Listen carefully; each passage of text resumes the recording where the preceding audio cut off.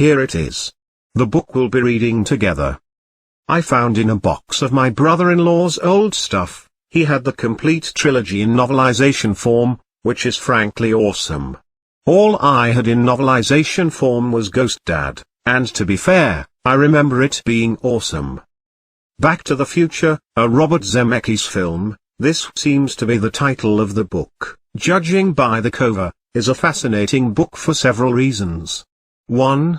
The author was working off of the screenplay, but clearly a version of the screenplay that was not the final one. 2. The author, George Gipe, seems to not have had an editor, as there are sections of the book that are crazy loco.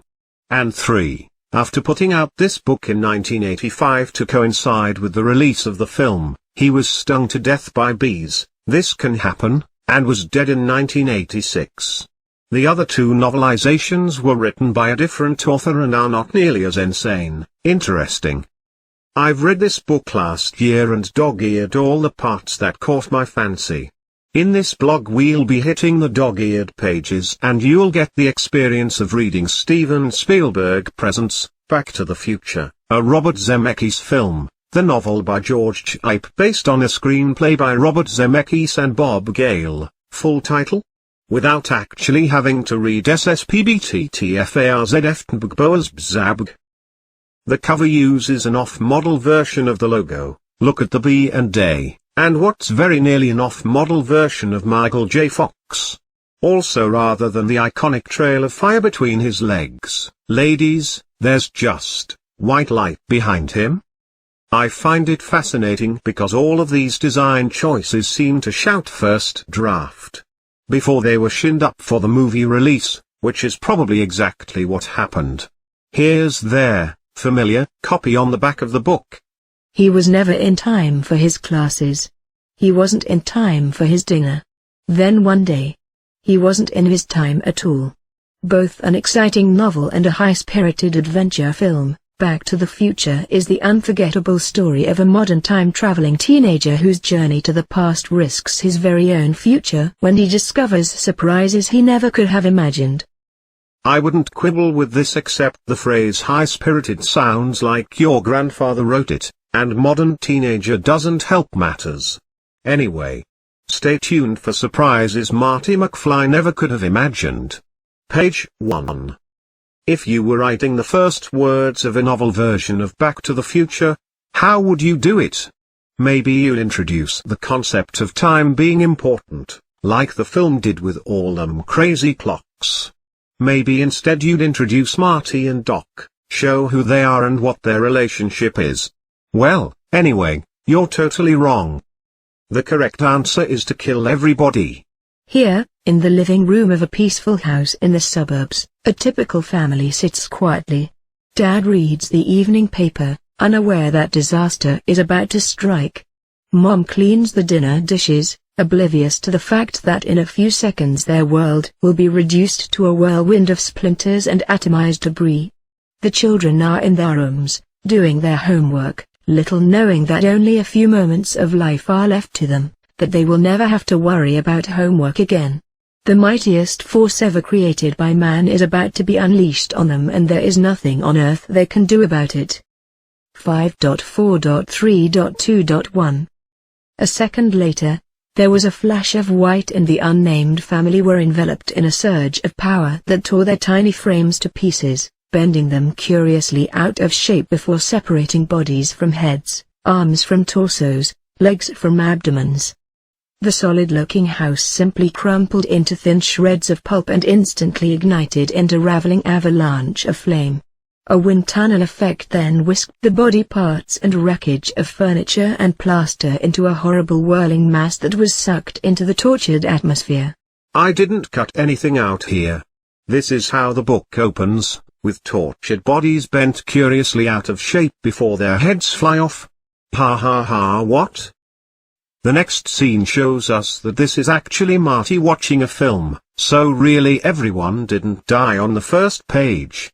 This is awesome, the idea of killing everyone off on the first page is awesome, there can be no argument here, but also awesome crazy, because here's a spoiler alert, nuclear bombs killing everyone never comes up again. ever. What the hell? I mean, later on doctors promise to build a bomb. But that's just so he can get the plutonium, and that's exactly zero justification for this scene unless it's supposed to remind us that Doc is a hero because he didn't kill everyone. Even though he lied and said he'd facilitate that. It's like opening Star Wars with Luke getting lectured on the importance of always making sure the faces are clear of debris, lest they misfire and destroy your ship. Wow, you'd think, maybe Luke will use that information to sabotage some TIE fighters later on. Or maybe his attention to clean phaser details will save him at a critical moment. And then the lecture ends and nobody ever mentions it, and they don't even use faces in Star Wars anyway. Oh yes, also in this video Luke watches on how to keep your faces clean. People's heads fly off of their torsos as their skin burns, eyes boil, dismembered bodies fly around a fiery inferno.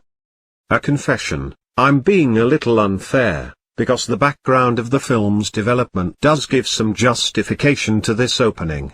In the early drafts of the film, the time machine was a freezer, not a DeLorean. The switch was made when they were worried kids would crawl into their freezers and die, and instead of a bolt of lightning, a nuclear test was the source of the power. Even when the switch was made to a car-based time machine, the "we need to sneak into a nuclear test site to power the flux capacitor" angle was still in the script for a while, which makes sense, because where else are you going to get the 1.21 gigawatts of power that makes time travel possible? Where else? Don't say lightning, you never know where it's going to strike, duh. This scene would fit perfectly, well, except for the insane difference in tone from the rest of the movie, if they used a nuclear bomb to send Marty back in time, and I'm pretty sure it was left over from a draft of the film where that's exactly what happened. We have two possibilities. Either for some reason they gave George Gipe a screenplay version with this scene in it and he was like, well, guess they know what they're doing, or, alternatively, he saw his script was missing a good everybody dies opening and wrote it in, loose cannon style. Either way, who wins? Yes. It's you, the reader. Pages 2-3. These are early pages, where we're meeting the characters. I promise that eventually these recaps won't be longer than the pages themselves. Okay, so while the 50s hygiene film about nuclear bombs killing everyone is going on, we meet Marty, who has been bopping along to his headphones during the film, ignoring it. Marty is described as the most daring and enterprising of the class. Pro tip, he doesn't follow your rules, man. Listening to stereo rock music. Pro tip, if ever you are tasked with sounding like a grandpa, describe something as stereo rock music, sir, your task is complete. Having only one headphone in, so the whole stereo thing is kinda dumb. Pro tip, always go with left sound separation, right sound separation is for wimps. Owning a tiny but powerful Walkman cassette player that he keeps in a hollowed out book. Pro tip, I am pretty sure this is amazing. Marty is so into his song that he belts out the lyrics. Let's have one more dance. Potato, the movie has just ended and he sings it out to the entire class without realizing. Because this is a thing that happens in real life. Mr. Aki, social studies, says. What was that? And Marty says. Nothing, sir, I was just saying I hope we all have one more dance. Mr. Aki falls for it and replies. Indeed. Which should tell you all you need to know about Mr. Aki. Mr. Aki is the first original character in this book, not counting Nuke Dead Family, and even has his own Futurepedia page, which I found when looking up the crazy name Mr. Aki to see if it had ever been used in real life before. PRO tip. It turns out that Mr. Aki is a secret phrase you can type into Google image search to get miles and miles of interracial gay porn. I do not know why this is the case, but I have friends who work at Google. I will see what I can find out about this sexy mystery. Unfortunately for us, after this scene Mr. Aki leaves the story and BTTF canon forever, so enjoy him while he's here. Mr. Aki was Marty McFly's social studies teacher. He wore glasses. On October 25, 1985, his class was learning about nuclear power. Futurepedia. What else happens? Jennifer is introduced as an attractive 17-year-old who sits next to Marty, and they exchange sly smiles after he sings, so clearly there's something going on between those two kids. Page 4-5, page 4 begins with this description of Marty McFly. The infuriatingly good-looking face framed by medium-length brown hair simply stared. Oh, Mr. Gipe, I think we can all agree there's nothing simple about it. In these pages Marty gets called out of poor Mr. Aki's class to go to the office for an emergency telephone call. This is it, everyone. The plot is beginning. Marty's mood vacillates, this is the word Gipe uses, and I gotta give him props, it's a great word, from the joy of getting out of class to the concern that there really is an emergency, so he thinks of the worst emergency he can imagine, band audition being cancelled, and gets so scared he says, "No. Don't let it be that." out loud, and breaks into an ear run. Hold tight to that memory of cool Marty from the movies as you try to reconcile him with the image of a teen who says no. Don't let it be that. While busting out some speed walking. We get a paragraph on how Marty's band is really important to him, even more important than Jennifer. Playing music is an out-of-body experience and gives him the sense of courting disaster and somehow coming away not only unscathed but also glorified, which makes me think, man, I was doing clarinet wrong, but all this is lead up to what is clearly the best sentence of the spread. Jennifer was terrific, of course. He was quite taken by her, even felt that he loved her in the most adult sense. That combination of I really for real love you but with love in quotation marks? This is me kissing all the fingers on one hand at once, turning that hand away from me as I open it, and saying Magnifico. Marty goes to the office to take the call and who should be waiting there but Mr. Strickland. Yes. I love this guy. Only here he's not Mr. Strickland, but Gerald Strickland, what, and his job is specified outright. He's school disciplinarian. He takes his job as seriously as any prison warden, we're told, which is great, only I'm pretty sure that unlike them his job only exists in movies. This is his job, hang out in the halls and look for slackers. He gets paid by the state to do this full time. Can I just say again how much I love Mr. Strickland? He is a strict guy whose name sounds like Mr. Strickland. His entire role in the films is to roam the land and be strict. You guys, he is basically the best. I searched for other Stricklands because I was convinced the name was made up, but it turns out there are a bunch and one was even the governor of Ohio, which is too bad, because I had a great joke lined up about how no Strickland has ever amounted to anything in the history of Hill Valley but oh well. Up next, more Gerald Strickland. Page 6. We get some more great description of Mr. Strickland on this page. Mr. Strickland is over 60 and nearing the end of his career, but relishes each day's mental combat with the selfish young men and women who regard him as nothing but an evil obstacle to their willfulness. Yes. Oh God, yes. Did you know, the more the narration subtly shifts to Strickland's point of view the happier I am? So Mr. Strickland steals a page from this guy. In a just world, my fanfiction, they are colleagues and meet yearly at teen discipline enforcement camp. He picks up the phone at the exact same time Marty does to listen in on the emergency call without being noticed. "Marty, it's me," he hears the other voice say. And Marty replies, "Yes, here it comes." "Doc." This is the first time Marty yells Doc. And I'm going to try to keep track because he yells it a lot in the movie and I don't remember if he does it here or not. Anyway, it's great. Doc. Count. 1. Mr. Strickland hears this and feels a new sensation, doubt. Could it possibly, truly be a real medical emergency? If this were the case, Strickland realizes, It would be a severe setback to his own confidence in his ability to combat deceitfulness. Let us pause here to reflect upon our own personal abilities to combat deceitfulness. But then Mr. Strickland thinks, and I quote, "How many teenagers call bona fide adult physicians Doc? No, it was too familiar. Doc, whoever he was a personal friend." Let us pause here to reflect upon why the author thought adult was a necessary adjective to add on to physician. The page ends with Strickland realizing he was right to suspect Marty, and the word Strickland, the moral bloodhound, was on the right track after all. I heart Mr. Strickland. By the way, Mr. Strickland's job is a real thing.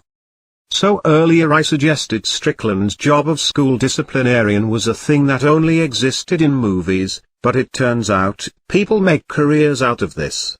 Zith sent me this. Hey, Ryan. Long-time reader, first-time writer. Reading BTTF and thoroughly enjoying it. I just thought you might like to know that school disciplinarian is, in fact, a real job. It's my Aunt Therese's job. No wait, it gets better. She works at a Catholic school or something and her actual title is Mistress of Discipline. No wait, it gets better still. She lives in modern-day New York State and not, as you might expect, centuries in the past or the setting for some kind of pornographic film. In all fairness, she might also actually teach something, I'm not 100% sure here. But now you know. Mistress of Discipline is the perfect Catholic school system title for this, sexy and at the same time entirely oblivious to basic human sexuality. Big ups to the Catholic school system, you have never let the fact it's sexy dissuade you from naming things, designing uniforms. That last link goes to the video for All the Things She Said. It is my friend Bates' #1 favorite song. The video features women in Catholic schoolgirl uniforms kissing in the rain. Some people like to watch that, I guess. Page 7. Doc tells Marty to meet him at Peabody's farm at 1:15 and Marty says, Peabody's farm? Where's that? And Doc says, I'm sorry, I mean Twin Pines Mall. I still think of it as Peabody's farm, but I guess that was before your time. Mr. Strickland is still listening into this phone conversation and now he's smiling because he knows whatever this is about, it could have waited until class was over. This means he was right all along, you guys. But don't take my word for it. He had seen through the sham after all and he experienced a surge of pride in his continuing ability to outwit those nearly 50 years his younger. This book, on Mr. Strickland, yes. Let the pride surge, Gerald.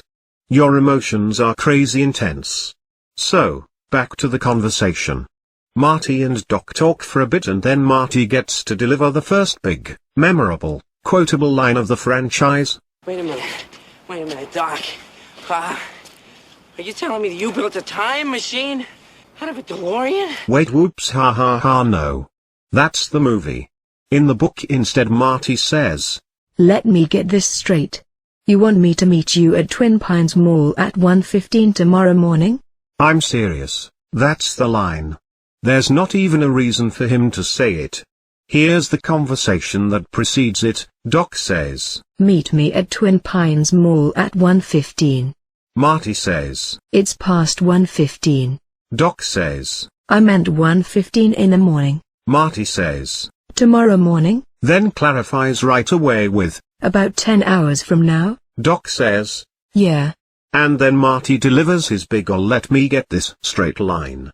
It's like they're in a Who's on First routine, only instead of jokes, there's just repeated confirmation of a useless fact. I say, are they to meet at Twin Pines Mall at 1:15 a.m. tomorrow morning? Could this be clarified somehow? Here I cheated and peeked ahead, and when the time machine shows up there's no let me get this straight line there, so whatever screenplay editor moved it from this scene to that one deserves an award, and the award will say basic storytelling competence. Anyway, and this is already longer than the page itself, Doc says his familiar I've made a major breakthrough and I'll need your assistance line that we recognize from the start of the actual movie. In that version, Marty's in Doc's lab. Marty asks why he can't tell him now, and Mr. Strickland, still listening in, nods in response. And it's awesome because we switch back to Strickland's point of view. Yes, Strickland, thought, do explain more. Whatever it was sounded definitely shady and perhaps illegal. Most students are notoriously lazy, not at all likely to be awake at such an early hour. What could they be engaged in? He licked his lips, fascinated at the possibilities in this telephone call. But the one known as Doc was obviously a cagey customer. I make no apologies for drawing attention to a scene in which Mr. Strickland licks his lips, thinks of someone as the one known as Doc, and busts out the phrase cagey customer. If Mr. Strickland licks his lips again, I promise you, I will bold that too. This I swear. Page 8. George Gipe, author of Steven Spielberg presents Back to the Future, a Robert Zemeckis film, a novel by George Gipe, based on a screenplay by Robert Zemeckis and Bob Gale has heard our prayers, and on this page he responds, more Strickland action, coming right up. Marty and Doc finish their conversation and Doc says good luck at your gig this afternoon and Marty says how did you know about that? But Doc's already hung up. Whoa? Is this foreshadowing? Has Doc somehow already visited the future? Whatever you guys, it doesn't matter because Strickland's here and he's got some opinions about the word gig. Gig, Strickland repeated inwardly. He had heard the word used before, of course. It usually referred to something musical, but he had heard it used less definitely. Perhaps whatever Marty McFly was involved in was shady enough to be mentioned elliptically. But no matter. The gig, innocent or evil, would not be attended by McFly this afternoon. Yes. Strickland doesn't understand teen slang and even though his job is wrangling teens, he doesn't care to. He's so awesome. Also, gigs can be innocent or evil. Remember that, not for this story, it's for your own personal development. So Marty goes to leave the office but Strickland grabs him with a slight smile playing at the ends of his thin lips. More Strickland lip action, you want it, you got it, and asks him about the call. Everyone alright? Your family well? What's the emergency? Marty swallows, gathers his courage, and stone cold makes up a story. There's an aunt in Wisconsin, he said. And an uncle. They're both crippled. They were in a car accident about 10 years. Ago? I guess. Strickland interrupts Marty's story of what's either a decade-old car accident or an epic 10-year-long car accident still in progress with a curt ball droppings. Attention, this is a perfect Strickland line. It doesn't show up in the movie, which is too bad because I love it. It's not obscene, but it's gross, and it's right at that level of authority figure wants to swear but doesn't, and so rides the line knowing you can't complain about it. Bull droppings. Anyway, the page is over, so here on pages 9, and a bit of 10, Strickland chews out Marty some more. He says bull droppings again, yes, and tells Marty that the office phone is only for emergencies, and Marty says, well, it was an emergency to the person who called me. And Strickland gives him study hall. We didn't have this in Canada, but judging by American movies it's where you go to study after class, but you're, like, forced to study? We called it detention and you just had to sit there. No Walkman allowed? McFly argues with Strickland, rightfully saying it's not his fault, and maybe he should send whoever called him to study hall instead. Strickland proudly announces he heard the whole conversation. Marty replies that's illegal wiretapping. Strickland says it's eavesdropping and there's a difference and it doesn't matter because he's in school, and in this school, Strickland is the law. This is a nice bit of writing, a quick way to tell us what kind of guy Strickland is, showing us how he'll be legitimately unfair to Marty and act like a true dickweed. Quick aside, are you allowed to say dickweed on Tumblr? Compare movie Mr. Strickland, who is authoritarian and uncompromising but never actively dickish, to book Mr. Strickland, who is perfectly happy to break the law in order to ascend to new heights of dickweed. Quick aside, I still don't know if I'm allowed to say dickweed on Tumblr. When you get out of study hall, you can tell Doc he's no friend. Strickland says, then has a sudden flash of intuition. This wouldn't be Doc Brown, would it? McFly's silence told him he had successfully identified the caller, Doc Brown, the town eccentric, a man who in Strickland's estimation was simply no good, a child who never grew up. It's a weird description of Doc Brown to introduce us to the character with, but whatever, it's Strickland's description and anything Strickland wants to think is a-okay in my books. And the very next bit is another big line, coming right up. Here's how it happened in the movie. In this timeline, Strickland catches Marty and Jennifer coming in late. Doc, am I to understand you're still hanging around with Dr. Emmett Brown McFly? Hearty slip for you, Miss Parker. And one for you, McFly. I believe that makes 4 in a row. Now let me give you a nickel's worth of free advice, young man. This so-called Dr. Brown is dangerous. He's a real nutcase. You hang around with him, you're going to end up in big trouble. Oh, yes, sir. You've got a real attitude problem, McFly. You're a slacker. You remind me of your father when he went here. He was a slacker, too. Here's how it happens in our book timeline, where Mr. Strickland is a telephonic peeping Tom. Strickland, let me give you a nickel's worth of free advice. That Doc Brown is trouble. A real nutcase. Perhaps even dangerous, Marty, loyally. That's what the book says, loyally? To you, maybe. I don't see it that way. Strickland, then you're not only dim-witted, McFly. You've got a severe attitude problem. You're a slacker. You've got aptitude but you don't apply yourself. Wow. You can see really the rewards of rewriting and editing when comparing those two sequences, huh? It is nice to see the strongest part about the nickel's worth of free advice remains intact. The nickel's worth of free advice thing is a real saying, but when I search for it Mr. Strickland's name comes up, which is good enough for me to point to him as guy who said it best. To be fair, after this Strickland pauses and realizes he's not getting through to Marty and says, as a matter of fact, in a lot of ways you remind me of your father. He was a slacker too. Sick burns. Let's find out how Marty responds. Tomorrow, I mean. Page 10. Recapping yesterday, Marty just got called a slacker, and then his dad was called a slacker too. How does he respond? Let's find out, shall we? If Strickland had been a contemporary, Marty would have thrown back an angry retort. That, of course, was impossible under the circumstances, so he merely looked away. Bam. I actually kinda like how we see thematically appropriate time-based language used here when considering Strickland as a contemporary. But I'm not sure if it was intentional. Screw it. Let's say it was. Awesome.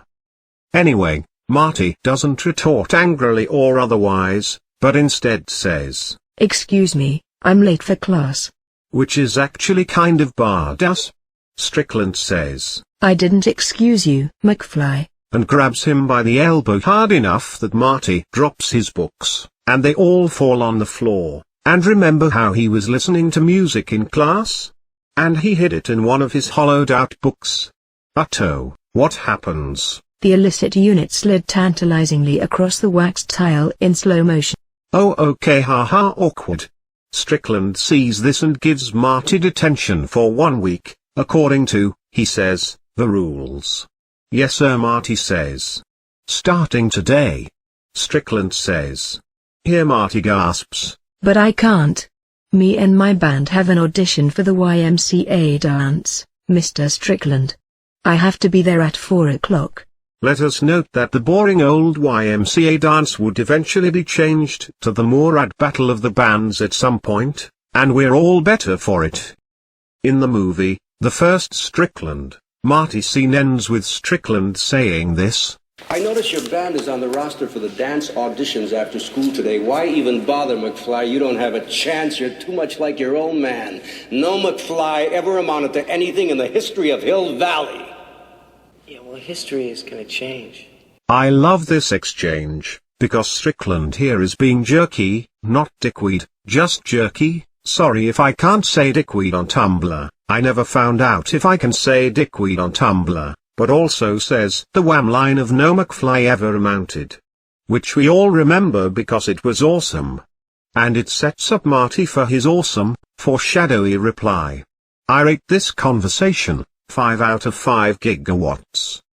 It's so awesome, someone made it in picture form. I found this online while searching for Mr. Strickland pictures, my hobby. This is how our book Strickland, Marty scene ends. One might as well have tried begging a shark to seek food elsewhere. Through rheumy eyes spiked with malicious glee, Strickland stared unflinchingly at his victim. Then, with a curt wave of his hand, he began to turn away. An audition, huh? He said. Well, McFly, it looks like you just blew it. Rheumy eyes? Our Mr. Strickland? Rheum, from Greek rheuma, is thin mucus naturally discharged as a watery substance from the eyes. Wikipedia. In case you were wondering, I rate this conversation 0 out of a possible 55 gigawatts. Pages 11-12. So Marty shows up for detention at 3:42 sharp, wondering if he has offended the local deity governing the fates of Hill Valley High School students. Because everything's going so wrong. Even his Walkman stereo got dropped and Mr. Strickland took it, or at least that's what was implied. His plan is to skip detention and say he was confused about when it started, but decides to drop by to see which teacher is in charge of detention, and who should be the butt. You guessed it, it's Mr. Strickland. Oh snap. His piercing eyes honed in on Marty, like enemy radar. They were rheumy a paragraph ago, but now they're piercing. Mr. Strickland, a study in contrasts. We get a paragraph of description of the detention room. A typical classroom in the school which had been built at the end of the Great Depression. Green blackboards had replaced the old black types and the walls, desks and ceiling had been repainted. Blah blah blah. Also there's a sprinkler system. This had better be set up for the being black blackboards and different colored walls back in 1955, because if not I am gonna be cheesed. Marty finds the place depressing, and the expressions on the faces of the 10 other students enduring punishment indicated that they regarded the place with equal misery. He recognizes one of them, Wheeze, and here is a true fact. If you don't have a nickname yet, then I'm calling you Wheeze from now on. Don't even bother thanking me. I understand. Wheeze has his skateboard hidden beneath his books, almost like he expects Mr. Strickland to destroy it. But why would he? Oh wait, what's happening now? Mr. Strickland smiles sadistically, Gipe's words, and says, now we are going to see how we deal with those who violate our no Walkman rule. He's got 10 Walkman units lined on the desk next to him, and gently, almost reverentially, he lifted one of the units and placed it in the jaws of a woodworking vise mounted on the corner of the desk. He then began tightening the jaws until the set broke in half, the sound approximating that of bones breaking. As bits of plastic and mangled parts trickled to the floor, one student winced as if the pain were being inflicted on his body. Strickland, well aware of which unit belonged to each student, smiled wickedly at the horrified young man. Rip, Walkman unit. Wait, this page isn't done yet. With gleeful deliberation, Strickland continued the crunching orgy. Okay, the page is done now. Pages 13-15. So Marty's in detention and Mr. Strickland is crushing Walkmans? Walksman? No, I'm just kidding, it's Walkman, in his vice. Marty thinks that if Strickland dismissed him early he could still just make it to the audition in time, but then thinks fat chance and has a moment of black despair. Marty, don't you see? You and Strickland are two sides of the same coin. Both of you have emotions that are so crazy intense. Marty looks around the room for something clever enough to create panic or some legitimate emergency that he can use to escape, considers the sprinkler system, but can't think of anything to do with it. Just then, Mr. Strickland destroys Marty's Walkman and suddenly Marty has come up with the perfect escape plan. We're going to make this fun. How would you escape from this room? You have the next few paragraphs to decide. I'll tell you right now that there's no wrong answer because Marty has to be the gold standard here and his solution is how do I put this delicately super dumb. While you're busy with pencil and paper puzzling this out, I'll let you know we get another sweet paragraph of purple prose as Strickland crushes Marty's Walkman with something like renewed passion. The jaws of the vice pressed in, causing a low scraping sound, almost as if the set were crying out in pain. Then, with a particularly loud snap, the Walkman's splintered remains shot out of the vice in all directions. Momentary panic crossed Strickland's features as shards of plastic flew past his eyes and head. You guys, intense. Then Marty's called up to collect his Walkman parts, and we get some more sweet lip action and baby, you know I'm not gonna leave you hangin'. A hint of a smile played round his lips, for he had conceived of a daring plan. I bolded 100% of that phrase because it is 100% awesome. Alright, pencils down. Have you figured out how to escape the room yet? Probably not. Probably because you are a human being who is not insane. Marty's solution relies on him suddenly living in a cartoon universe with cartoon physics. And yes, I know I am complaining about unrealistic physics in a narrative about a teen motorist who goes on a road trip through time. But what happens next reads not as something a real person would ever attempt, but rather as the log a man stuck in an adventure game, exploiting the bizarre dream logic adventure games are infamous for. An aside, I can 100% understand why when the screenplay editors got to this scene they said oh geez, oh no, or geez, went for a long walk, got back to the office late, and then completely rewrote the entire movie up to this point. So let's see how Marty did. The game starts with Marty walking by the carousel slide projector on the way back to his seat. Did you know, this is the first time this device is mentioned as being in the room. It goes backwards and forwards and takes us to a place where we ache to go again. The girl reads wherever I lifted narration verbatim from the book. Marty Quest. Welcome to Marty Quest. You are Marty McFly, 80s Dean. You are stuck in a detention room after school. You need to escape the room, otherwise you can't play in your band for tryouts tonight. The YMCA is counting on you. Mr. Strickland is here. There is a slide projector here. What do you do? Talk Strickland? He is too busy smushing Walkman to respond. Look at the slide projector. It is a carousel slide projector, the kind used by schools everywhere. The lens looks like it's removable. Take the lens. You take the lens. Sit at desk. You sit at your desk. In your inventory, you are carrying stick of gum, matchbook, rubber band, slide projector lens. Take the chew gum.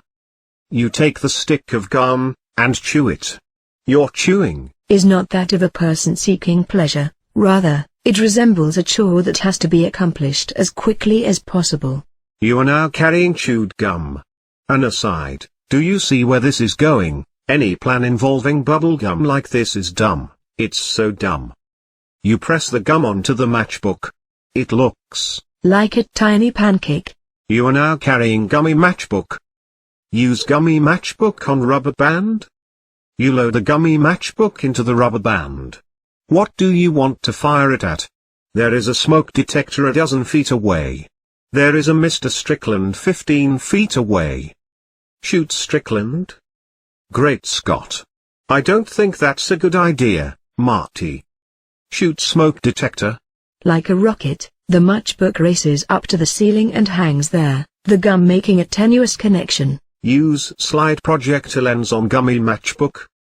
You pretend to study as you discreetly take the projector lens and adjust it so that the bright slanting rays of the afternoon sun strike it and are refracted onto the matchbook stuck to the ceiling.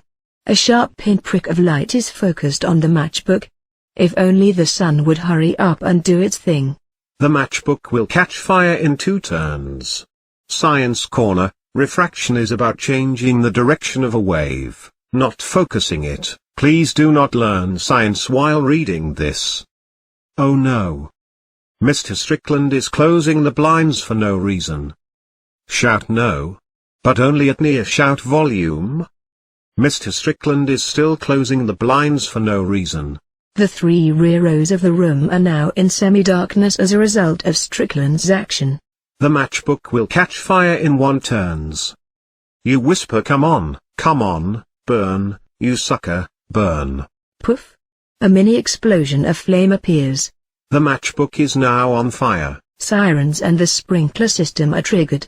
Panic, or something very close to it, follows. Congratulations. You have completed Marty's quest. Hey! We scored 1.21 out of a possible 1.21 points. Page 16. So no Mr. Strickland is left shouting. Stop. Wait. We must file out in an orderly fashion. Wait. Under a sprinkler before the falling water drowns out whatever else he's saying. Everyone's rushing out of the room, and during the confusion Marty leaps to his feet and grabs Weeze's skateboard. Unlike just about everything else used in the last few pages, this board was already mentioned as being in the room, which is nice.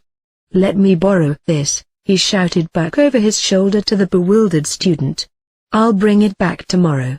This is the first example of this thing Marty does. His let me borrow your skateboard, hoverboard thing, also known as the thing of oh Marty, you kidder, always straight up taking from people without their consent. One of the things Back to the Future does really well is have a lot of things that keep happening, and I am not going to lie, it is truly satisfying when they do. In the movie the only thing Marty steals like this is the 50s proto-skateboard in the scene, and it only becomes a thing in the sequel when he says hey let me borrow your hoverboard. But here in the novelization it's a thing already, assuming he does borrow a skateboard in the 50s in this book. Will he? I suppose we'll eventually find out.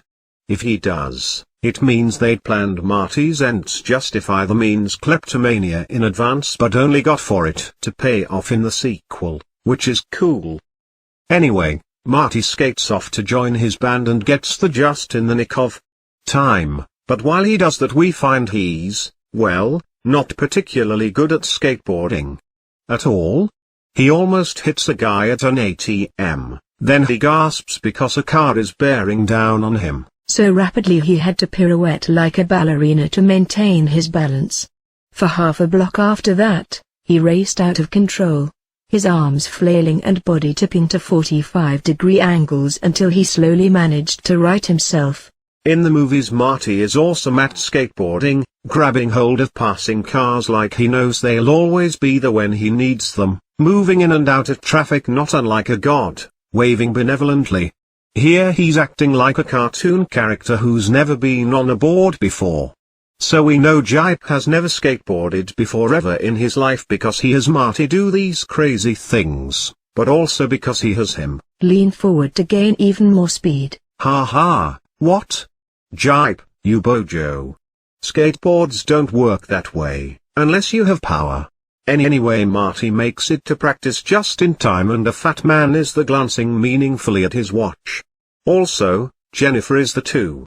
She's also checking her watch. When she sees Marty, she lets out a noisy sigh of relief. This is the first noise she makes in the book. Next week, Marty rocks out, we find out who the fat man is, more noises come from Jennifer. Hold it, fellas. I'm afraid you're just too darn loud. Next, please. Where's the next group, please? Wait, no, sorry, the line we actually get here on page 17 is the much more forgettable. That's enough. Thank you. May we hear the next group, please? And the book's theme of everyone in this timeline needs better writers continues. P.S. The fat man mentioned at the end of the last update is the guy who stops them from playing. Weekend cliffhanger, resolved. What happens next? Marty and his band get kicked off the stage, Jennifer tries to be nice to Marty by saying they must have been looking for someone more like Lawrence Welk. Oh, 80s teens, always with the champagne music references. Marty gets sad and says, "Maybe I'm just not cut out for music." Jennifer says he's great and also the audition tape he made is great, pulls it out, and asks him to promise he'll send it into a record company. All this is decent and not too far from what's in the film. But then, Marty says, What if I send in the tape and they don't like it? I mean, what if they say I'm no good? What if they say, get out of here, kid, you got no future? I mean, I just don't think I can take that kind of rejection. I'm lying. The bold part there is all lies. What he actually says is, "Why should I put myself through all that anxiety?" And again we gaze in awe at the power of second drafts. Luckily, in both versions, Marty realizes what he's saying and says, Jesus, I'm starting to sound like my old man. Here's what happens next in the movie, right up to the Save the Clock Tower scene. Come on, he's not that bad. At least he's letting you borrow the car tomorrow night. Check out that 4x4. That is hot. Okay, back her up. Someday, Jennifer. Someday. Wouldn't it be great? Take that truck up to the lake, throw a couple of sleeping bags in the back, lie out underneath the stars? Stop it. What? Does your mom know about tomorrow night? Ah, get out of town. My mom thinks I'm going camping with the guys. Well, Jennifer, my mother would freak out if she knew I was going up there with you, and I get the standard lecture about how she never did that kind of stuff when she was a kid. I mean, look, I think the woman was born a nun. She's just trying to keep you respectable. Well, she's not doing a very good job. Terrible. Then they just about smooch. This is tight exposition. We get to know about his mom. Marty talks about her past in a way that'll set up the shock of sexually aggressive teen mom later on. We set up some relatable goals for Marty, sweet car plus makeouts. Nice. And we get to know that Marty and his parents aren't super close and he has to hide things from them. All in 10 or so lines of back and forth. Tight. Okay, so here's the book version that goes on for pages. Marty says he's starting to sound like his old man, just like in the movie, only Jennifer somehow has never met him, so he says, "He's kind of a pushover. No guts. People are always using him." And it's a super clunky way to introduce the character. Then Jennifer starts talking for no reason and even she doesn't know why she's saying what she does. "Well, they say all our emotional anxieties come directly from our parents," she smiled. The words coming out of her mouth sounded a bit strange even to her. Where had she heard the phrase? Sociology class? People magazine? She wasn't sure, but it sounded plausible.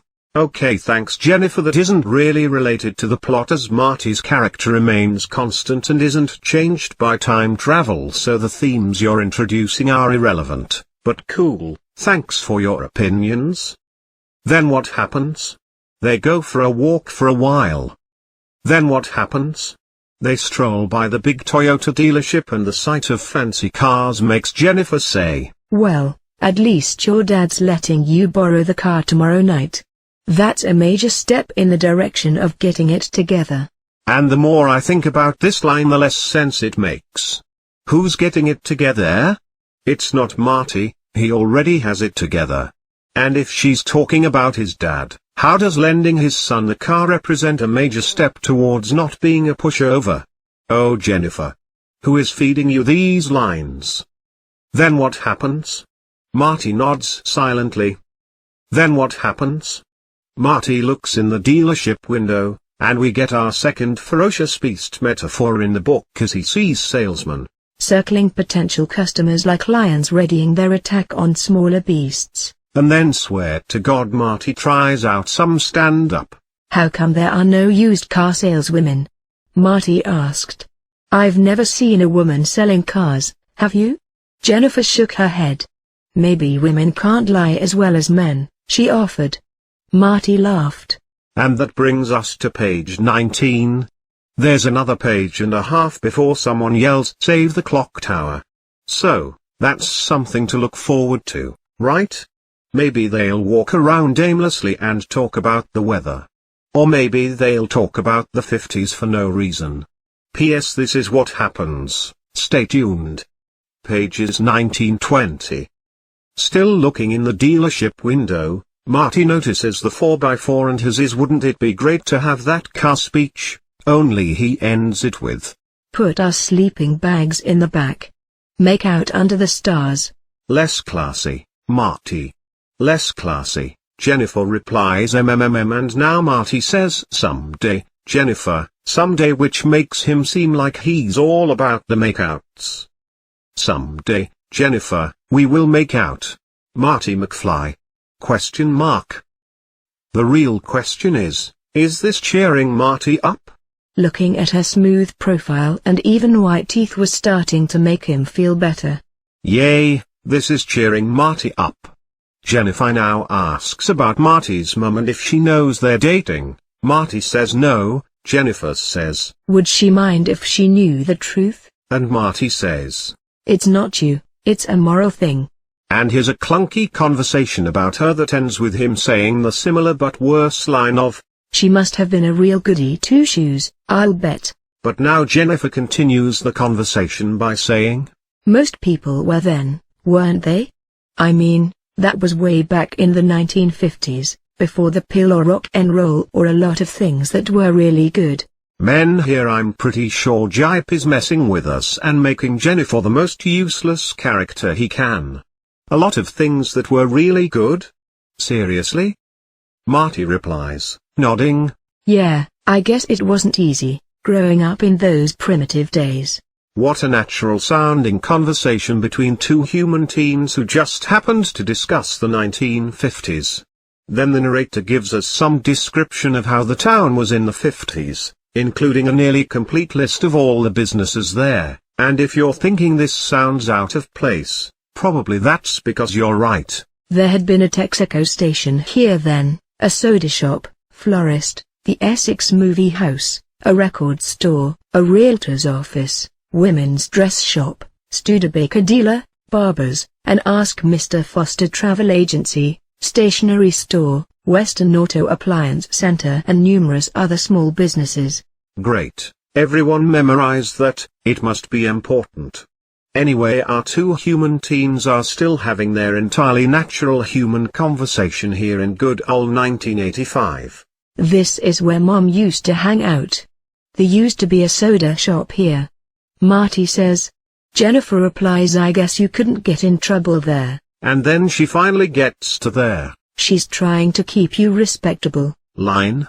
Marty says. She's not doing a very good job, is she? And moves in for the kiss and Jennifer says, terrible. And then Marty says, wonderful. For some reason that I don't really know why, because they're not kissing yet, and then finally it's save the clock tower time. Marty and Jennifer are standing with their hips touching. I just realized this isn't supposed to mean that they're standing side by side in a row, but that doesn't stop this lady from interrupting them to get some clock tower money. She was a middle-aged church-type woman with prematurely blue hair. Her upper lip, Marty noted with just a touch of revulsion, was covered with nearly enough fine hair to provide an aspiring young man with a decent mustache. Stay classy, Marty. Also, blue hair in old women is caused by dyes. The blue rinse used to counteract perceived yellowing of hair. It doesn't just happen when you're old, and it certainly doesn't just happen prematurely, Marty. I think I liked you better in the movies, Marty. Here on page 21, Clock Tower Lady and Book Marty have a conversation. In the movie, as with most things here, their conversation is shortened to the point. Save the clock tower! Save the clock tower! Mayor Wilson is sponsoring an initiative to replace that clock. 30 years ago, lightning struck that clock tower and the clock hasn't run since.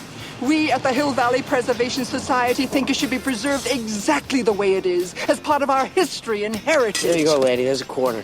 Thank you. Don't forget to take a flyer. Save the clock tower! Where were we? However, here in the book instead, Church Lady does her speech and then keeps talking. We at the Society feel it's a landmark of scientific importance, attesting to the power of the Almighty. Ha ha. Hey, remember when I said not to learn science from this book? Please continue not to learn science from this book. But at least we've tracked down the exact moment when science and religion started to get conflated in popular American discourse, huh? Marty says, "All right, lady, here's all I have at the moment. A quarter. Is that okay?" "We're delighted with anything," the woman smiled, revealing badly stained dentures.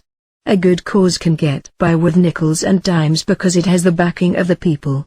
A bad cause, even if funded by millions from evil sources, is nevertheless bound to fail." Why are we hearing this woman's opinions? There is no reason. This line sets up no greater theme of the funding of good versus evil. This will not pay off later. Biff Tannen is not getting secret financial consideration from neo-Nazi seal clubbers. Pro tip, if you want to write fan fiction where this happens, I am all for it. I've already found BTTF fan fiction in my many searches where the wham line is "let me get this straight. You built a time machine that can bring back the dead?" She offers Marty a flyer, which he takes, and then offers one for Jennifer too. And since Book Marty is apparently Dick Marty, he considers screwing her over because he's a dick now. He considered not only taking the proffered flyer but as many as he could carry, telling the woman he would distribute them at school. Then he would look for the nearest trash can and dump them. At the last moment, fortunately, he realized the woman, though irritating, really meant no harm. So Marty takes Jennifer by the arm and go as fast as they could move without breaking into a run. Yes. Speed walking Marty appears again, around the corner to get away from the lady. They go to kiss. Marty could smell her skin. Yeah, Jennifer's dad shows up in his car like in the movie, only this time Marty asks how he found her and Jennifer explains that it was just luck. Now you know, and Jennifer wants to give Marty her grandma's number so he can call.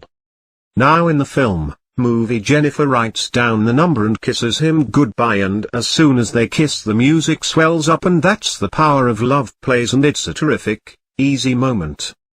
Can you guess that the book version has none of this grace? Book Jennifer says the number, 2438480, note, this is not a fake 555XXXX number like in the movie. Now we know where her grandmother lives, and Marty repeats it back to her. Only he messes up the number. So Jennifer says, "You should have saved one of those flyers." An aside, are you confused as to why I didn't mention earlier that Marty threw the flyer away? Don't worry, the book didn't mention this either. Ha ha ha. Why? At this point Jennifer needs something to write on, and in trying to find something looks at her own hand and discovers it still clutched one of the propaganda pieces. Oh, Jennifer. You were never my favorite character, but I'm still so sorry for what this book is doing to you. So she writes down her grandma's phone number and throws in an "I love you." With a period, no exclamation point for the book Jennifer. She is all business, all touched in the head, and that's it for chapter 1. You guys, we read a whole chapter of a book together. It was only 23 pages and the font was pretty big, but still. Chapter 2. Page 25. Okay, this book does the new chapter pages start halfway down thing, and even though it's short, this page is remarkable in that each paragraph has something nutty with it. Let us begin. Paragraph 1. We're finally meeting Doc for the first time. All we know about him so far is that Strickland considers him a child that never grew up, and he's pals with Marty. Let's play this game again. How would you introduce Dr. Emmett Brown? With something sciencey? Maybe something wacky? Ha ha. No, obviously you have him talking to himself about how old he is. "If only I don't die of a heart attack or a stroke first," Dr. Emmett Brown muttered aloud. Yes. Meet Doc Brown. Ladies. Paragraph 2. He was close to seeing his dream become a reality. No doubt about that. One by one the scientific and physical obstacles had been eliminated. Was this to be the day? I love the day being in quotation marks. It's like Gipe isn't actually 100% sure this is a real expression, so he uses the quotes as insurance. Hey, Who wants to go surfing? As we teens say, it is time to hang 10. Surfer George Gipe. P.S. If these two paragraphs I've quoted seem awkward together, don't blame me. I'm not cutting anything out. Paragraph 3. Don't count on it, he replied to himself. There was no use getting too high, he reasoned. True facts. I would like this book 100% more if he'd written there was no use getting too high, he reasoned. True facts too. I would like this book 1000% more if he'd written there was no use getting too high, he reasoned. Paragraph 4. At 65, he was one of the nation's most talented and most unheralded inventors. In fact, no one except Marty McFly even knew of his accomplishments, but that didn't matter. Soon all that would change. His lifetime of struggle, of being the recipient of ridicule, would suddenly turn golden. Movie doc is adorable. He's really excited about science, doing research for its own sake, and, in the 50s when he finally believes Marty's story, sincerely excited that one of his inventions will work out so well. I never got the impression, even in unaltered 1985 Prime, that he was building the time machine to show them all. How wrong everyone was ridicule him. Movie doc just really loves science and doesn't care what anyone thinks. In contrast, book doc is introduced as living more in mad scientist territory, all old and interested in revenge. He's no longer chaotic good, he's more neutral crazy, I guess. That's not really an alignment though. Don't tell anyone. Also, and I'm totally off Tumblr script here, Doc is 65 in 1985? That means that he was only 35 years old back in 1955. Amazing, simply amazing. I thought Doc was in his 50s in the 50s, putting him around 80-something in the 80s, in his 70s tops. But 35-year-old Doc. Come on. Page 26-27. Heads up, this whole scene with Doc is not in the movie. So as movie viewers, what did we miss? Well, it's mostly Doc thinking to himself, about himself. He's reminding himself of who he is and how he got wherever he is right now. We each do that each morning, right? Well, Ryan, as you know, the internet is a vast global telecommunication network upon which you post comics of talking dinosaurs, and this pays your bills. Your entire life is improbable. Me, each morning. Writing tip: this sort of thing is done when a writer wants to dump backstory on the reader.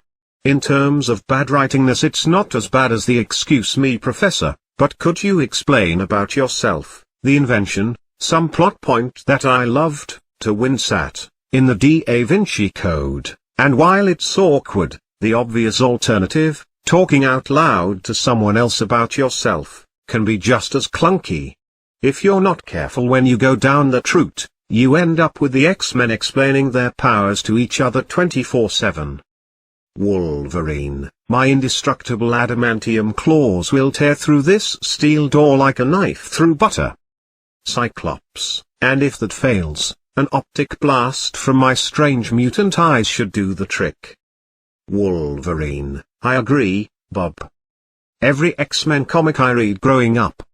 So anyway, Doc reminds himself that he's got lots of clocks and that's no accident, because he's doing experiments with time, traveling through it, to be precise. And we all know he's doing that because we've seen the movie and we've read their abbreviated title of this book, Back to the Future, which tells us probably at some point there will be a future that is returned to, but even so, it's interesting how casually this idea of time travel is introduced to the reader. Doc's like, yeah, I'm working on a time machine and it's no bigs, but if you'd somehow started reading the book without knowing what it was, you'd freak out. Anyway, Doc reminds himself of his past failed experiments leading up to this one, and we're lucky because the English language I'm writing this in has a word that describes them perfectly: insane. They include uncovering the secrets of the mind via mind-reading devices, This was shown in the movie briefly, where it was a quick failed experiment gag, and where it was not implied to be something he'd spent a half-decade on. Being smitten with the theory that all mammals spoke a common language. Go on, Doc, I'm listening. The notion that gold could be mined by superheating the Earth's surface. This is the worst of them. There's no way this would make sense either for Doc, the character, or science, the thing being desecrated. The notion that each person's age was predetermined and could be revealed by studying the composition of their fingernails. I hope against hope that by age Gipe somehow means something like the age at which they will die and not the standard meaning of current age, because otherwise the word predetermined in this sentence makes this amount of sense, none. The sex of babies could be predicted before they were conceived. I feel if you had complete information in a deterministic universe this is possible. Let's work on this, Doc. Together, Doc then tells himself the story about when he explained his theory of time to a newspaper. It's like the skin of an orange. A change in the texture at any point will be felt over the entire skin. Did you know? No, this is the worst explanation, metaphor for the past changes the present I have ever seen. Why is it presented in terms of texture of a point on the orange? Oranges don't even work that way. You gloss over it and think yeah that makes sense because you know what he's going for, but then you reread it for your crazy BTTF review blog and you think wait, what? Then Doc fixes his hair and checks out his DeLorean. The sleek stainless steel DeLorean with its gull wings shone back at him like a giant Christmas tree ornament. How appropriate, he thought, that the vehicle which would propel mankind into the past and future should be such an extraordinarily beautiful piece of machinery. There was no doubt in his mind as he closed the doors. It will work, he said softly. And I'll be famous. In honor of this page, I have composed a poem. Book Doc is concerned with fame. I'll be famous, he proclaimed. All will know my family name. Yo Doc, pretty sure this is lame. Page 28 starts with a bang of pure brilliance as Marty skates up to his house, sees the flashing lights of a tow truck, and instantly deduces that something is wrong through logic. Flashing lights are seldom the harbingers of joy, except at Christmas, and that holiday was 2 months away. Okay, so I checked that last quote about harbingers of joy and it's true down to the day. Friday, October 25th. 1985 is when Doc first calls Marty and tells him to meet him at the mall. Maybe Gipe noticed this too and thought, man, I've got to work in the fact that this is 2 months away from Christmas. But how? And then saw his chance with the flashing lights? We may never know. Marty skates home on his stolen skateboard and sees the tow truck with the car he was gonna take Jennifer out with. And we get another animal metaphor. He could make out the tow truck poised like a giant praying mantis near the McFly driveway. In its jaws was the 1979 Plymouth Reliant, looking quite helpless with one set of wheels off the ground. As if someone had driven it into a brick wall. And who is standing outside watching the damaged vehicle as it's unloaded? Oh shucks, I guess it's nobody important really unless maybe you care about George McFly and Biff Tannen. I actually really like the description of George McFly. George McFly was 47 but seemed much older to Marty. An uninspired man who was generally afraid to take even the tiniest daring step, not having changed his haircut in over 30 years. He was dressed in an equally boring suit he had purchased 4 years before at Sears. Well, after typing that out I don't so much really like it as kinda like it. I just had never made the same haircut for 30 years connection before. I think a lot of the characters in the film have it, but it's nice to tie it in thematically with George's character. Anyway, ouch for Sears suits. Biff's description, however, suffers from a writing disease I will call old man-itis. Whereas George was reticent, Biff was loud and obnoxious. The type of person who talks loudly in movie houses or yells epithets at players during sports events. He was, in short, an intimidating lout. If you are not an old man or woman and you use the word lout and the phrase movie houses, please email me. Page 29 has that great. I can't believe you loaned me a car without telling me it had a blind spot. I could have been killed. Conversation, where George says, Assume your insurance will pay for this? And Biff says, my insurance? It's your car with your blind spot. Your insurance should pay for it.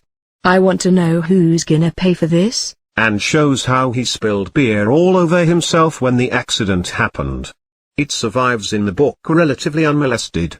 But then instead of it letting us reach our own conclusion of our drinking and driving, Biff really is a jerk. The book has Marty spell it out for us just in case we're dumb. Maybe the judge who hears you were drinking while driving will pay for it, Marty interjected. And I'm glad they cut it out because courts don't work that way, right?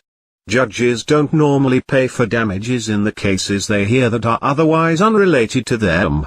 At least that is my understanding from television. Biff tells George McFly to tell your kid to keep out of this, McFly.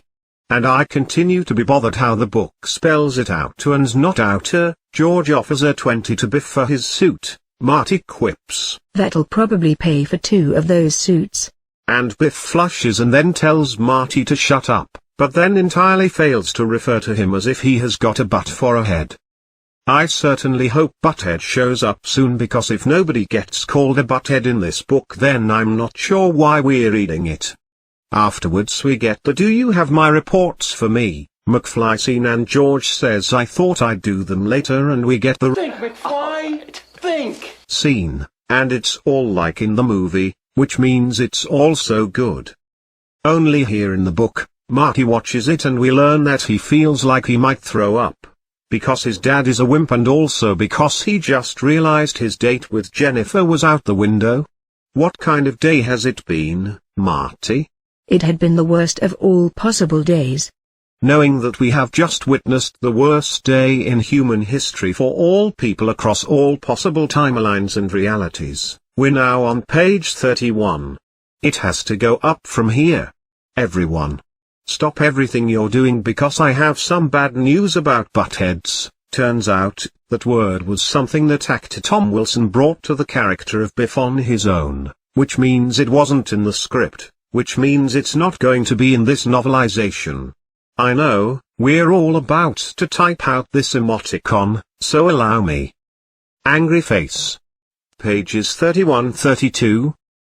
Biff does their McFly, your shoes untied. thing and George falls for it, and Biff says, Don't be so gullible, McFly. but then goes on to say, boy, you haven't learned a thing in 30 years. And never in the history of human events has one person seen so many casual references to 30 years ago in a single day than Marty has today.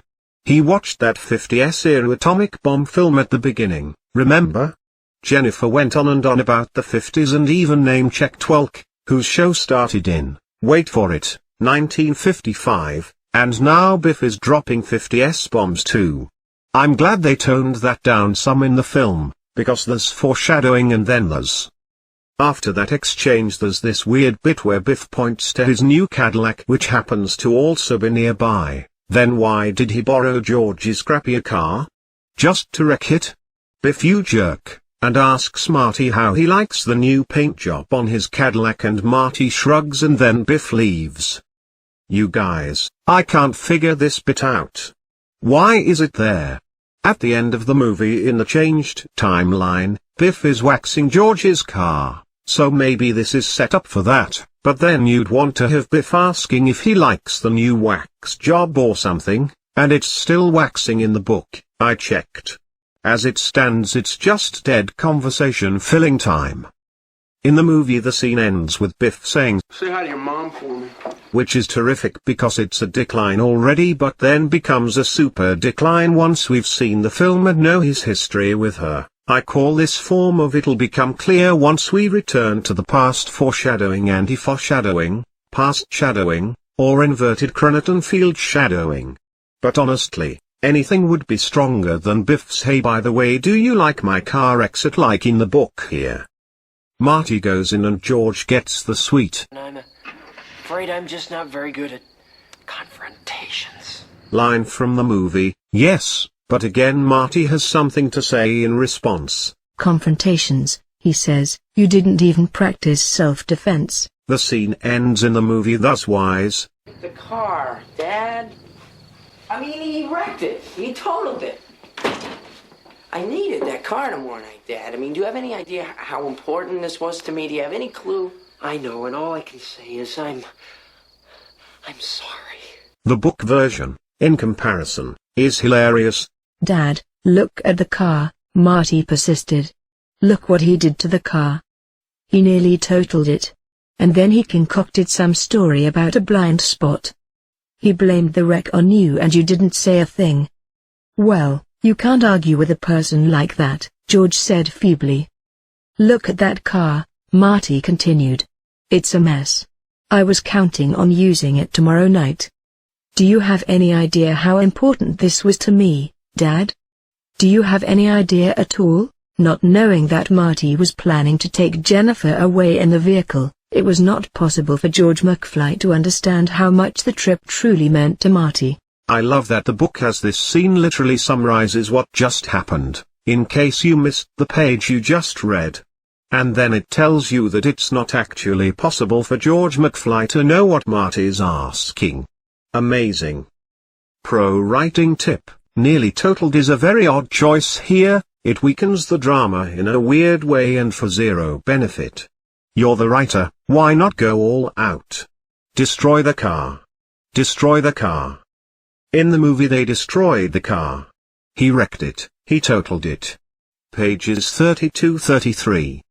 So the movie goes from that car totaled scene to we meet Marty's family as they eat dinner scene, but not so this book.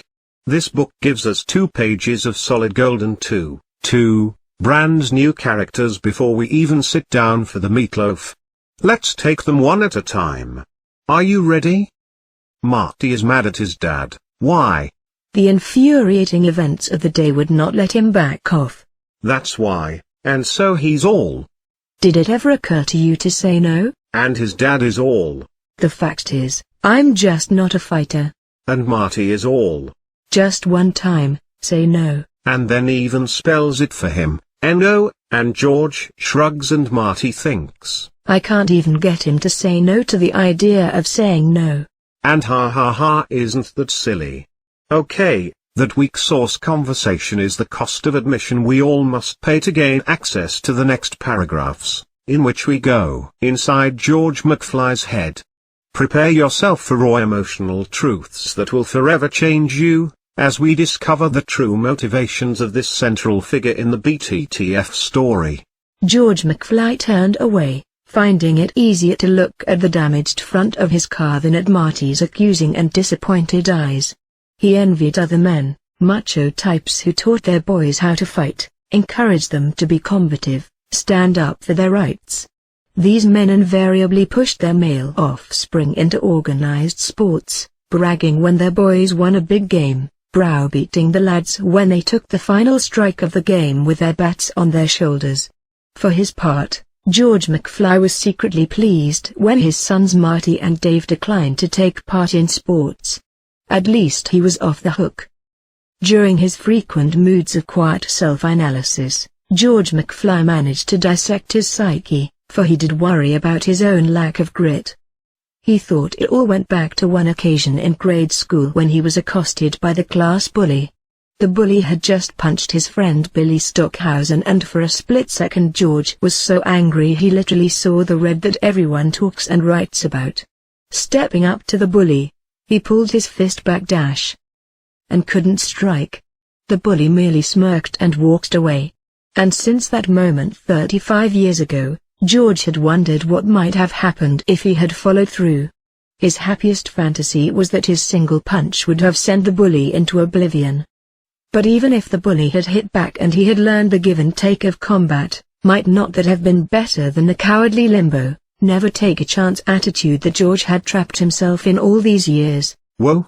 So not only has this book had everyone chatting up the 50s, but now we have it double underlined for us well in advance that maybe, just maybe, if George could punch a bully then he would be really happy and become a stronger person afterwards.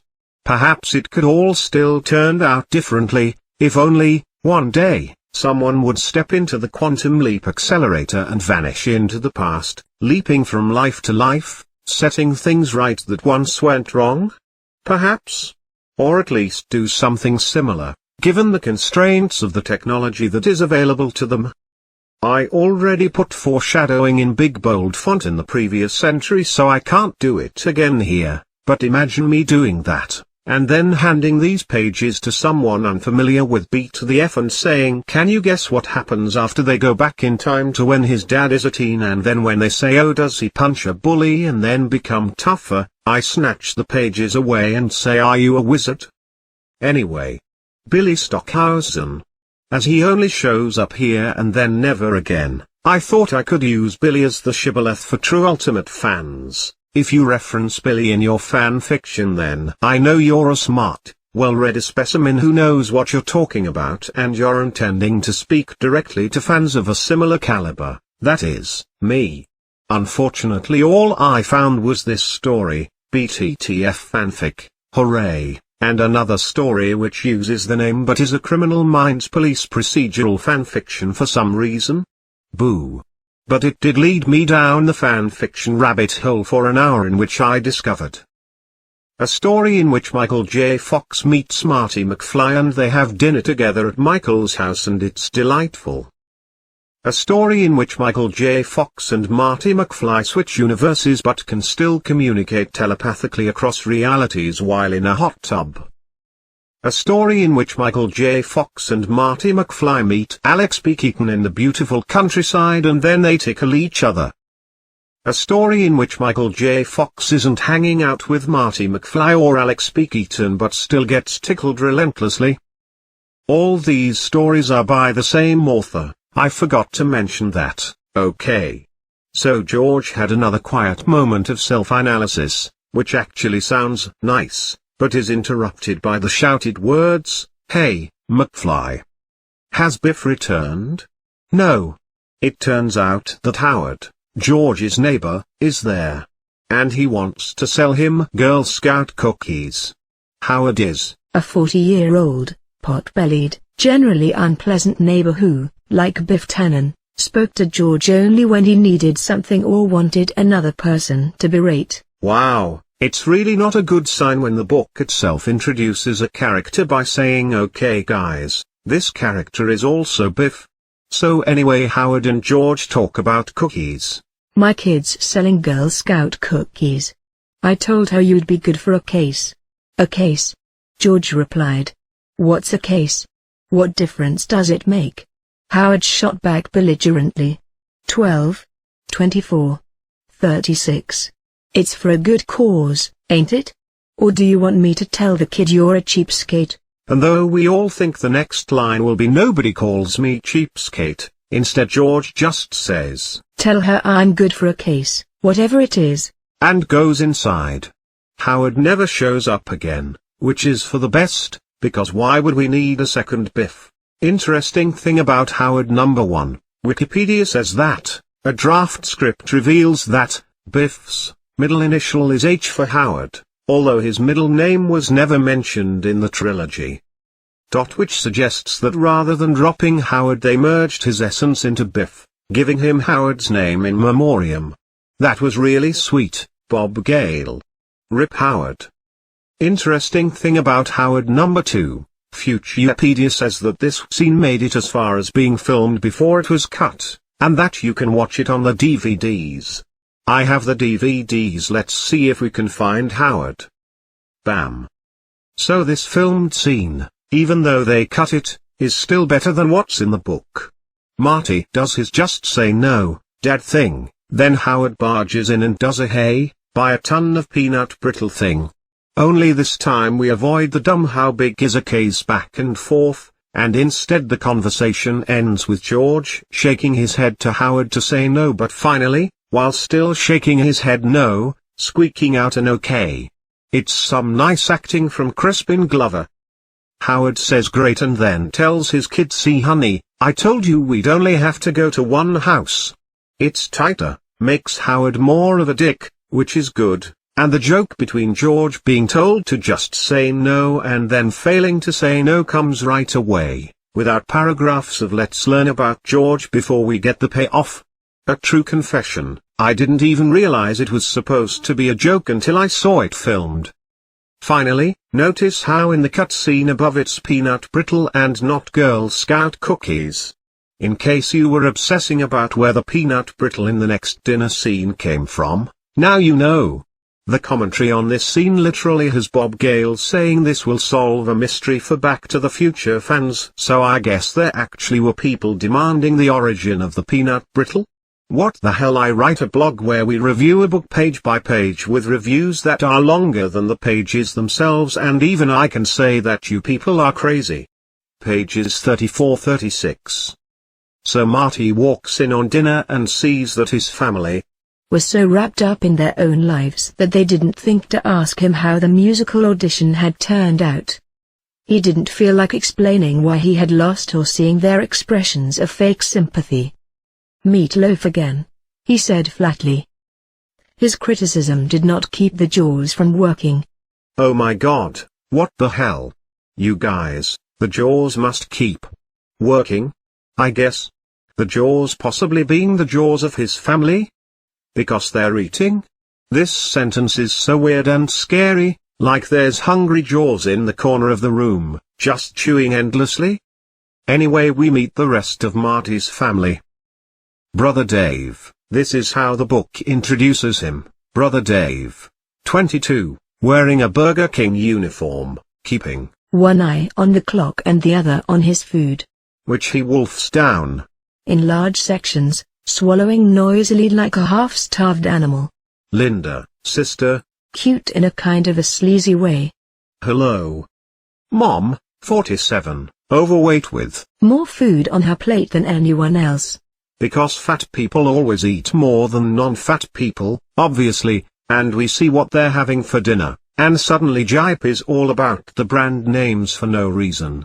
They're eating the inevitable meatloaf, Kraft macaroni and cheese, Bird's Eye mixed veggies, French's instant mashed potatoes, Jell-O instant chocolate pudding, generic brand instant whipped topping. It doesn't come through here in list format, but the way these brand names is worked in is super weird and conspicuous.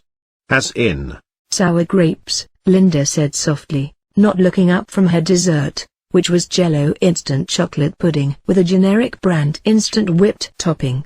In terms of word count, that sentence is 46% events that happened and 54% guys. Here's some brand name description. It's like product placement for books, only they couldn't find a whipped topping sponsor, so generic brand it is. Here's a fun fact, this page was the very first one that was so weird that read it out loud to my wife, then just my girlfriend. But then I married her, and then dog-eared it so that I could do something with it later. And here we are, later, and we're doing something with it together.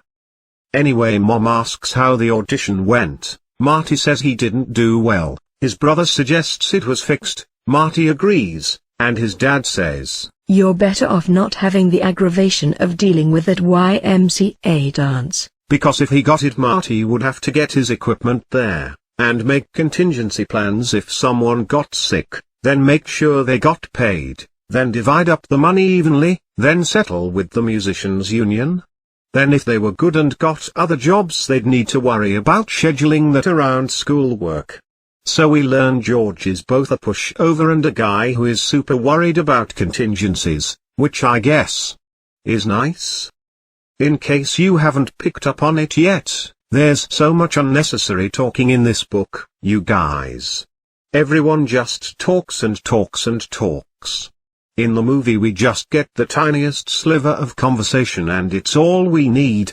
Movie George says you're better off not having to worry about all the aggravation and headaches of playing at that dance, which is nice because I always thought it sounded more as him trying to think of something nice to say to his son than expressing his sincere fear of aggravation and or headaches. In the middle of this talking, Lorraine Mom McFly notices Linda eating the Jell-O instant chocolate pudding with a generic brand instant whipped topping, Find it at your local grocer in the pressurized desserts section, and says you don't have to eat that, you know, we've got cake.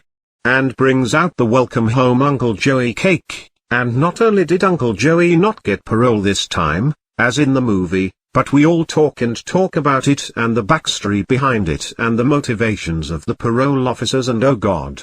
It's a shame, Lorraine continued. They practically assured him he'd get out this time. Then there was a shake-up in prison management. I guess that hurt him more than anything. Everybody has his own axe to grind. Blah blah blah. Someone better drive a car through time soon is all I'm saying. Page 37-38. Linda says she thinks it's a major embarrassment having an uncle in jail. Lorraine says we all make mistakes, but now Book Dave says, yeah, but Uncle Joey made them consecutively. And I kind of really love that because it reminds me of John Campbell, who I also kind of really love. Then Dave says, God damn it, I'm late. And his mom says, David, watch your mouth. And come here and kiss your mother before you go. like in the movie, but here he replies to his mom with, hell yes. and that's kinda good too. Did you know, I am quickly becoming Book Dave fan number 1. So then Book Dave goes off to work, but instead of going by bus like in the movie he takes his car, and it's good they changed it because it kind of raises the obvious question of why doesn't Marty just borrow Dave's car if it's so important, gosh. Anyway, the dinner conversation continues like in the film, but wordier, more loquaciously, garrulously, and with unnecessary verbiage. Instead of Linda saying, Jennifer Parker called you twice. and then Lorraine jumping in with, I don't like her, Marty. Any girl who calls up a boy is just asking for trouble. we get, By the way, Lorraine said, that girl Jennifer called. Wants you to call her back. Marty nodded. I think her last name was Parker. I know her last name, Mum. But it could have been another Jennifer, couldn't it? Yes, but I don't know any other Jennifers right now. okay, terrific, now we know for sure there's only one Jennifer in this story. All I can guess is that this was meant to establish that Marty used to be a ladies' man, but not anymore, because he's down to just one Jennifer? So add that to your list of character traits of Marty McFly, used to get more smooches, but not anymore. He's down to one Jennifer.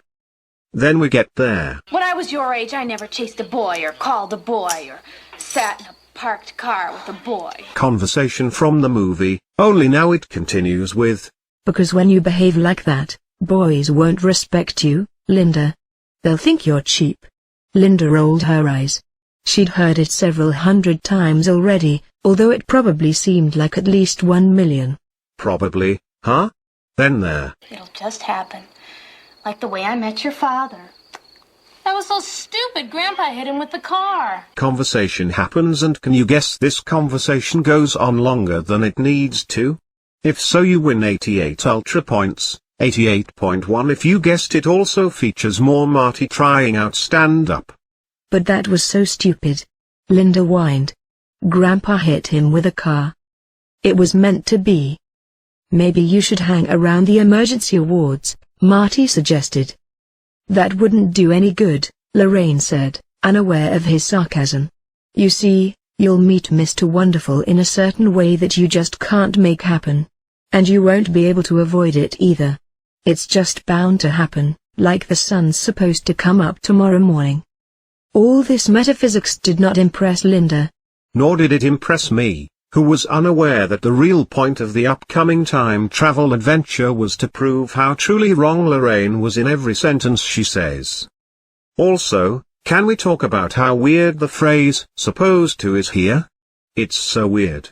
Putting it in front of come up tomorrow is entirely unnecessary, and it's such an odd and clunky phrasing that I looked into it, and yes, it turns out that this post you're reading now is the very first time that phrase has ever been typed onto the internet, while the more natural non-awkward phrasing of the same sentiment that could have been used, sun coming up tomorrow, has been typed out over 1,460,000 times. Ladies and gentlemen, we now have quantifiable numbers as to how strange this book is.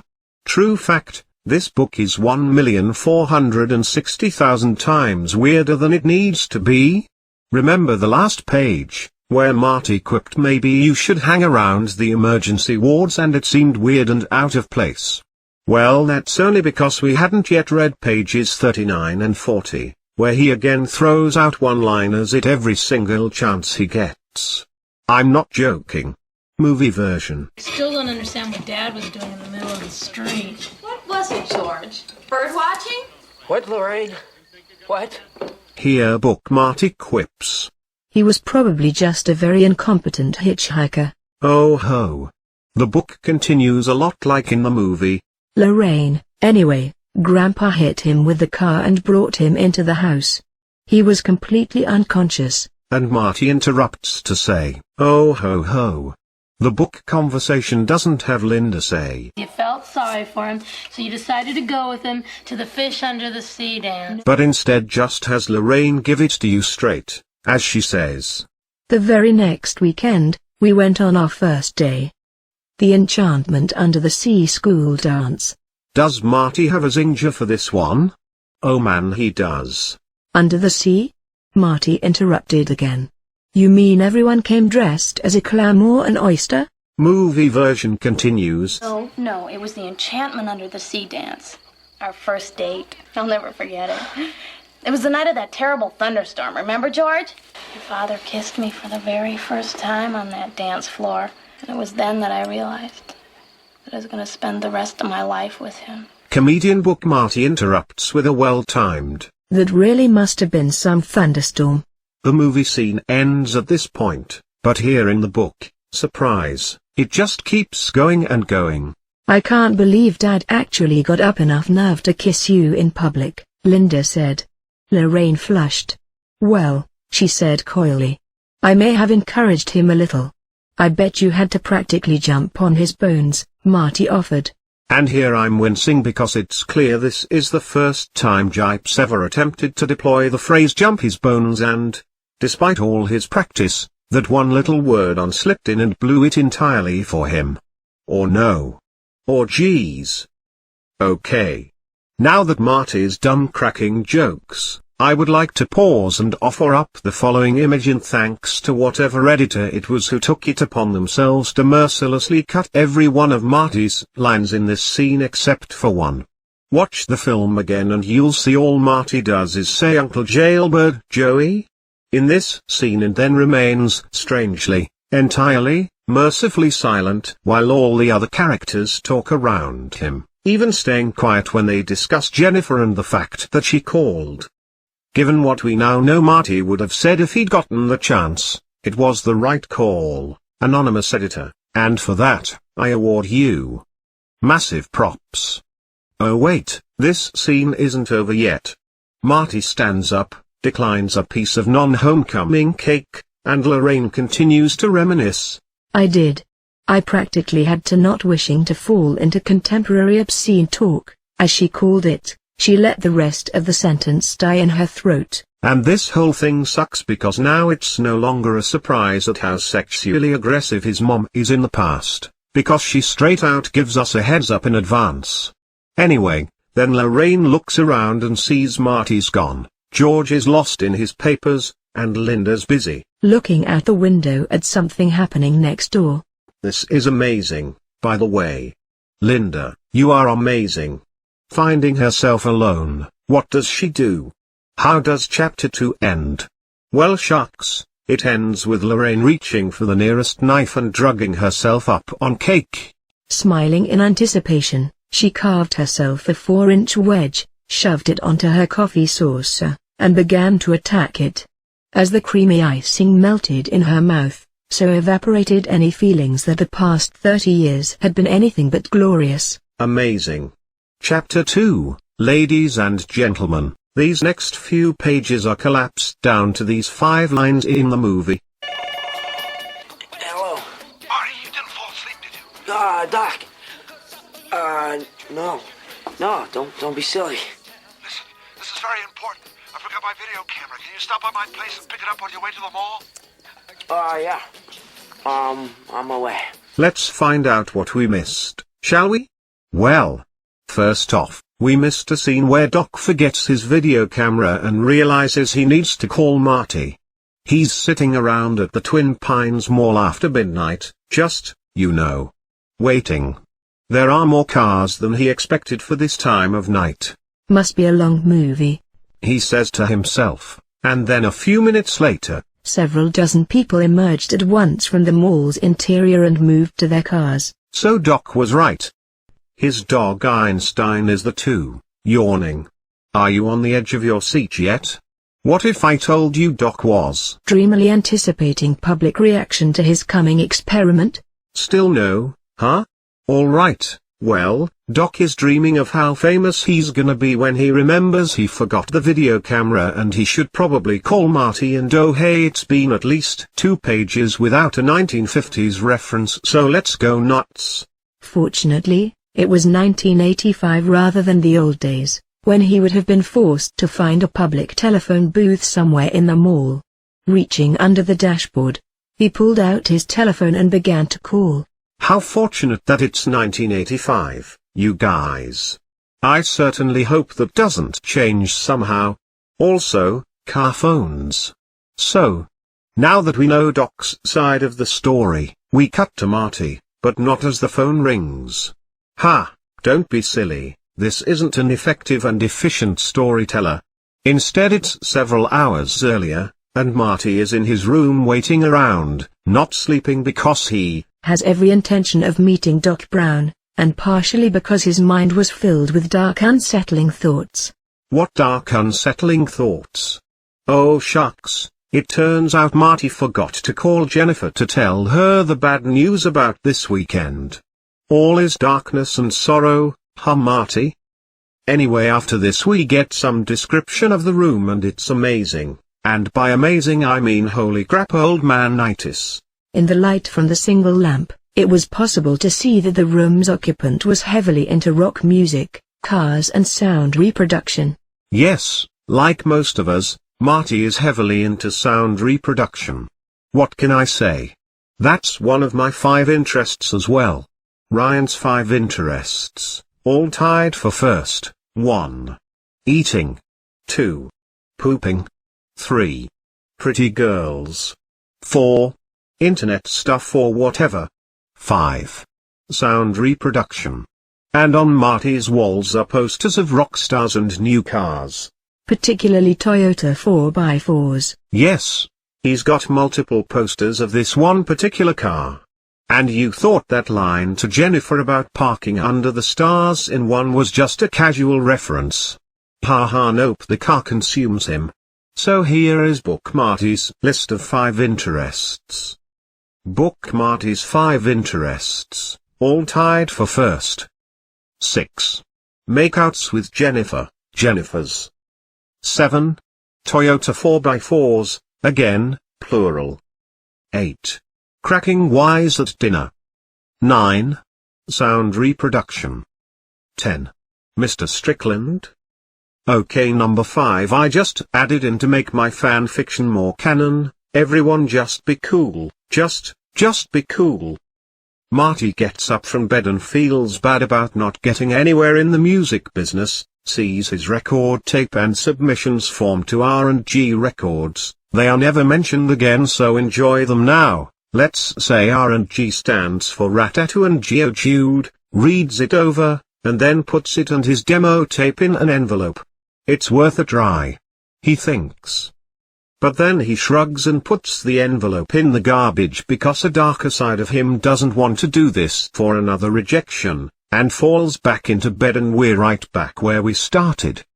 So, Marty has fallen asleep and Doc is about to call him and wake him up, and we're already gone from page 41 to page 43, and we've just caught up to the picture I put at the top of the page that starts this scene in the movie.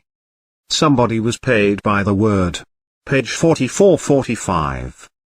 One of the challenges with this blog is to find new ways to say holy crap. There are a lot of unnecessary words, but holy crap, you guys, there are a lot of unnecessary words. What's that? You want an example? Why, what perfect timing, as these pages are comprised almost wholly of them. Example 1. When Doc calls, he asks Marty if he was sleeping. Marty says no, and then Doc continues the conversation, saying all. You sound like you just woke up. Marty lies and says, I was thinking. And that's the explanation? That we all missed in the movie? I guess. Example 2. After this exchange, Doc asks for Marty to pick up the video camera, and instead of Marty being all okay, sure, see you soon, he instead begins a pointless conversation where he asks if the key is in its usual place, under the potted plant, and then tells Doc he doesn't think that's a good hiding place. First place a burglar would look. So Doc is forced to respond that he hasn't been robbed yet, and only after he says he's not worried about being robbed because the place looks so junky does Marty consent to pick up the video camera. Okay. So now finally we jump to Marty arriving at mall, right? No, haha, no. First Marty grabs his skateboard and his new Walkman. When did he get it? Seriously, when? Marty's movements have been fully accounted for since his Walkman was destroyed and he never went to the Walkman store. I dubbed the Paradox Walkman, puts some pillows in his bed to look like somebody's sleeping there, and then he himself wonders why he's bothering doing this since everyone else is asleep and nobody ever checks on him anyway. The character is wondering why he's doing something pointless in a pointless scene that we're wondering why we're reading. There's no limit to how deep this goes, people. It is a singular moment of perfect beauty. Marty sneaks out but walks half a block before skating, because he had discovered once, to his chagrin, how much noise a skateboard could make on a quiet evening. And all the skaters in the audience are saying, geez Marty, clean your bearings and you'll be fine. And then Marty gets to Doc's place. And then he finds the key exactly where it's supposed to be. Please stay awake. Eventually someone will be blasted through time itself. I promise. The only interesting thing happens while he's looking for the camera. All of Doc's clocks go off at once, like in the beginning of the movie. But instead of him yelling, I'm late for school! And then skating off like a boss, what happens? A smile spread across his face, for he never tired of hearing this strange symphony arranged and orchestrated by the world's most fanatical timekeeper, Doc Brown. Must be 1 o'clock, Marty said softly. As indeed it was. Okay, that's it, I'm stopping now. Good grief, 5 lines of movie dialogue took 5 full pages to get through. If you are a writer and the blog causes you to cut out even 1 page of stupid unnecessary words from your stories, it will all have been worth it. Marty skates to the mall, finds Einstein there alone, and asks him where Doc is. And like in the movie, we get that dramatic DeLorean entrance scene where it rolls out from the back of the truck. Only of course in the book it's weirder, with Doc allowing Marty, suddenly described as Doc's protege. What? What? Marty is not an experimental scientist, Gipe. You just told us he cares only about sound reproduction, hello, to stare at the car for a full minute before Doc finally speaks. And Doc's inside the car the whole time. So imagine a minute of silence while Marty stares at the car and Doc stares at Marty, and nobody dares break the silence of this magical moment. Before Doc opens his mouth though, we get some DeLorean description that tells us, in place of the rear seat and hatchback door was a huge nuclear reactor.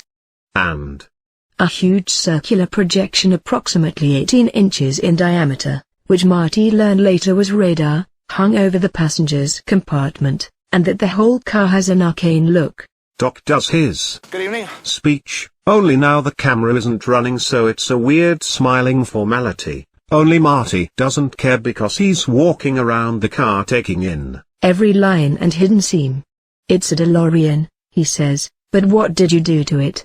Doc says only that he made some modifications, and gets out of the car, revealing himself in all his sci-fi splendor. He thought he must resemble Michael Rennie stepping onto Earth for the first time in the day the Earth stood still. What's with the Devo suit? Marty asked.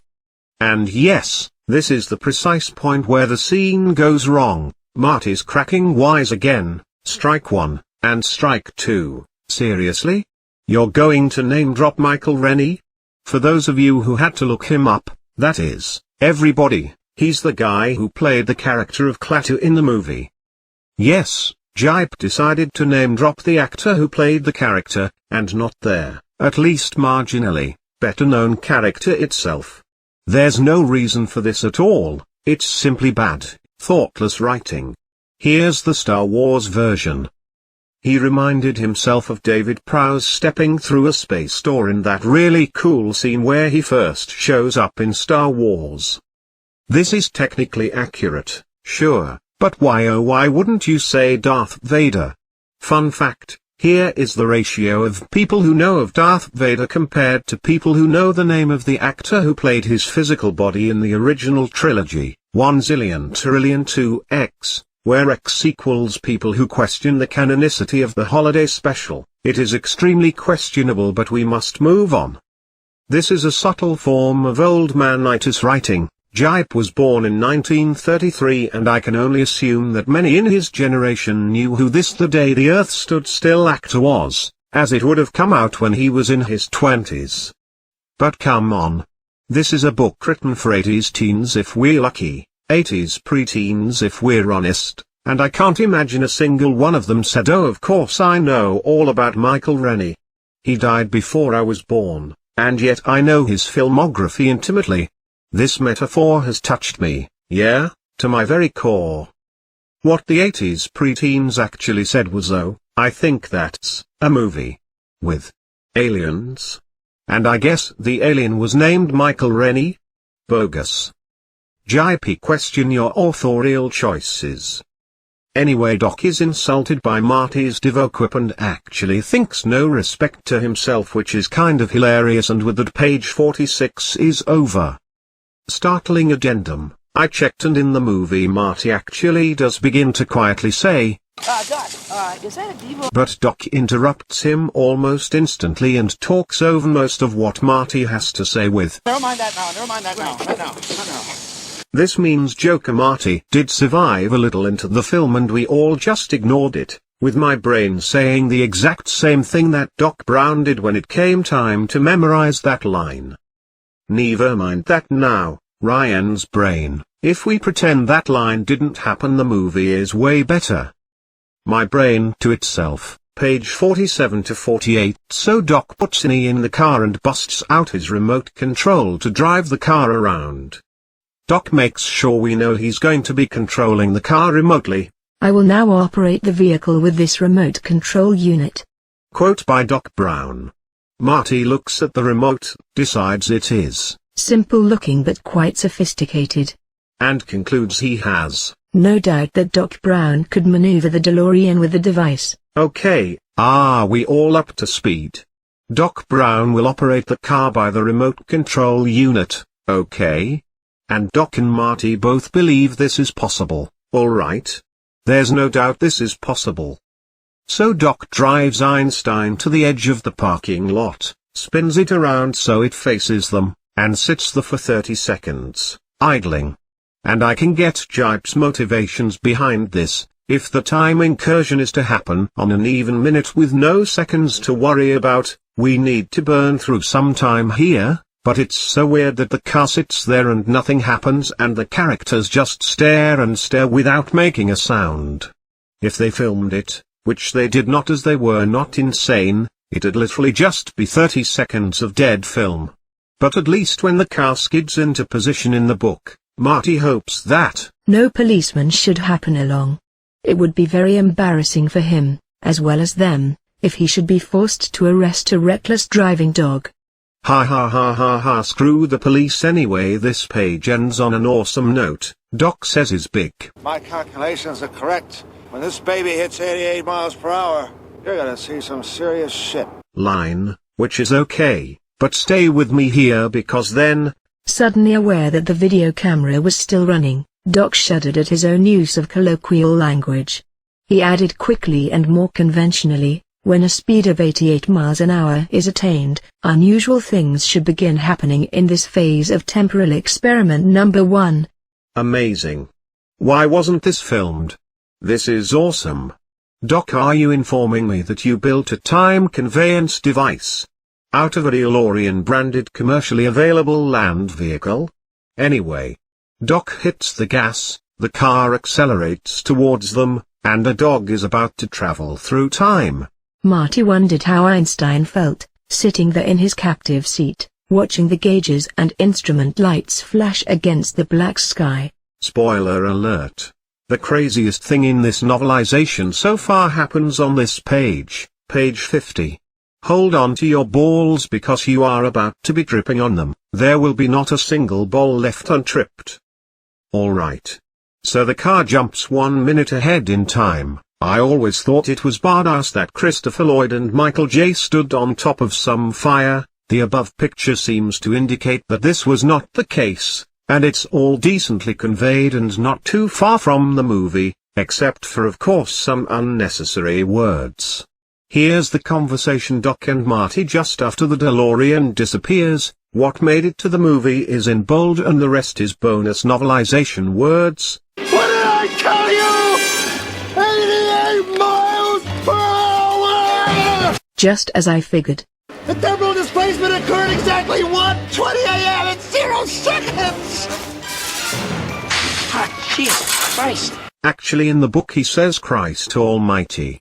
But whatever. Jesus Christ, Doc, you disintegrated Einstein. Doc, no, Marty, but the license plates, all that remains of the car and dog and everything. Calm down, Marty, I didn't disintegrate anything! The molecular structure of both Einstein and the car are completely intact! Where the hell are they? Doc, not where, when. Marty, I don't understand. Notice how nothing was lost when we cut out all the non-bold stuff? This is your challenge as writers, to be able to see and cut the non-bold stuff in your writing even when nothing on the page is actually in bold. That is a beautiful image that I just made up myself, but okay, enough writing stuff, let us get to the insanity. So in the movie, and presumably in the script Gipe was working from, Doc says the car is intact and in response Marty says, Where the hell are they? And Doc replies, The appropriate question is, when the hell are they? You see, Einstein has just become the world's first time traveler. Straightforward enough, right? Not where, when. Well, I cannot begin to fathom what was going through Gipe's mind as he wrote out this scene, nor, going one level deeper, can I imagine what he thought Doc Brown must have been thinking at this moment, because here is what is written with not a single word changed and with all emphasis in the book left intact. The appropriate question, Doc Brown amended, is not where are they, but where the hell are they? What? What?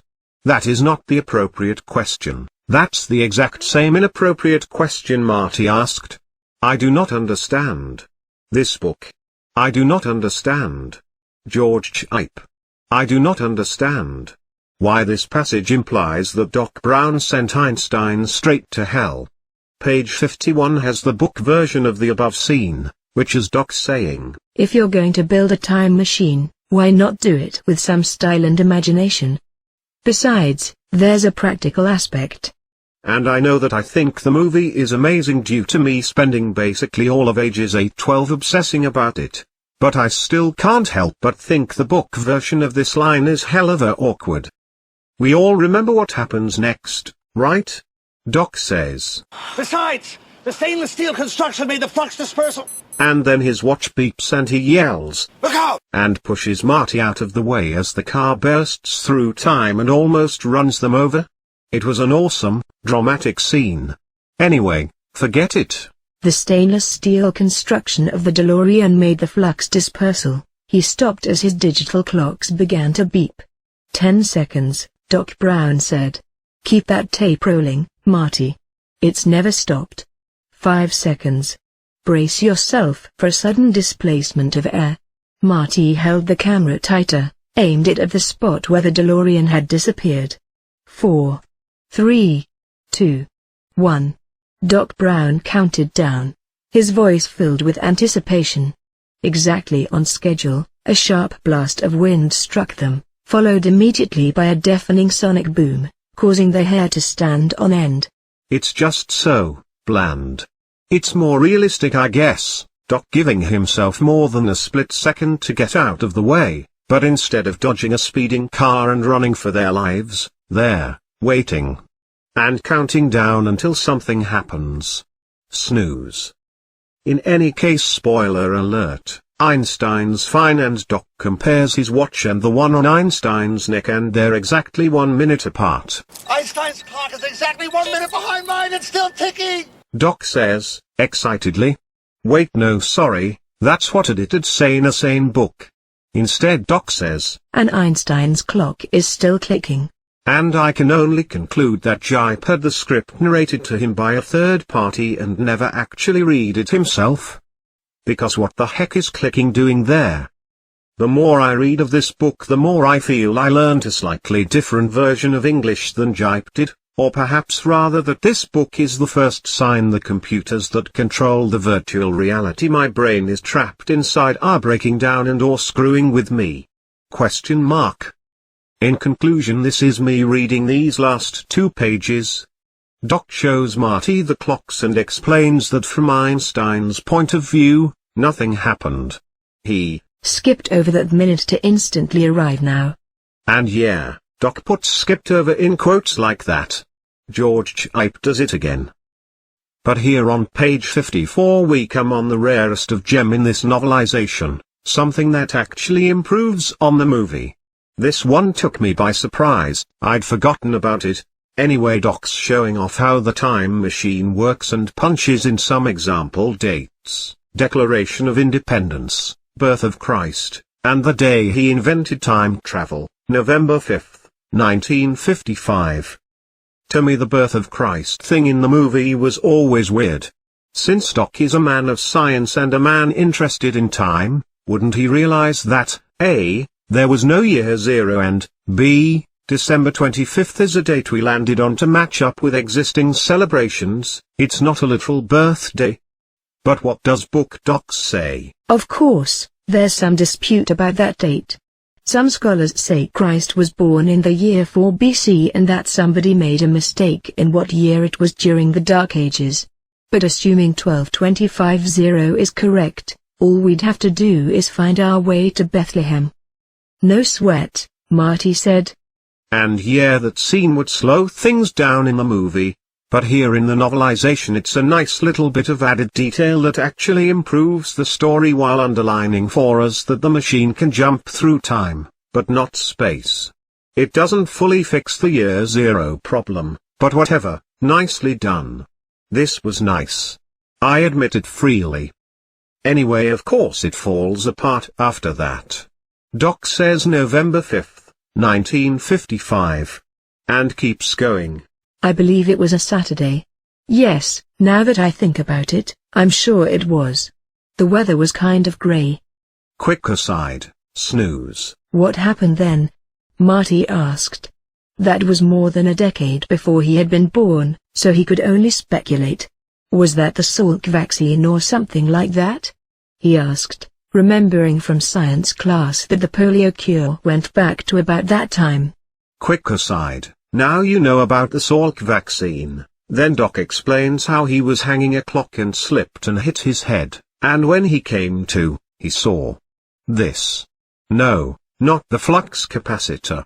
And when I came to, I had a revelation, a vision that was absolutely perfect, a picture in my head of everything I needed to do and how I could do it. He gestured to the car. Believe it or not, I saw this. He continued. My dream or hallucination or whatever it was contained a picture of this. Amazing, Marty said, his eyes wide with sincerity. Doc didn't see the flux capacitor, he saw the DeLorean. He had a vision of a car that wasn't even invented yet, so rather than it being a flash of scientific insight, it was a crazy vision of tomorrow. Business idea. Bottle this version of the story and you can easily sell it as Gentleman George Gipe, so LD fashioned weak sauce. It doesn't even make sense, because if Doc knew it was a DeLorean all along, why would he say the reason for building a time machine into one was because it had style? Also, did Doc spend years trying to invent the DeLorean himself before Mr. DeLorean did it for him and that was a real time saver? Did nobody think about this story as they were writing it? Answer key, who knows, apparently so, yes absolutely. Anyway, this page ends with Marty and his wide sincere eyes saying he knows the feeling, because once he woke up in the middle of the night with lyrics and melody to a brand new song literally playing in his head. He wrote them down. That was small potatoes compared to a scientific breakthrough such as the invention of time travel. But the emotional impact was similar. In summary and in conclusion, I'm afraid I must now absolutely insist that we all bring back the expression small potatoes. I don't think I've heard it in a decade, but it's so adorable, you guys. Small potatoes. Modern slang is small potatoes. So here on page 55 Doc points out the flux capacitor and says that it's what make time travel possible, like so. And Marty sasses him by asking if flux capacitor is even a real name. You stick it to him, Marty. Doc shoots him down. It's a logical title applied by me when I decided to describe its function in 1 or 2 words. Any brilliant scientist would have arrived at approximately the same title if given the chance. In response, Marty chuckles and finds Doc charmingly refreshing. Hello. Then Doc does his speech about how It's taken me almost 30 years of my entire family fortune to realize the vision of that day. My God, has it been that long? And then surprise, it's not a rhetorical question and he's not actually sure if it has been that long, so he whips out a calculator and actually does the math. He reached into his inside coat pocket to withdraw a small calculator. Punching buttons quickly, he said presently, I've been working on this for 29 years, 11 months, and 355 days. Excluding vacations, of course, and a few weeks off for petty illnesses. Okay, so I honestly like Doc pretending to be data here, and I also like how he describes illness as petty. But, incredibly, those few words of text I've bolded destroy this scene entirely in 3 different, yet parallel, ways. It's actually kind of impressive, that amount of concentrated wrongness in a published book. Especially since it's fiction. But yeah, here we go. Thing 1, we know the exact 2 dates being compared, November 5th 1955 and October 26th 1985, and the distance between them isn't 29 years, 11 months, and 355 days. It's 29 years, 11 months, and 21 days. Gipe is off by almost an entire year. And you don't get the maybe Gipe did it on purpose because he wanted Doc to be wrong, because that doesn't fit with Doc's character at all. Please. Thing 2, even if we say come on Ryan, who's going to double check the math, Doc still says 29 years, 11 months and 355 days. And in what strange eldritch number system does it make sense to list years, months, and then days, but the days can encompass several months? How old are you, Ryan? Oh shucks, I'm 10 years and 252 months old. Incidentally, the current time is 11 to 429 AM, so we should probably get dinner going. Actual conversation? Thing 3. Finally, what Doc says here about working on time travel non-stop for decades entirely contradicts what is said on page 26, where Doc is described as having had a series of obsessions since the 50s, and which goes so far as to list them. Remember? Talking to mammals using a universal language? It was awesome and crazy. That page even goes so far as to explicitly say that time travel was just the latest in this wacky series. Hoping to find a solution to this paradox, I've observed that page 26's history is the voice of the omniscient narrator, while I've been working on this for 30 years, or should I say 0 years and 15,765,120 minutes. Speech is done through Doc as a character. There is only one way we can reconcile this. We must conclude that Doc is deliberately lying to Marty about his past right now. But why? What is Doc trying to gain? Or trying to hide? Could it truly be Doc has some shameful dark secret? Could this time machine have been built simply to write some past wrong so horrifying that Doc can't even mention it to his closest friend? Or could it be that Gipe wanted to flesh out Doc's backstory for his novelization earlier on and then either didn't notice or didn't care when it was contradicted later by the script itself? Oh wait, never mind, it's that last one, it's obviously that last one, page 56. On page 56 Doc remembers when this was all farmland, but doesn't mention Old Man Peabody and his pine tree breeding idea. Marty asks if the car runs on unleaded gasoline. Unfortunately, no, says Doc, I tried that in the beginning. That was a dream that just wouldn't come true, to have this device run cheaply and simply. That may happen in the future, but for the moment, it requires something with a little more kick. And I actually don't mind this extra text here because it's kinda nice to see more into how the machine works, and the foreshadowing of Mr. Fusion is not too bad. It could have been way worse. And to prove that for us, Gipe makes it way worse in the very next paragraph. Marty takes an extra line to figure out it's nuclear powered. You mean, atomic power? Plutonium?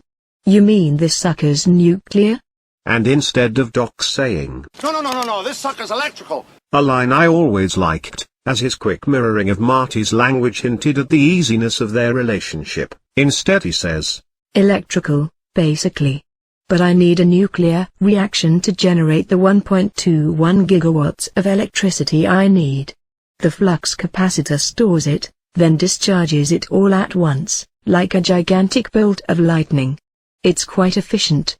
And this is the worst. It is so much the worst that I will tell you why in list format. Number 1. The flux capacitor is no longer the brilliant magical piece of technology, the one thing that makes time travel possible. It's just a really good battery with a high discharge rate, and the actual breaking of the time barrier is done by some other part that's never mentioned. Number 2. Or are we to assume that simply having a lot of energy happen all at once sends you through time, and if so, how come people and buildings don't get blasted into the past when they're struck by lightning? Wait, maybe they do. Number 3. What the hell, you need to super foreshadow the lightning thing in the climax too. There are other literary techniques, perhaps you'd like to try some? I recommend Leetwort still. Number 4. Anyway, all the mystery and magic is gone, and I truly believe that if this line had survived in the film, we all wouldn't have latched onto the flux capacitor as what makes time travel possible, because it turned out all Doc needed back in 1955 was a really fancy battery. Number 5. This is weak. Number 6. This is dumb. I hate it. Ugh. Now I know how Star Wars fans felt when midichlorians were dumped on them. Page 57. We get the "did you steal plutonium" conversation, only it starts out better in the book. I know, I am shocked as well, because Marty prefaces it all with, hold the phone. This plus small potatoes means that soon all of my awesome recovered retro slang is going to be because of one Martin Seamus Marty McFly, Sr. Anyway. The nice thing in this conversation is Doc doesn't mention the Libyans. Instead he's suddenly all weird and evasive, and in response Marty gets weirder. Marty, you out and out stole it? Doc, in a manner of speaking. That is, I had someone else steal it. No, that's not quite accurate. Someone else who had already stolen it gave it to me. Marty, gave it to you? You mean to tell me somebody just donated it? Doc, what are you, a federal agent? Look, I don't want you to know too much. It might be bad for you. All I can say is that someone had this plutonium and they gave it to me for another project. I deemed that project not only less important than mine but actually harmful to the future of society. So I killed two birds with one stone by switching the plutonium from their evil project to my progressive and kindly project. Marty, you're not screwing around with our space program, are you? What? Why are we talking about the space program? And this is old man-itis again, because has anyone not an elderly ever described anything as progressive and kindly? Apparently not, because it's been said on the internet only 7 times ever, and as we know the internet is full of teens. Anyway, Doc Brown says no in reply to Marty's space program thing, and what he says next is awesome, and I made it its own post, and here we go. I consider the conquest of space a beneficial scheme. Quote by Dr. Emmett L. Brown. Doc recharges the DeLorean with more plutonium and gets Marty to record his send-off. He realizes he's forgotten his luggage, says the same movie line. What? I almost forgot my luggage. Hey, who knows if they got cotton underwear in the future? Oh, I'm allergic to all synthetics. And then continues, in case we didn't get it, he's worried about crotch rashes. It would be rather unpleasant to find myself in the future with a terrible rash in the crotch. Quote by Dr. Emmett L. Brown. At this point movie Marty would ask the future, "Is that where you're going?" And Doc would give a nice speech about how he's always dreamed of looking beyond his years.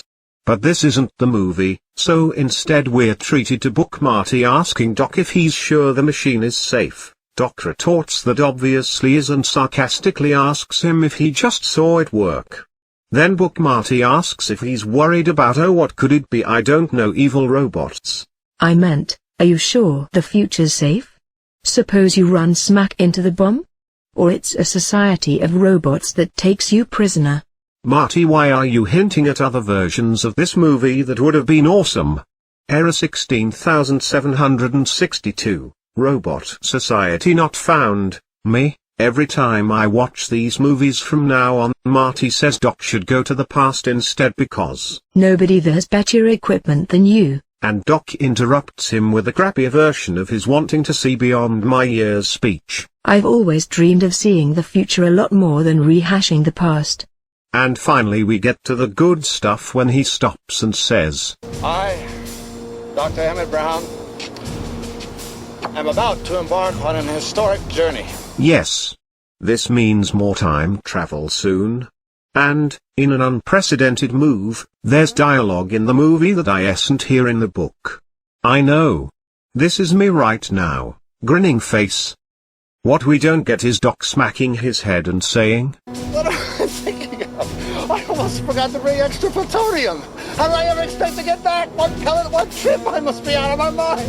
A line that was clearly added in after the book's script was written.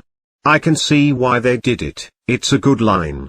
It warns us clearly that the machine only has one more trip through time left in it unless more plutonium is brought along, while at the same time it also puts Doc more into the absent-minded professor territory. But I'm sure if it was here in the book it'd be 7 paragraphs long, so, we dodged a bullet there. Anyway, in both realities Einstein suddenly barks at something. Doc stops and looks around and can't see what it is, and the narrator of the book itself joins in and speculates. What was it? A mall security guard, a cat, or something worse? It turns out it's a car. And here things get intense as Doc sees the car lights coming towards him and realizes it could have been joyriding teenagers, but something in the vehicle's headlong desperation and purpose told Doc Brown that the worst had happened. Doc then freaks out. Doc's face was ashen, his mouth open, his breath came in shallow gasps. Indeed, he exhibited every symptom of shock except a tendency to faint, and that might be imminent. Amazing. Marty asks, what is it? But Doc doesn't respond. Doc's piercing eyes, hello, continued to follow the progress of the vehicle moving generally in their direction. A slight sideways turn revealed presently that it wasn't an ordinary car or even a police cruiser. Square except for the long sloping hood, it was an ominous van, dark in color, with windows that seemed to have been blacked either by painting or the installation of dark curtains. You guys. I can think of no better example of needless detail than speculation on different ways in which the windows of a van might be blacked out. But the van is ominous. Ominous van equals great band name. Greatest band name. Doc says. They found me, I don't know how, but they found me. And chapter 3 is over. Up next. Terrorists in a van. Page 60-63 Chapter 4 begins with the obvious recognition that when Doc said, They found me. I don't know how, but they found me. We'd all be so obsessed with that mystery that we'd be unwilling to go any further until we found out exactly how indeed they did find him. So we rewind the story some, again, so that we can meet the Libyans. Yes. And in the novel's defense, it does try to humanize them a bit, giving some of them names. And frankly anything would be better than the movie's brown guy yelling syllables as his AK-47 jams version of the Libyans. However, in the novel's offense, what we get is actually way more racist than whatever the movie had. Oh Gipe. Oh this book, Steven Spielberg presents, Back to the Future, a Robert Zemeckis film, the novel by George Gipe based on a screenplay by Robert Zemeckis and Bob Gale. Let us begin, shall we? It's 10.5 hours ago and we're hanging out in a dingy motel room with 6 Libyans. We meet the swarthy man known only as Sam. Exact quote, whose own career as an international terrorist dated back nearly 30 years. I say, that's another reference to 1955. Will we meet Sam in 1955? No, we won't. Yuranda, a 25-year-old ex-fashion model from Damascus who got her kicks by pumping bullets into other people's bodies and who wanted nothing but more killing. Hello. And 4 other dudes who never get named or even mentioned beyond the one time where it says they're chilling in the motel. Sam gets a coded message from his superior officer. He reads it, and his anger grew, until his dark moody eyes flashed vengefully. Then he announces to the others that they've been taken in. And as he says this, he slams back the bolt on his AK-47 submachine gun. Please note, this is awesome, and I need to start carrying around submachine guns so that I can use them as physical punctuation. Sam decides that the time for negotiation is over and that Doc Brown needs to die. There'll only be one dead body, but it will be very dead by the time we're through, Sam says. Actually he rasps it. Sam is really into being what he thinks an international terrorist sounds like. So Sam pulls out the file they have on Doc, color headshot, map of home and work, 10-page resume of his past activities and habits, and Yuranda says, What's he done? Not that it matters. He looks Jewish. And we're supposed to hate these racist caricatures because they themselves are prejudiced. I guess. Anyway, it's Sam that explains Doc gave them a bomb casing filled with used pinball machine parts. Yuranda gets excited about murdering him and a look of happy anticipation engaged her features. With the decision to kill him made, Sam has 2 of them tail Doc for the rest of the day. We don't know which 2, so let's say Yuranda and unnamed dude number 3, and tells them that Doc hangs out a lot at the garage he uses or at Twin Pines Mall. He also warns him that he carries an old .45 caliber revolver that may not even work. And suddenly we're back in the present and Marty is watching the darkened van in complete terror. His terror was complete, even though he had no idea who or what was heading their way. Marty asks who's in that car. Doc says, the Libyans I ripped off.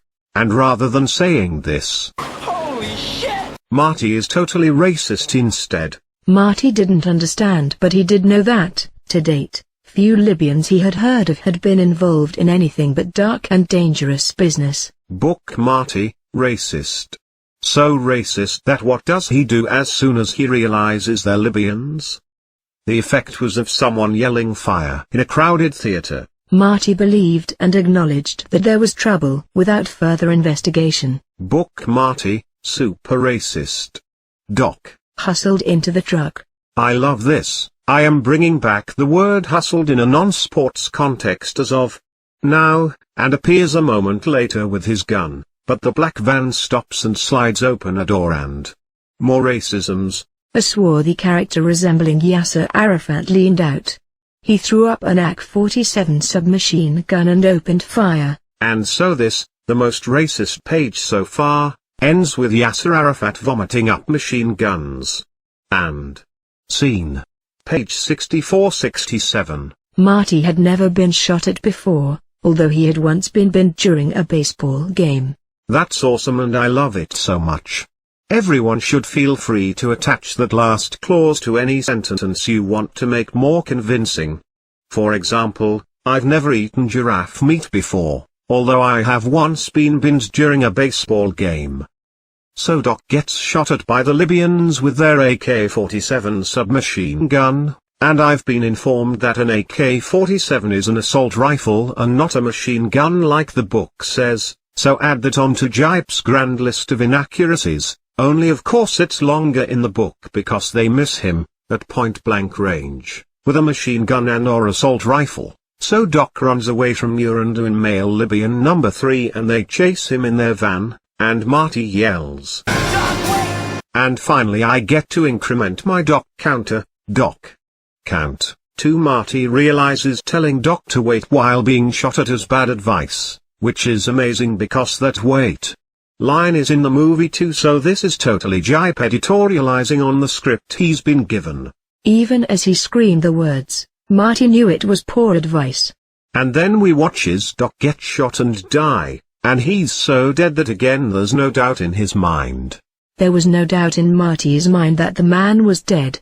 He yells, "Bastard!" And the Libyans come after him and suddenly Marty is acting like he's trapped in an adventure game, which means oh my gosh you guys, it's time for Marty Quest 2. As usual, bold text are words I've lifted verbatim from the book, the only change is done to convert it to the second person. Welcome to Marty Quest 2.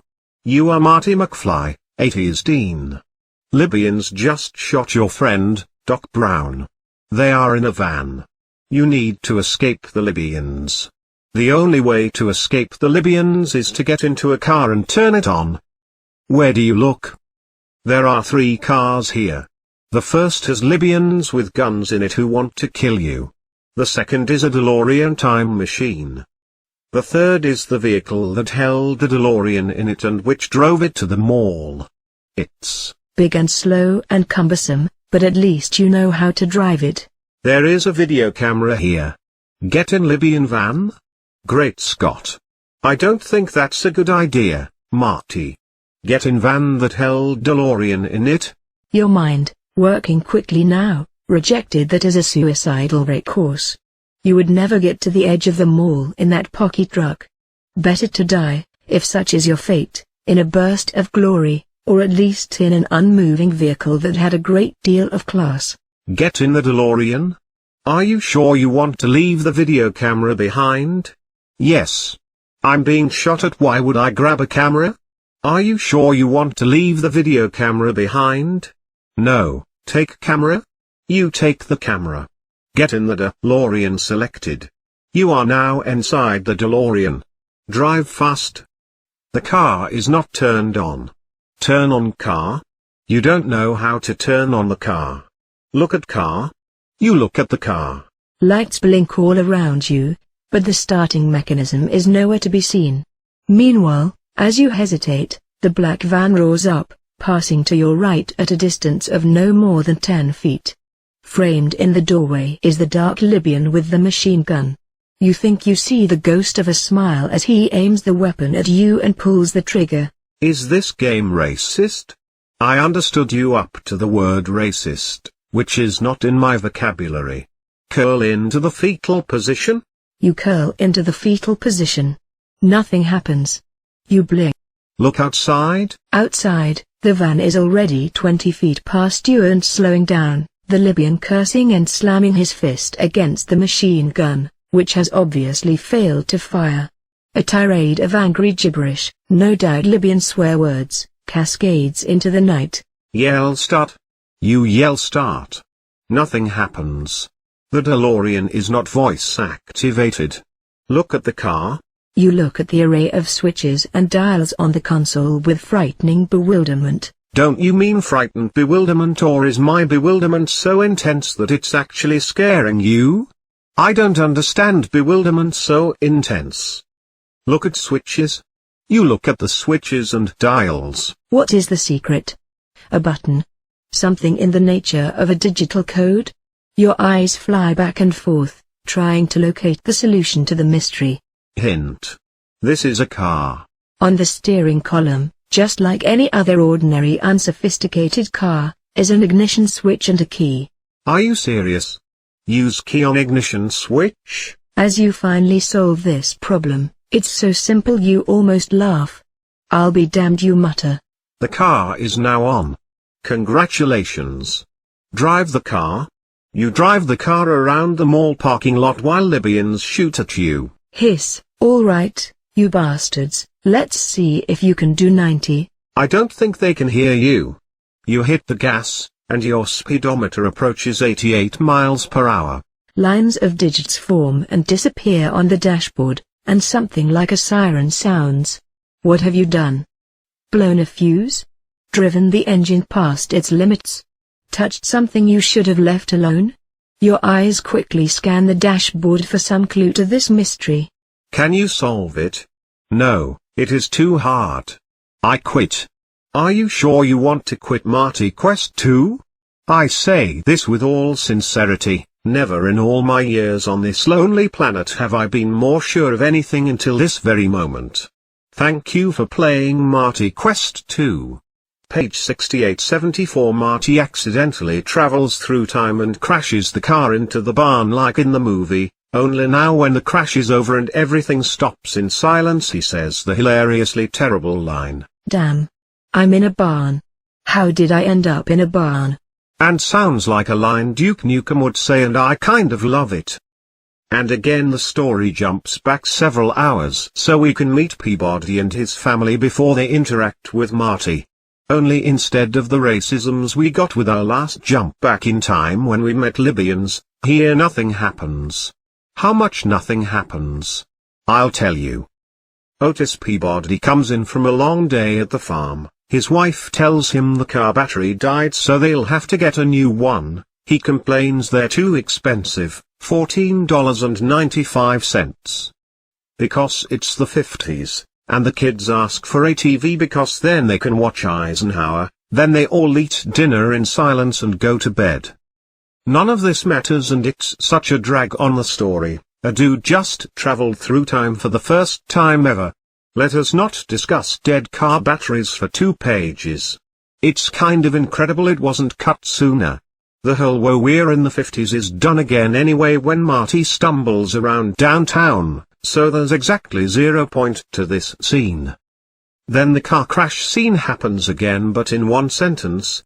Several hours later, the object struck the barn. And no, I have no idea why Gipe wrote the object, which remains forever unspecified, and not the DeLorean. In any case, Marty stumbles out of the car with his radiation suit helmet over his head and this scene happens. But now the kid, Sherman is his name, extends his hand and says peace. And Marty drops an uninterrupted stream of confusion with, "Hey. Hello. Where am I? Excuse me, who are you? Where am I? Is this Hill Valley?" And secretly he's still worried about where the Libyans are and if they're about to finish him off.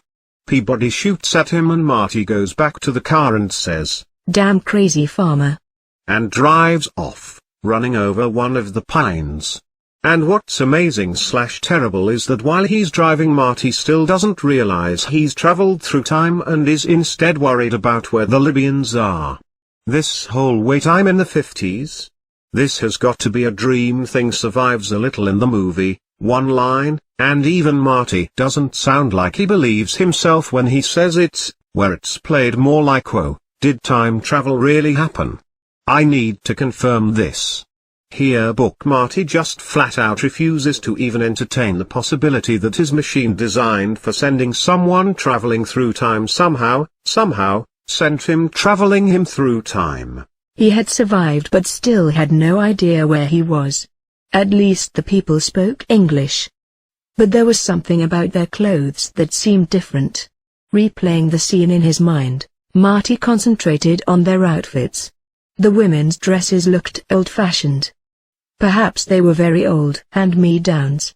Then there were the hairstyles. Something seemed different about them, too, but Marty couldn't say exactly what it was. He had seen these people before, or types just like them. They seemed to be out of an old black and white movie. Marty, you are driving what you know to be a time machine. Why would someone you've just met seem different and old-fashioned after driving around in a time machine? Marty. I know you can put the pieces together, Marty. Anyway, spoiler alert, Marty doesn't put the pieces together, but instead concludes that he's still in the present and he's just frightened and disoriented. His brush with the Libyans had upset him more than he cared to admit. And keeps on driving to his house. Up next, the last horse crosses the finish line as Marty finally realizes he's in the past. Marty, still thinking he's in 1985, drives to his house but sees that at this point in time it's just a model home surrounded by fields. In the movie there wasn't even a house there, and while both versions, empty field versus empty field with single house in it, are pretty great images, I've seriously put some thought into, and I believe the movie's version is slightly stronger as the shot has a simpler premise and show how Marty is more detached and a stranger in this time. Anyway, it was sitting out in the middle of nowhere and looked newer than Marty had ever seen it, but it was definitely the identical structure. The pieces of the puzzle slowly formed themselves into a cohesive picture. Finally, Marty's figuring it out. We go inside Marty's head for a bit as he observes. In front of his house was a sign that read Model Home. Pennants flapped limply in the soft night breeze. There is a large sign showing an idyllic home nestled between magnificent oak trees with a typical American family of four standing next to a Cadillac. The Cadillac is a very old shiny Cadillac. Beneath the picture in huge block letters are the words, "Live and the home of tomorrow. Today. Lioness Estates. Scheduled completion, this winter." And what does this all add up to? Well, I think that's pretty obvious. Marty's finally going to conclude that he's in the past, right? Nope. "It's my house, only brand new," Marty whispered. Yes. All of this build-up was just so Marty could look at his house, notice it's brand new, and draw the startling conclusion that he's looking at his house, only it's brand new. Most of the page is spent on Marty puzzling out this non-puzzle, and it's only when he happens to glance at the DeLorean dashboard and see a part of the machine whose sole purpose in life is to tell him the current time and date does he finally see both destination time and current time readouts saying 11/5/1955 and realize he's in the past. 1955. He shouted. "I can't believe it." I feel like we should end on a joke here, but it's too sad. Marty is touched in the head. Marty, I want to help, but you need to tell me what happened to you. Pages 77-79. Marty notices the plutonium chamber is empty but realizes that doesn't mean he still can't drive around. It simply meant dash. "Good God," he said. "What does that mean? That I won't be able to get back?" Okay, role play time again. You've been sent to the past and you've realized you're trapped there unless you can get some plutonium. What do? Do you back up into a model home's driveway and chill out and turn on the radio? Well, role play time is over, because if you're book Marty, you back up into a model home's driveway and chill out and turn on the radio. Although it was nearly morning, there were still a few stations on the air, but they were all playing absolutely terrible music. One featured someone named Eddie Fisher singing the songs of Jerome Kern, another played numbers by Mitch Miller's orchestra and a bland singer named Guy Mitchell, and the announcers were also tired-sounding. "Is this what it was like?" Marty says to himself, grimacing, and turns the dial to a newscast. President Eisenhower predicted that 1955 would see an increase in housing starts, the man intoned. "Eisenhower?" Marty repeated. "Yeah, sure. We studied him in history. A nice enough guy who didn't do much except give Nixon his chance." For those of you just joining us here in the 8th paragraph, the first person ever to go back in time has arrived in the past, and is spending his time sitting in a parked car, alone, sarcastically talking back to a radio. Back to the future, ladies and gentlemen. Marty listens to more news and decides it sounds a lot like the news of today, trouble in the Middle East, then listens to sports. In college football, quarterback John Brody of Stanford continued to lead. And Marty thinks, the same middle-aged gentleman who occasionally turned up as a color man on football broadcasts. And is this a joke about the dude's career, or just Marty recognizing someone? I'm afraid I do not know enough about color men on football broadcasts. Marty listens some more. UCLA's ace placer kicker Jim Decker. And Marty thinks, Jim who? Aside, Futuriapedia's page for Jim Decker is amazing. First it says he kicked the winning field goal in the Washington-UCLA game on November 12th, and then it says behind the scenes, in real life, Jim Decker did indeed kick the winning field goal for the team against Washington on November 12th. Now you know. Texas Christian sensational quarterback Jim Swink. And Marty thinks, Swink? Is he kidding? And I guess. In any case, Marty's enjoying making fun of the radio so much that he turns up the volume, leans back against the DeLorean's plush interior, and decides he rather enjoyed this trip through his own personal time tunnel. He listens to entertainment news and laughs at how cheap Fords are to buy in 1955 when suddenly a cop car drives by, so he kills the lights and radio because, even forgetting the fact that he had just arrived from a different time period, he would have enormous difficulty explaining the DeLorean, plus he did not have the necessary registration papers for it or a 1955 driver's license. He wondered what the officers would say if he showed them his 1985 license.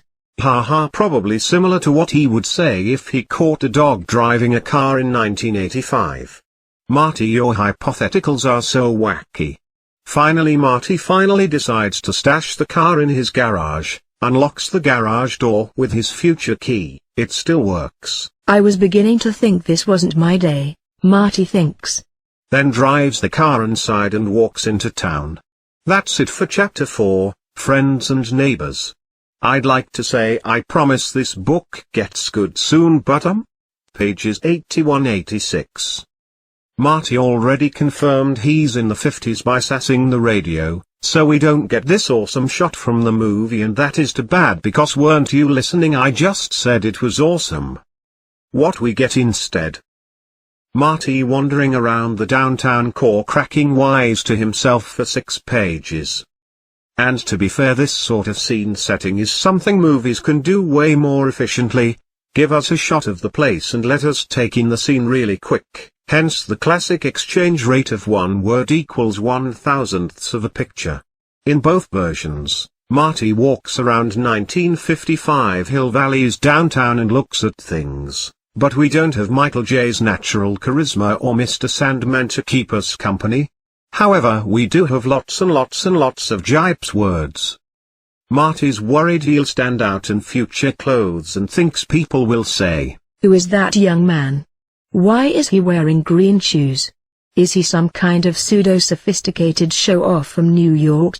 Which is awesome both for the NYC show-offs, but also for the green shoes thing. In early drafts of the script, Marty's distinctive red puffy vest was green shoes instead.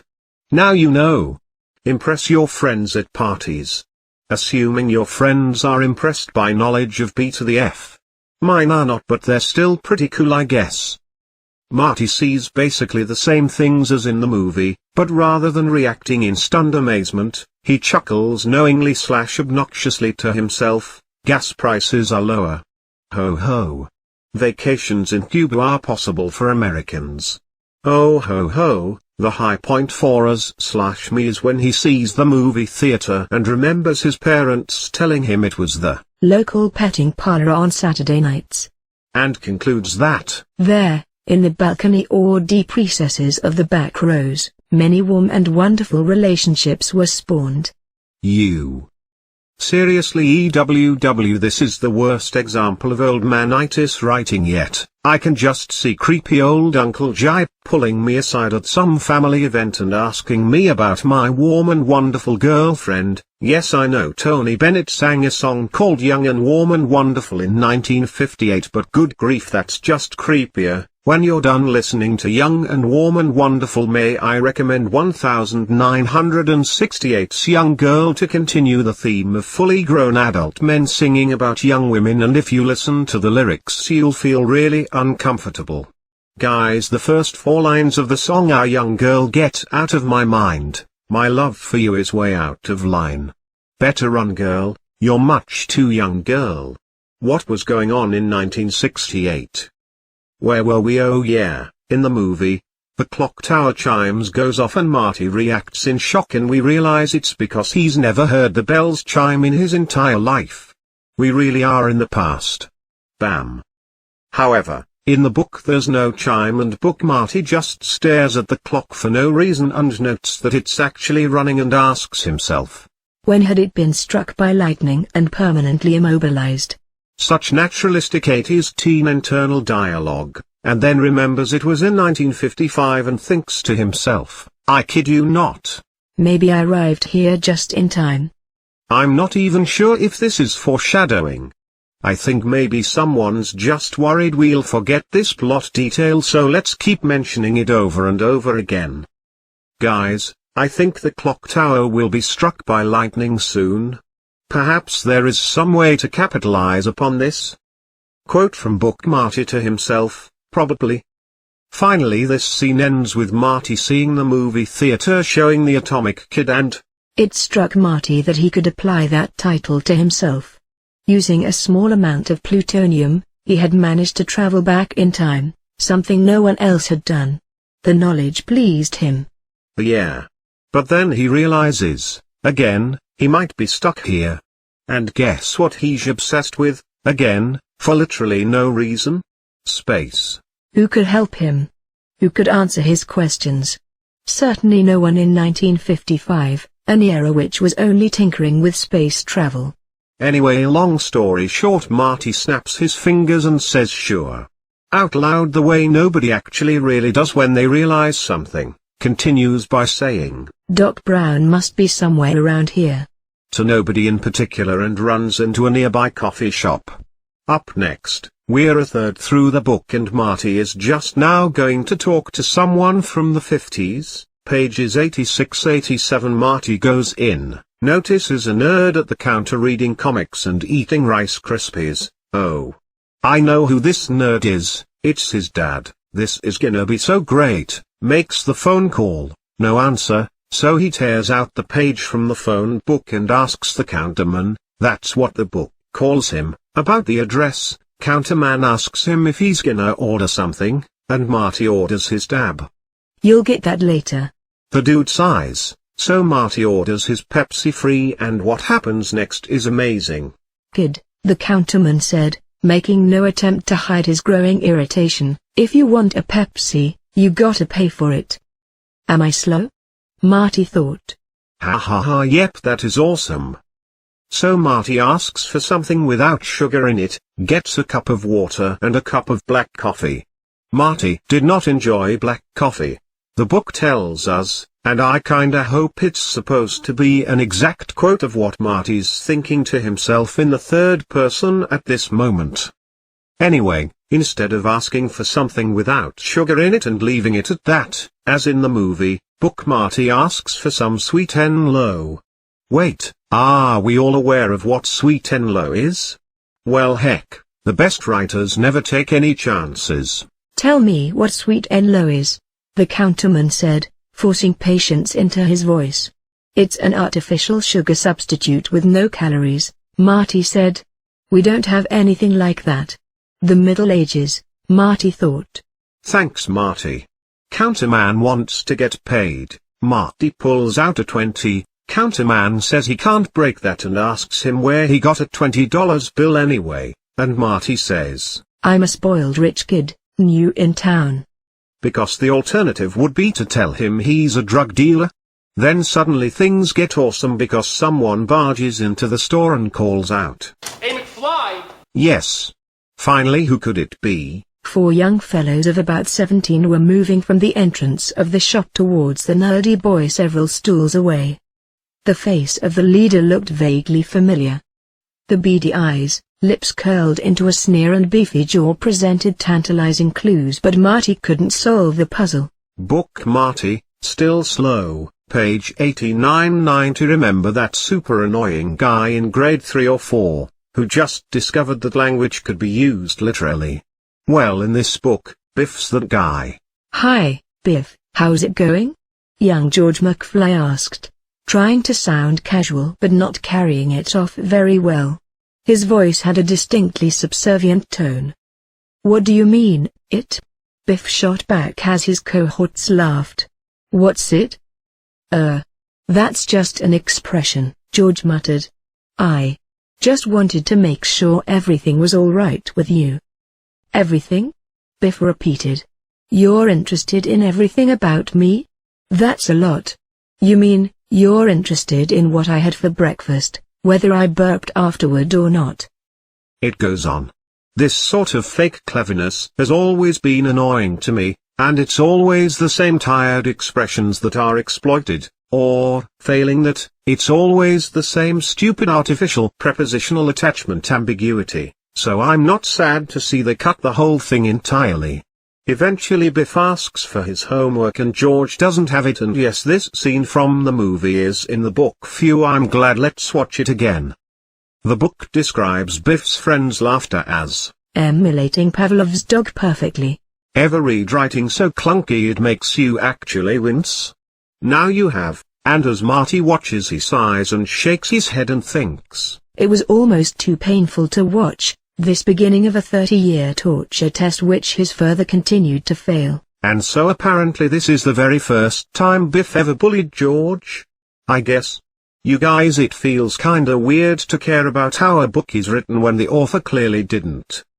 Anyway, get ready for mood whiplash because at this point Biff notices Marty and says, What are you looking at, butthead? And yes, it's so good.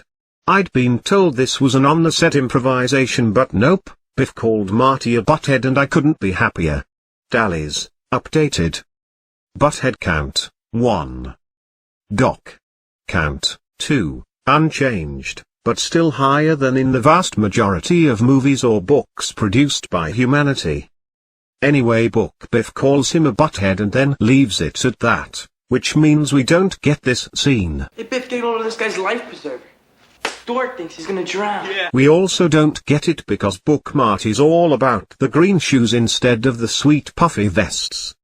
I like this in the movie because George joins in with the laughter in this quiet, sad, desperate way, and it's a great moment that helps describe the character to us really quickly. Instead we jump right to where George promises to run the homework over first thing tomorrow morning and Biff does their Oh, McFly, your shoes untied! thing, only it continues afterwards with this frankly baffling passage. Fell for it again, didn't you, McFly? Biff laughed. Boy, if anyone wanted to cold cock you, they wouldn't have any trouble. I guess not, George murmured. Okay. So to help out our mutual confusion/unfamiliarity with old man slang, I looked up cold cock on Urban Dictionary and it can mean one of two things. To beat up a male, and totally knock him out. The act of building a giant snow penis in the front of a home unbeknownst to the homeowner. This act can be done to the homes of friends, enemies, or strangers alike. Nothing says hello neighbor like a frigid man dick saluting strong in the front of one's dwelling. I don't think there's anything else I could possibly add here. Page 91. What a great scene. And then George said, Yeah, who are you? and then Goldie Wilson jumps in and tells George not to let those boys push him around. Surprise. Book Marty messes it up. George and Marty watched Biff go. I can't believe it, Marty said finally. You're a young George McFly. And George is all, Of course I'm young. and then book Marty decides to show off. For some reason. and then the whole page is wasted with Book Marty showing off the things he knows, and it had better be for his own personal amusement because it's most def not for ours. Your birthday's August 18th and your mother's name is Sylvia, right? George shook his head, not because the information was wrong but because he was amazed.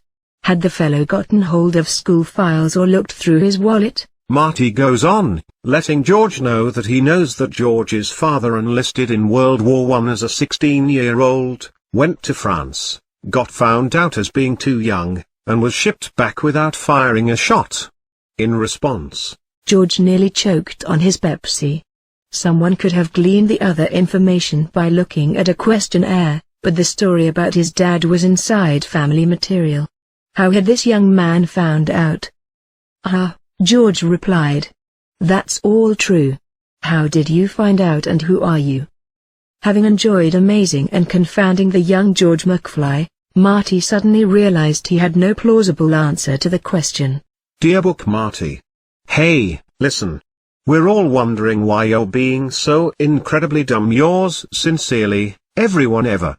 Page 92 to 96. So Goldie Wilson tells George to stand up for himself and that Goldie is going to make something of himself one day.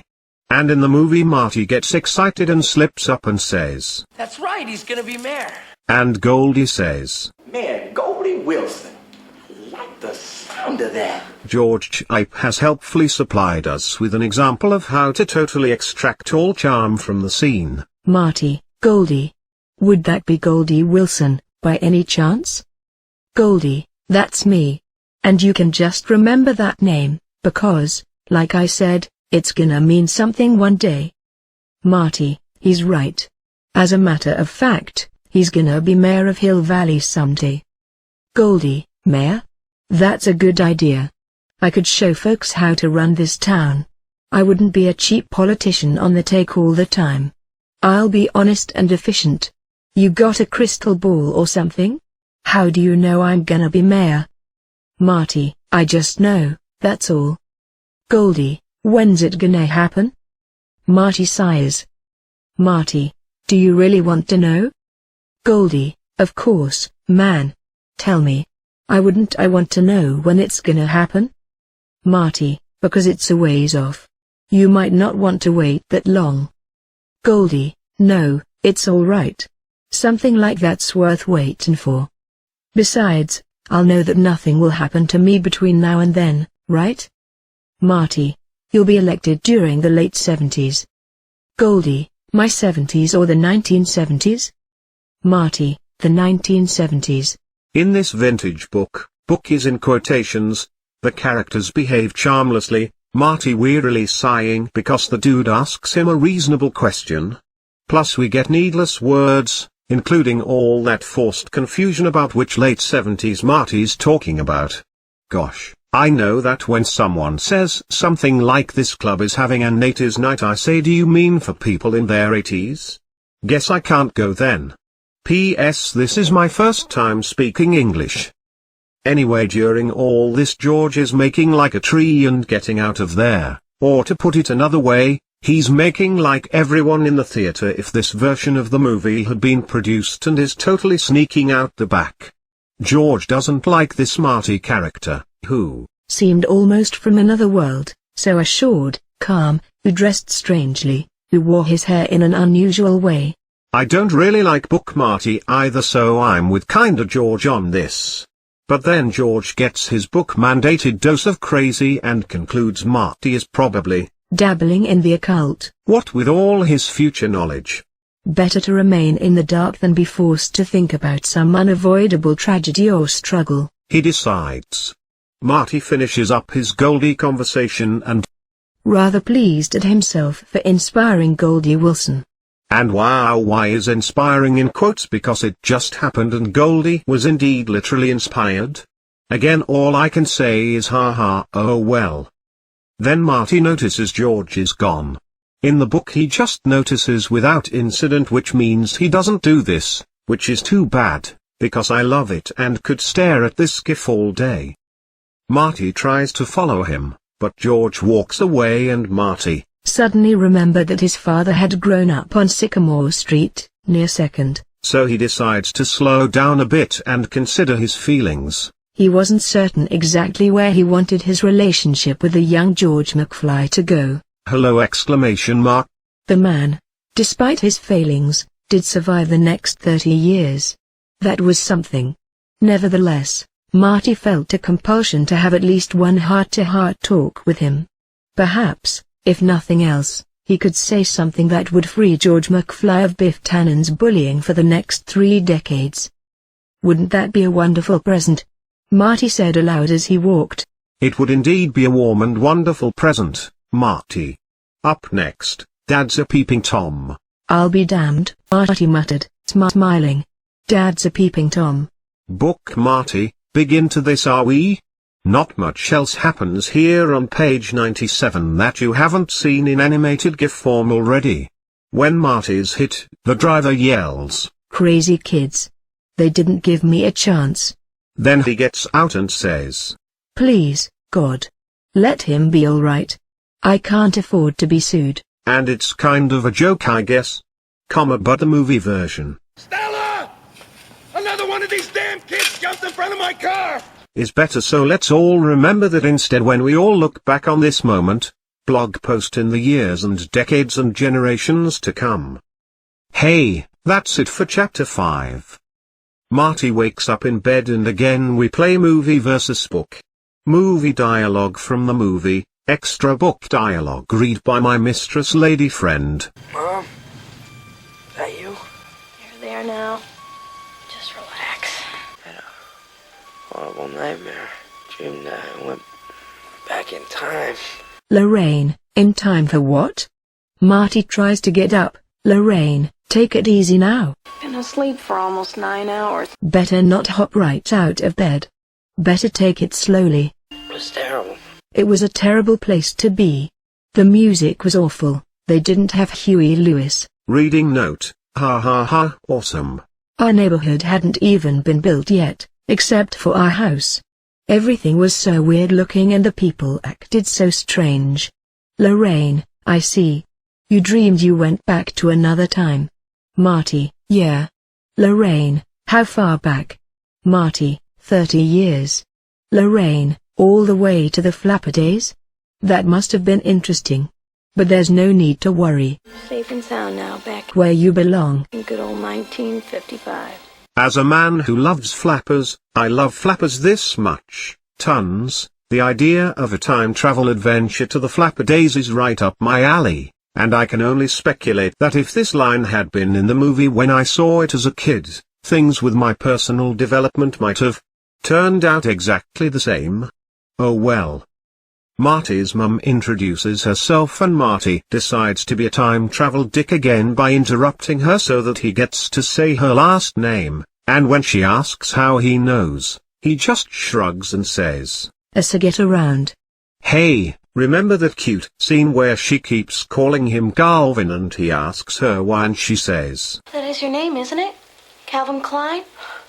It's written all over your underwear. that's in the book. And then remember how Marty rolls with it and says, No, actually, people call me Marty. and she says, Pleased to meet you, Calvin. Marty. Klein. and how Marty's bad names like Calvin Klein and Clint Eastwood are a running gag that continues throughout the sequels. Forget it. Oh, Marty replied. That isn't my name. Calvin Klein is the name of the underwear manufacturer. Thud. Anyway, we don't get the loaded line where Marty asks where his pants are and Lorraine says, Over there, on my hope chest. but we do get the bit where Lorraine rubs her hand through Marty's hair under the pretense of touching his bruise, and Marty scoots back until he falls on the floor and makes a big crash that alerts the rest of the house that he's awake. Only instead of Lorraine freaking out that her parents heard and telling Marty to put his pants back on and sneaking out of the room so her parents don't catch her, Lorraine just giggles naughtily. Why hello yourself, Lorraine. Page 103 to 105. So Marty and Lorraine go down to dinner, but since Marty's not wearing his puffy jacket, Lorraine's parents can't ask him how long he's been in port. So instead they look at his green shoes and ask him how long he's been in the circus. Because he's a sideshow. Because green shoes? But we do get some sweet payoff because we're like halfway through the book and Gipe has finally described what Marty's wearing. All he's covered so far is his shoes, but it turns out he's not topless after all. Sorry everyone, but your Marty topless in the past PWP fanfics are now non-canon. Marty smiled and shrugged. The green shoes and shirt with US Patent Office facsimile probably did seem unusual to people of 1955. Rather than explain that these clothes were normal wearing apparel of the 80s, he said, I guess I just like strange clothes, Mom. Sorry. Don't apologize for who you are, man. In the movie he left his US Patent Office facsimile shirt in his closet, so I guess we all missed out. And while there's a chance this patent book Marty's wearing is from before 1955, there's also a good chance that Marty was running around literally advertising to everyone who merely glances at him how to create a novel invention ahead of its time, which is nice. I think that's kind of crazy/neat. It fits in more with the original ending though, where Marty makes it back to 1985 and the world is crazy advanced with flying cars everywhere and time travel is outlawed and it's crazy all the time. The scene proceeds much like in the movie, only when Marty sees young Uncle Jailbird Joey in his crib instead of thinking, Better get used to these bars, kid. he just thinks it and instead just says, He seems to enjoy being in there. The book notes he is being mildly sarcastic. But whatever, because baby Joey is described as salivating wildly, which I kind of love and I hope to one day earn that description for myself. Dinner is served, meatloaf again, and Marty realizes it's the exact same meal he ate in 1985. Oh ho meatloaf, that sure is a meal item that is an easy punchline.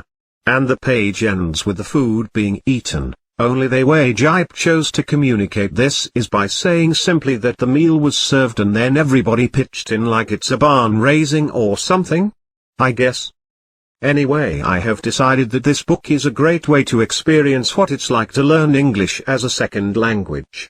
You think you're doing fine and understand what's going on, but then hey surprise, here's another crazy whack saying whose literal meaning is almost entirely divorced from what it's supposed to mean, and it makes you despair that even if you should live 1,000 years you'll never fully understand something as crazy and inconsistent and full of verbal irregularities as the English language. Wait, no, George Gipe's writing. They eat and Lorraine's mom Stella starts yelling instructions at everyone. This sounds awful. Why is she screaming? I want to help. And she yells that Sally, she's the other daughter, she only appears in this scene, it's okay to forget her as of now, looks like somebody who just got off the pickle boat.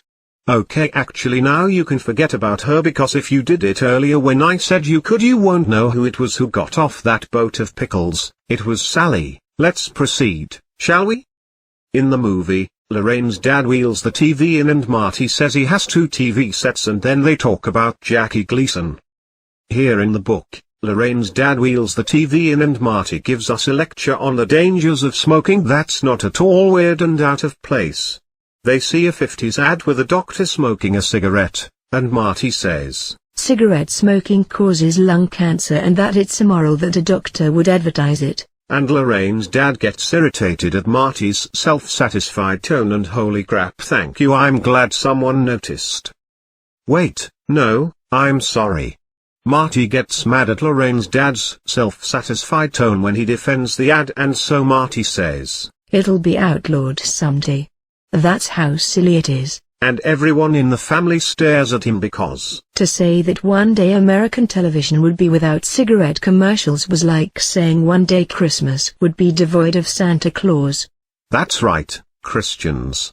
You've been so focused on keeping the Christ in Christmas that you've forgotten to keep the Santa in Santa Claus presents, Christmas. You messed up. Anyway. Commercial ends and Marty says he has 2 TVs and then thinks, wait. That was not too smart a thing to say to a 1955 family. And this is the 3rd time in just about as many write-ups where Marty has realized that he's stupid and that he's being stupid. I've now decided that Gipe had this totally flawed early BTTF script to work with and he sorta hated it, and so he wrote the main character as thinking gosh but I say stupid things to himself every single chance he gets, and since it's thinking and not saying, it doesn't disagree with the script. Boy but it would have been awkward for Gipe if anyone had noticed these asides before the book went to print, but luckily nobody ever bothered to read it even once. Phew. Marty, you look so familiar to me. Do I know your mother? Yeah, I think maybe you do. It's in the book. Nice. And Lorraine's mom wants to call them, like in the movie, and Marty says they're not home and that she wouldn't miss him anyway, and he could stay out for the next 13 years and she wouldn't miss him. Because he's born in 1968 and now you know. Then Marty does that JFK Road thing which is cute. Do you know where Riverside Drive is? It's the other end of town, a block past Maple, east end of town. Block past Maple, that's John F. Kennedy Drive. Who the hell is John F. Kennedy? And Lorraine wants him to sleep over in his room and Marty makes his exit. See y'all later. Much later. And Lorraine's dad has that. He's an idiot. Parents are probably idiots too. Line and did in case you didn't get it he continues with. Maybe even his grandparents. Because irony. Sam then threatens to disown the entire family if any of them should have an idiot kid like Marty and holy crap we're all about to learn something from what Sam does next in this book. Are you ready? Having restored his suzerainty in the household, Sam loaded his fork with a huge mouthful of instant potatoes and returned his attention to Jackie Gleason. Guys, I looked it up and it's a real word. I thought Gipe just pounded his typewriter for a second or so and thought it looked plausible, but nope.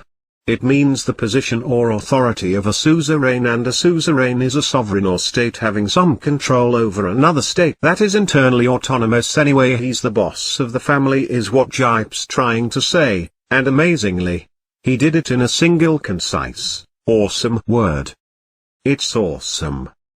I was seriously not expecting to learn awesome new words from this book, you guys, so I take back some of the things I said about Gipe. Let's go back in time and retcon one instance of me complaining about old manitis into me now giving up props for old manritis, am I right? Chapter 7 begins with Doc Brown at home, wearing his latest invention and trying to guess what card he's put on the table in front of him. It's his brainwave analyzer, remember? It's this thing. And, spoiler alert, when Marty shows up he tries to read his mind just like in the movie. But before that happens, he's hanging out by himself, wearing his invention, and what he's doing with cards literally makes no sense. His invention is for reading minds, and it's absolutely specified as doing this in this book, I checked. So why the hell is he testing it by picking cards at random, face down, and trying to figure out what card he has? That information isn't in his mind and mind reading is totally useless here.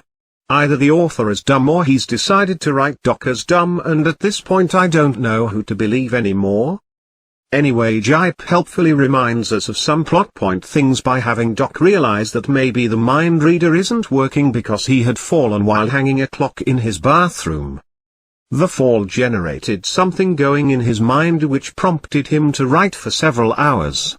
When he was finished and reread the notes, he was sure a breakthrough had been scored in the realm of time travel. These notes aren't the flux capacitor, remember? But rather sketches of the DeLorean, as a car. And also he apparently worked on them non-stop while also working on talking to dogs. I have been calling this version of Marty book Marty, but I may be forced to call this version of Doc Crappy Doc. This is the thing, he is a crappy doc. I'm barely sure how what Crappy Doc thought. The fall generated something going in his mind. He's grammatical, but whatever, Crappy Doc. You have a head wound. Marty knocks on the door and finally Doc and Marty meet. What does Doc do? Doc almost clapped his hands in sheer delight, for Marty was clad in a shirt that was illustrated with a blow-up of a patent office entry. How this appealed to the heart of a frustrated and neglected and a much maligned inventor can easily be imagined. Yes. You and I thought that patent shirt line was just a wasted sentence in a book swimming in them. But we was wrong. There is payoff, such as it is. Anyway, that sentence I bolded is a bit jarring, because it's switching the voice of the novel into a weird storytelling mode where he's straight up telling us what to imagine, like this is Gipe telling us this story around the campfire, and of course that voice hasn't shown up yet and I'm pretty sure we won't see it again. Enjoy it while it lasts, okay? Like in the movie, Doc tries to read Marty's mind and fails. But here he starts by guessing Marty's name. Peter Danforth, Evan Wentworth, Jr., Melvin Petruzzi. All those are Facebook links to real people with those names. None of them know they are named after characters in this scrappy book. SHH, nobody tell them it's too mean, before moving on to why he's here. You want me to buy a subscription to the Saturday Evening Post? Then Doc fairly screams the words. Peanut brittle. That's it.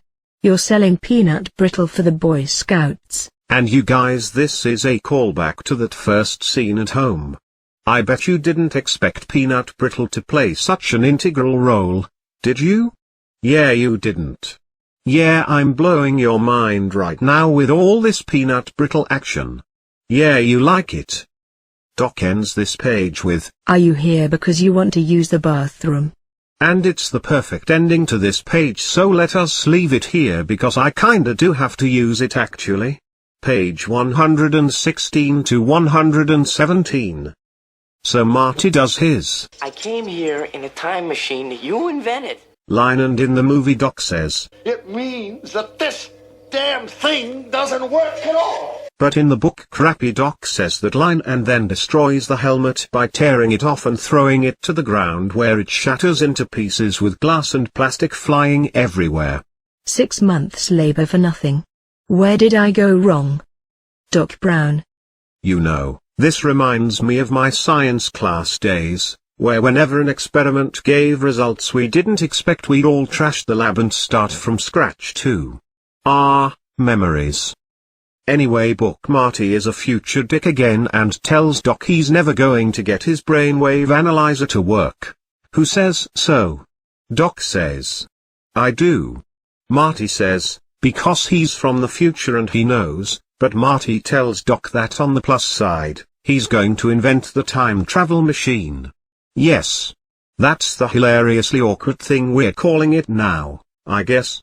All of a sudden? Doc, are you telling me you built the time travel machine out of a DeLorean? This book, all of a sudden. Marty then tries to convince him he's from the future and goes all out. He pulls out his driver's license, library card, a new piece of money, and his family picture. Look at this $20 bill. He says, and yeah, that's what's there in the book, dollar, D-O-L-L-O-R. So, not only was this book not edited, it wasn't even proofread. But I can see why, proofreading can cost upwards of $20. Doc shrugs and says that the photograph is pretty fake because they cut his brother's head off, and Marty thrusts the picture back in his wallet without looking at it. Page 118. In the movie, a suspicious Doc asks who the president is in 1985 and then scoffs at the answer. Ronald Reagan, the actor? Then who's vice president? Jerry Lewis? I suppose Jane Wyman is a first lady. Whoa, wait, Doc! And Jack Benny is secretary of the treasury. Jane, I'm afraid we'll have to catch up later, because in the book we've got tons of words to get through before we get to that point in the story. Because someone involved in writing this book is way big into sports. Remember how the first thing Marty did when he went back in time was listen to sports radio and crack sports jokes? Well, here comes a sports history lesson. Doc, all right, future boy. Let me give you a little test. Who's going to win the 1956 World Series? Aside, how is this a test? Doc doesn't know the answer. We are in 1955, so again this test proves nothing. This is not science, this is bad writing that makes me angry and confused/sad. Marty, I don't know. That was almost 30 years ago. Doc, no, It's 1 year in the future. And here Doc realizes that from Marty's perspective it'd be in the past. Crappy Doc is a bit slow too, I guess. He continues, and we get to learn which baseball teams our heroes like, so start reformatting some neurons because you'll want to remember these fun facts. Doc, all right. I'm a Brooklyn fan. How many pennants and World Series do they win during the 1960s and 1970s? Marty, I don't think they win any. Brooklyn's not even in the league. Doc, no bums? Real-life question, why would any league move or rename a team called the Brooklyn Bums? Because that is amazing. Marty, the Miracle Mets won an exciting World Series in 1969. But I'm a San Diego Padres fan. I like the Chargers too. Then they talk about football and name teams and blah blah blah, and oh my god, if you want to show the differences between two time periods, there's so many better things you could land on than names of sports teams. For one, something other than sports wouldn't alienate the non-trivial percentage of your audience who don't know or care what teams were named in history times. Talk about stuff you can expect your audience to know. Like, oh, I don't know who the president is. Wait, hold on a second, Doc's saying something. Who's gonna be president of the United States in 1985? Doc finally asks. Cliffhanger ending. Come back tomorrow to find out who it is. No checking Wikipedia or your memory because that is called cheating. Page 119 to 120. Answer time, yeah, it's Ronald Reagan. He's the president guy. Marty reveals this information while nodding somewhat ruefully, and Doc calls the whole thing insane and picks up his now intact brainwave analyzer, which is also insane. He smashed it into smithereens just 3 pages ago, but haha, continuity across 3 pages? Why not ask for the moon while you're at it, and tries to leave the room. Marty does his weight. You were hanging a clock and hit your head just this morning thing, except now he says after the fall. You had a sort of vision about the flux capacitor, which is the heart of the time machine. Remember when I was mad because how crappy it was that the book earlier described Doc's vision as of being the entire DeLorean? Well, I guess Gipe had the same realization part way through writing the book, and so he changed it, but of course this book was written in 1984. Well before the invention of the backspace key, alas. Doc is skeptical when Marty says, how else could I know about that unless I'm from the future? And Doc is all, you could be a mind reader. And Marty is all, yes, but I'm not. I'm just an ordinary guy you happen to confide in. And I kinda love that both the characters admit that mind reading is a valid possibility here. I would love to see police procedurals where the action stops when both the suspect and the interrogator admit that. This would be simpler if they were mind readers, but they're not, they're just a couple of ordinary guys, so that's not an option right now, and let's proceed. Doc is intrigued and asks where the time machine is. Marty says he stashed it because it's so flashy looking, I couldn't drive it around the streets without getting a lot of attention. Maybe the cops would even arrest me. And Doc suddenly decides he's had enough of book Marty's cop-based hypotheticals and says, good night, future boy! And closes the door in his face. Okay. So this is the point in the movie where Marty says, you were standing on your toilet and you were hanging a clock and you fell and you hit your head on the sink, and that's when you came up with the idea for the flux capacitor, which is what makes time travel possible. And then Doc decides to let him in because how does he know that? But book Marty already dropped that bomb earlier in the conversation, where it failed to convince Doc. So the timeline has shifted, and we're about to find out what happens in a world where Marty is fresh out of ways to convince Doc. Let's read on, shall we? Well, first, Marty stands silently in front of the door. For nearly a minute.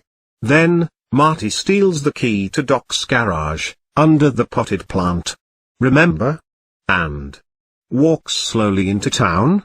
And eats a burger and drinks some Pepsi. And watches the hands on the courthouse tower clock slowly move towards 4 o'clock. And gets bored. and decides to take in a movie. Hold on to your seats, because this action-packed scene continues. Page 121. So Marty decides to go see that movie that he saw advertised earlier, The Atomic Kid. He cheerfully pays his 50 cents. That's what it says. And the movie is pretty lame. That's what it says, and Marty wishes there were TV commercials as a way of relieving the tedium. We get a short, irrelevant plot summary. A prospector becomes immune to atomic radiation and tracks down communist spies. Which is too bad because IMBD's summary is way better. A uranium prospector is eating a peanut butter sandwich in the desert where atom bomb tests are being done. He becomes radioactive, and helps the FBI break up an enemy spy ring. And anyway, when the movie's over, Marty notices that it's dark outside. So he walks to his new house where he left the car earlier. And then he gets into the DeLorean. And thus Marty's slow-paced plan is revealed. He's gonna show Doc the car and all his 80s stuff to convince him. Finally, this plot is shifting into high gear. But first, Marty decides to have a nap. Not making this up.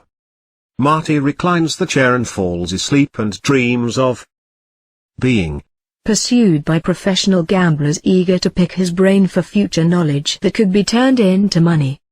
Police and government officials wanted to silence him in order to prevent panic.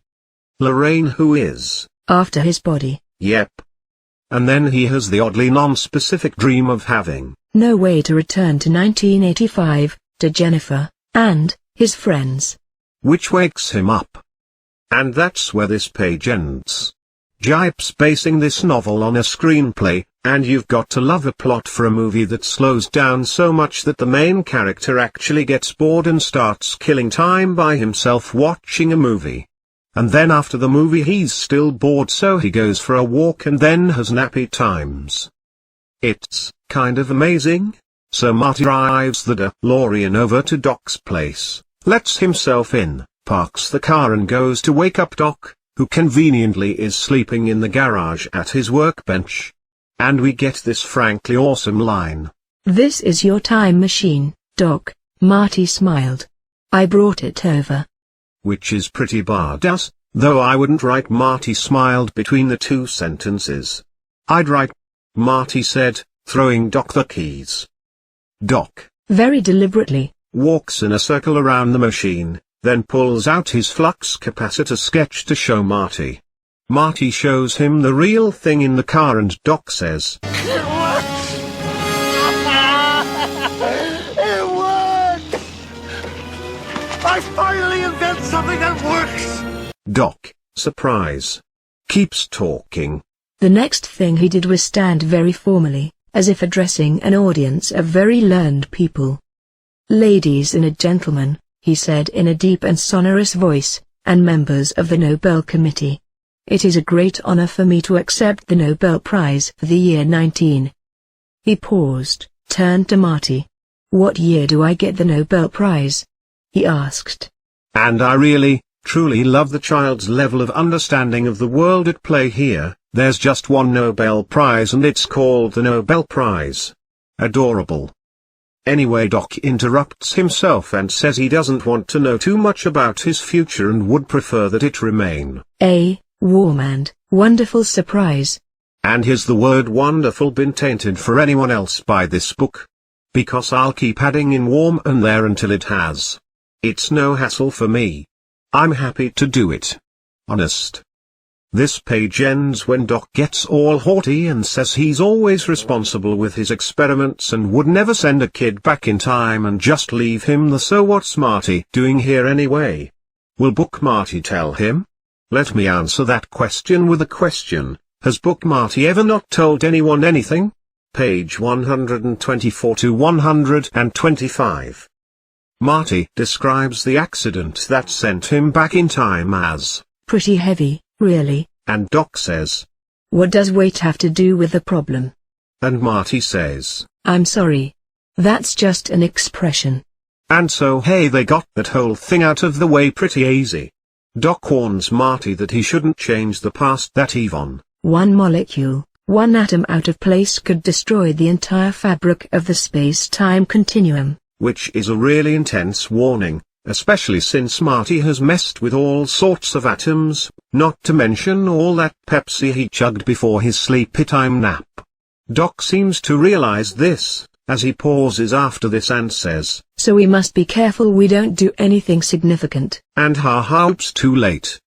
Anyway, an hour goes by and Doc figures out how the DeLorean works and opens up the suitcase future him packed and begins examining what's inside.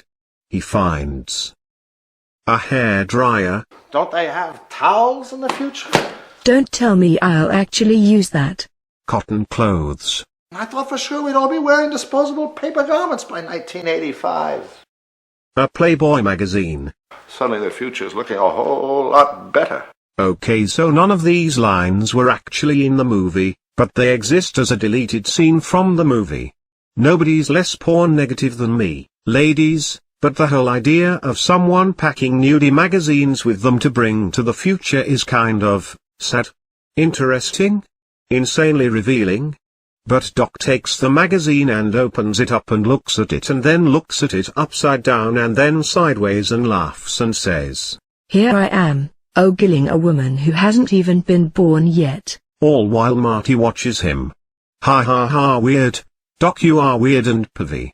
In case you were wondering, October 1985's issue of Playboy looked like this. And because it is the future, you can buy this very issue of used pornography on Amazon. You can choose between condition, issue has small stain bottom front cover, the jokes, they write themselves, and condition, used/good may have mild reading wear, may have some notes, highlighting, or underlining, and who among us has not enhanced our pornography with a highlighter, judge not lest ye be judged. And guys, may I just say the fact that John DeLorean is on the cover is blowing my mind. Pages 126 to 129. Marty says that if Doc thinks the naked lady blows his mind, wait till he sees this. And then shows him the video of him from the future, you know, the one that ends with his own murder, sex and death, baby. We rerun through the same awful scene that ruins the flux capacitor, and Doc says, "What did that old guy just say? Let me see that again." And then he says, "Holy cow. Jumping Jehovah." And races from the garage shouting, 1.21 gigawatts. And what does Marty shout after him? "Doc." He shouts, "Doc, count 3. "Hey, Doc. What is it?" Doc, count 4. Yes. And he catches up with Doc in his living room where he's painting.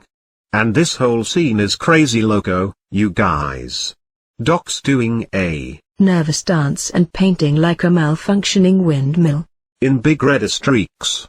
Marty wonders if Doc's gone crazy and then admits to himself that the fact was he didn't really comprehend who or where he was. What?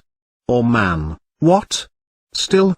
Was the real Marty McFly standing here at this point in time, or was this just a clone, as it were, thrown off from his later self? Note, Gipe, congratulations on your first semicolon news.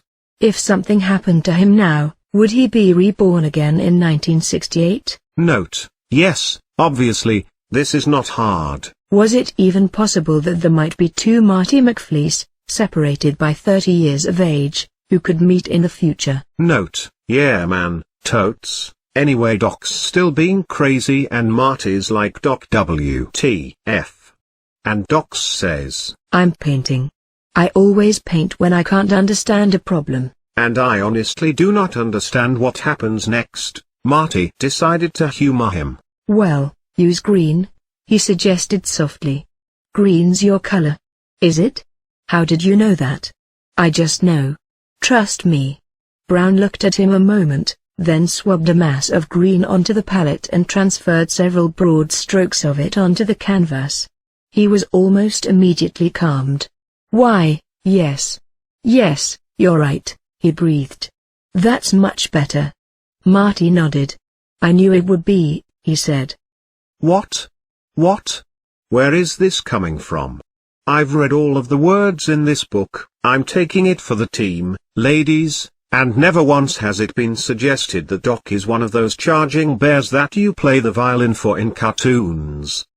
At my most charitable, maybe this is meant to suggest that Marty and Doc know each other so well that they are true brothers, and like all true brothers, they know how to set up nice quiet moments of contemplation for each other. In any case, Doc tells Marty that 1.21 gigawatts is too much power and that Marty is stuck here. And the chapter ends. And you can imagine the book ends, if you want to imagine kind of a downer ending with a weird green paint focus. Chill, bro.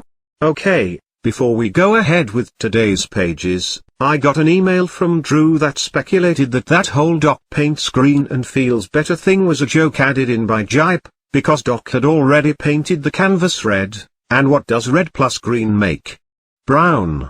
Like Doc Brown. Ha ha ha, oh my god. You guys, I'm torn between we are staring too deeply into the abyss and finding patterns that aren't there, and oh god what if this is true and the book has become so crappy that my brain is now rejecting it and insisting that there's got to be some unknowable yet non-crappy explanation for everything within? Bottom line, the abyss stares also, I guess. I will say this now. If there's a future scene where Doc sees a fly land on McDonald's burger and nudges Marty McFly and says remind you of anyone? Then I am abandoning this blog. So, back to the story. Marty doesn't want to be trapped in 1955, but Doc red and green combined subtractively says to look on the bright side. He could have been sent back to 1. The Dark Ages. When you'd have to spend half your time dodging barbarians. 2. During the Black Plague. 3. The early 19th century. When there were no anesthetics, no television, movies. But instead he's here, where we've got 3D movies, high-fidelity music.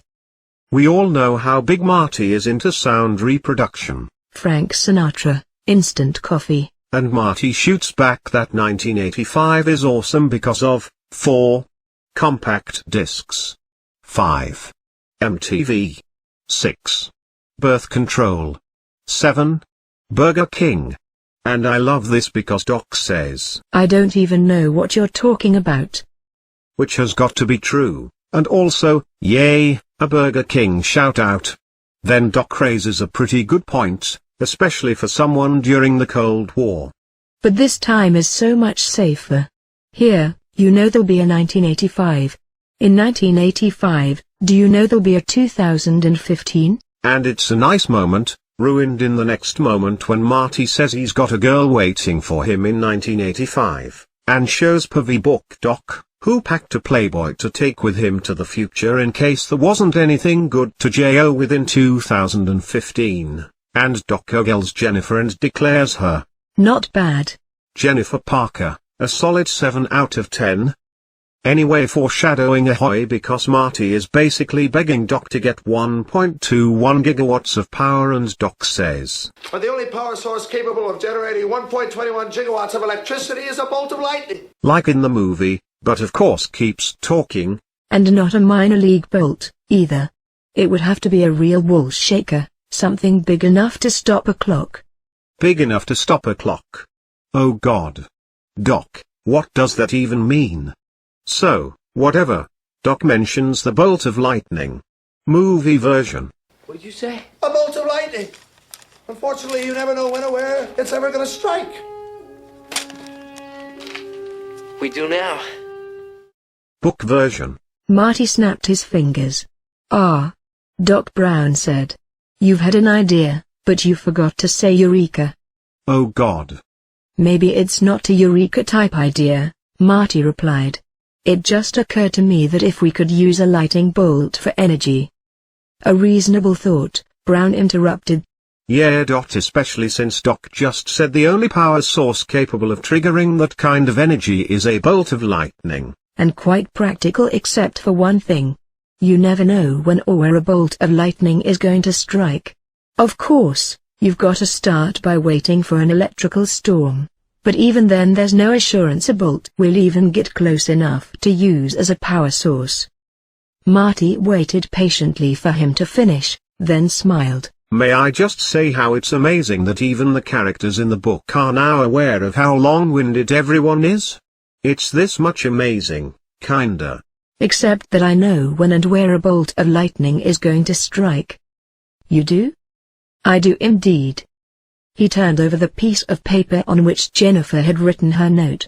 It was the flyer given to them by the lady for the 1985 Clock Tower Preservation Campaign. At the very top of the sheet was a replica of the 1955 newspaper headline which read, "Clock Tower Struck by Lightning. Clock Stopped at 10:04. Underneath was the date, Sunday, November 13th, 1955. Now it was Doc Brown's turn to snap his fingers. "Eureka?" Marty asked. "Eureka, yes," Doc Brown replied, nodding several times. "You're right. This is the answer. Since the newspaper came out on Sunday, it means the clock will be struck next Saturday night." It feels like I'm being mean to a sad puppy who has already had a pretty rough go of it lately to point this out, but there are literally fewer words in the movie version than there are complete sentences in the book version. I'm so sorry. Next Saturday night, we're sending you back to the future! With a bang. This calls for a toast. Doc says, busting out the title drop and some glasses. Marty is down for drinking, but they're toasting with water, and doesn't Doc know that if you toast someone with water they're doomed to a watery grave? Or maybe he does know? To me. To you. To Ben Franklin. And to your girlfriend for writing this note. I'll drink to all of that, Marty agreed. They drank silently. Yeah, Jennifer's really great, Marty smiled. I love Book Marty for being so awkward here.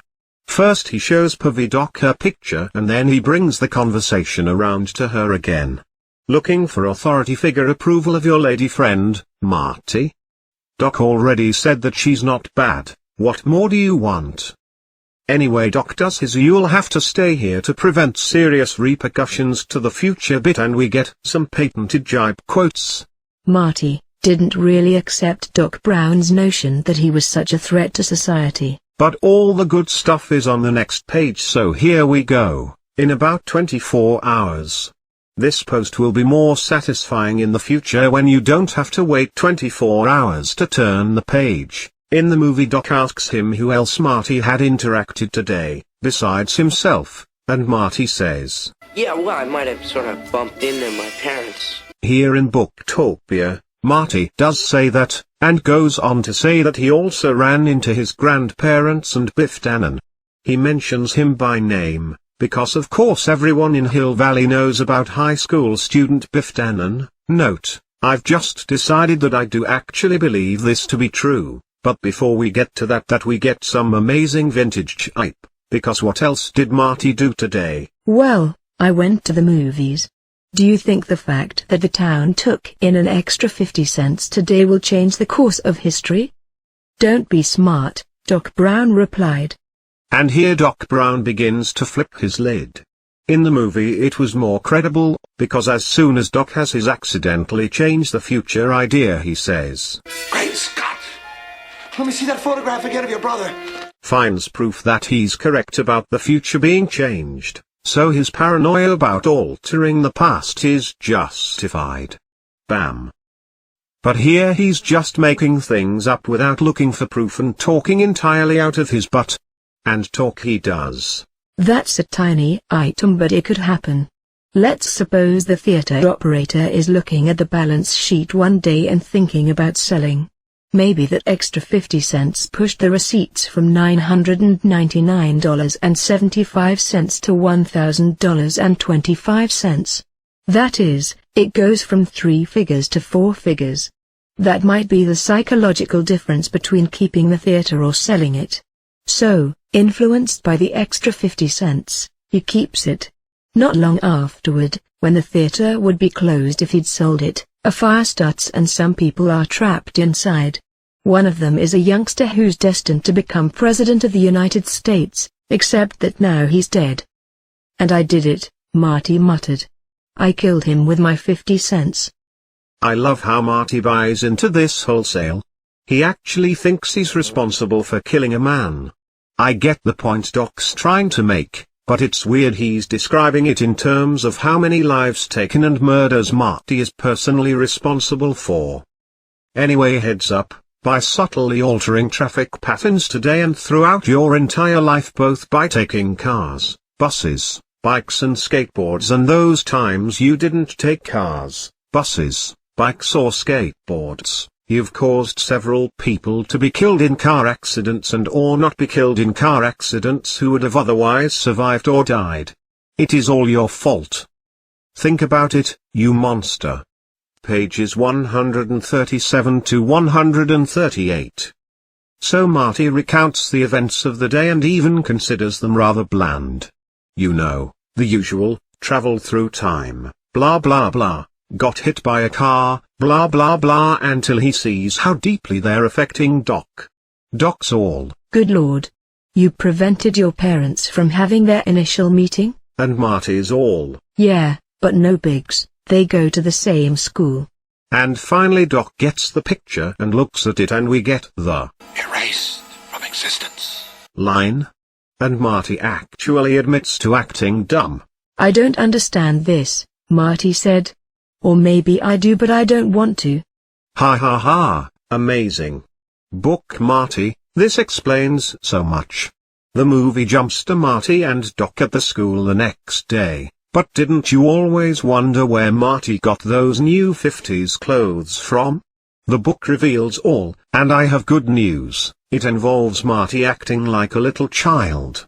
An hour later, Doc returned from the local Sears, Roebuck with a shopping bag filled with the complete outfit. And this just 2 pages after Marty was killing people by supporting local businesses that he wouldn't have otherwise supported.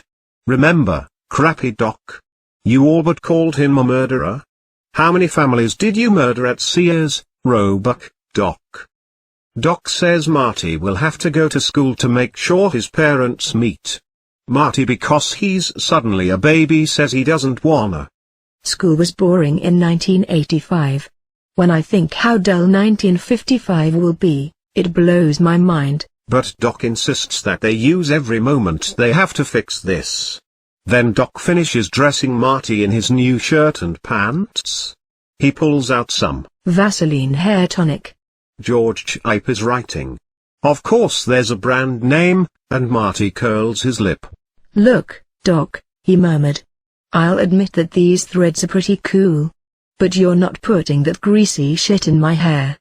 Doc tells him all the cool kids are doing it, and as that logic works on children, Marty agrees but worries that Vaseline in his hair will give him cancer, literally not making this up. Doc then combs his hair for him. Because Marty is 7. Marty then grabs the comb, allow me, he says, and combs his hair like hell. If I'm gonna go through with this, he explained, at least I'm gonna look like Elvis. Elvis? What's Elvis? Doc Brown asked. You'll find out. And again, future Dick Marty, and again, Doc being a crappy Doc and asking what's Elvis? And not who is Elvis? Despite the syntax of the sentence clearly indicating that a proper name is being used.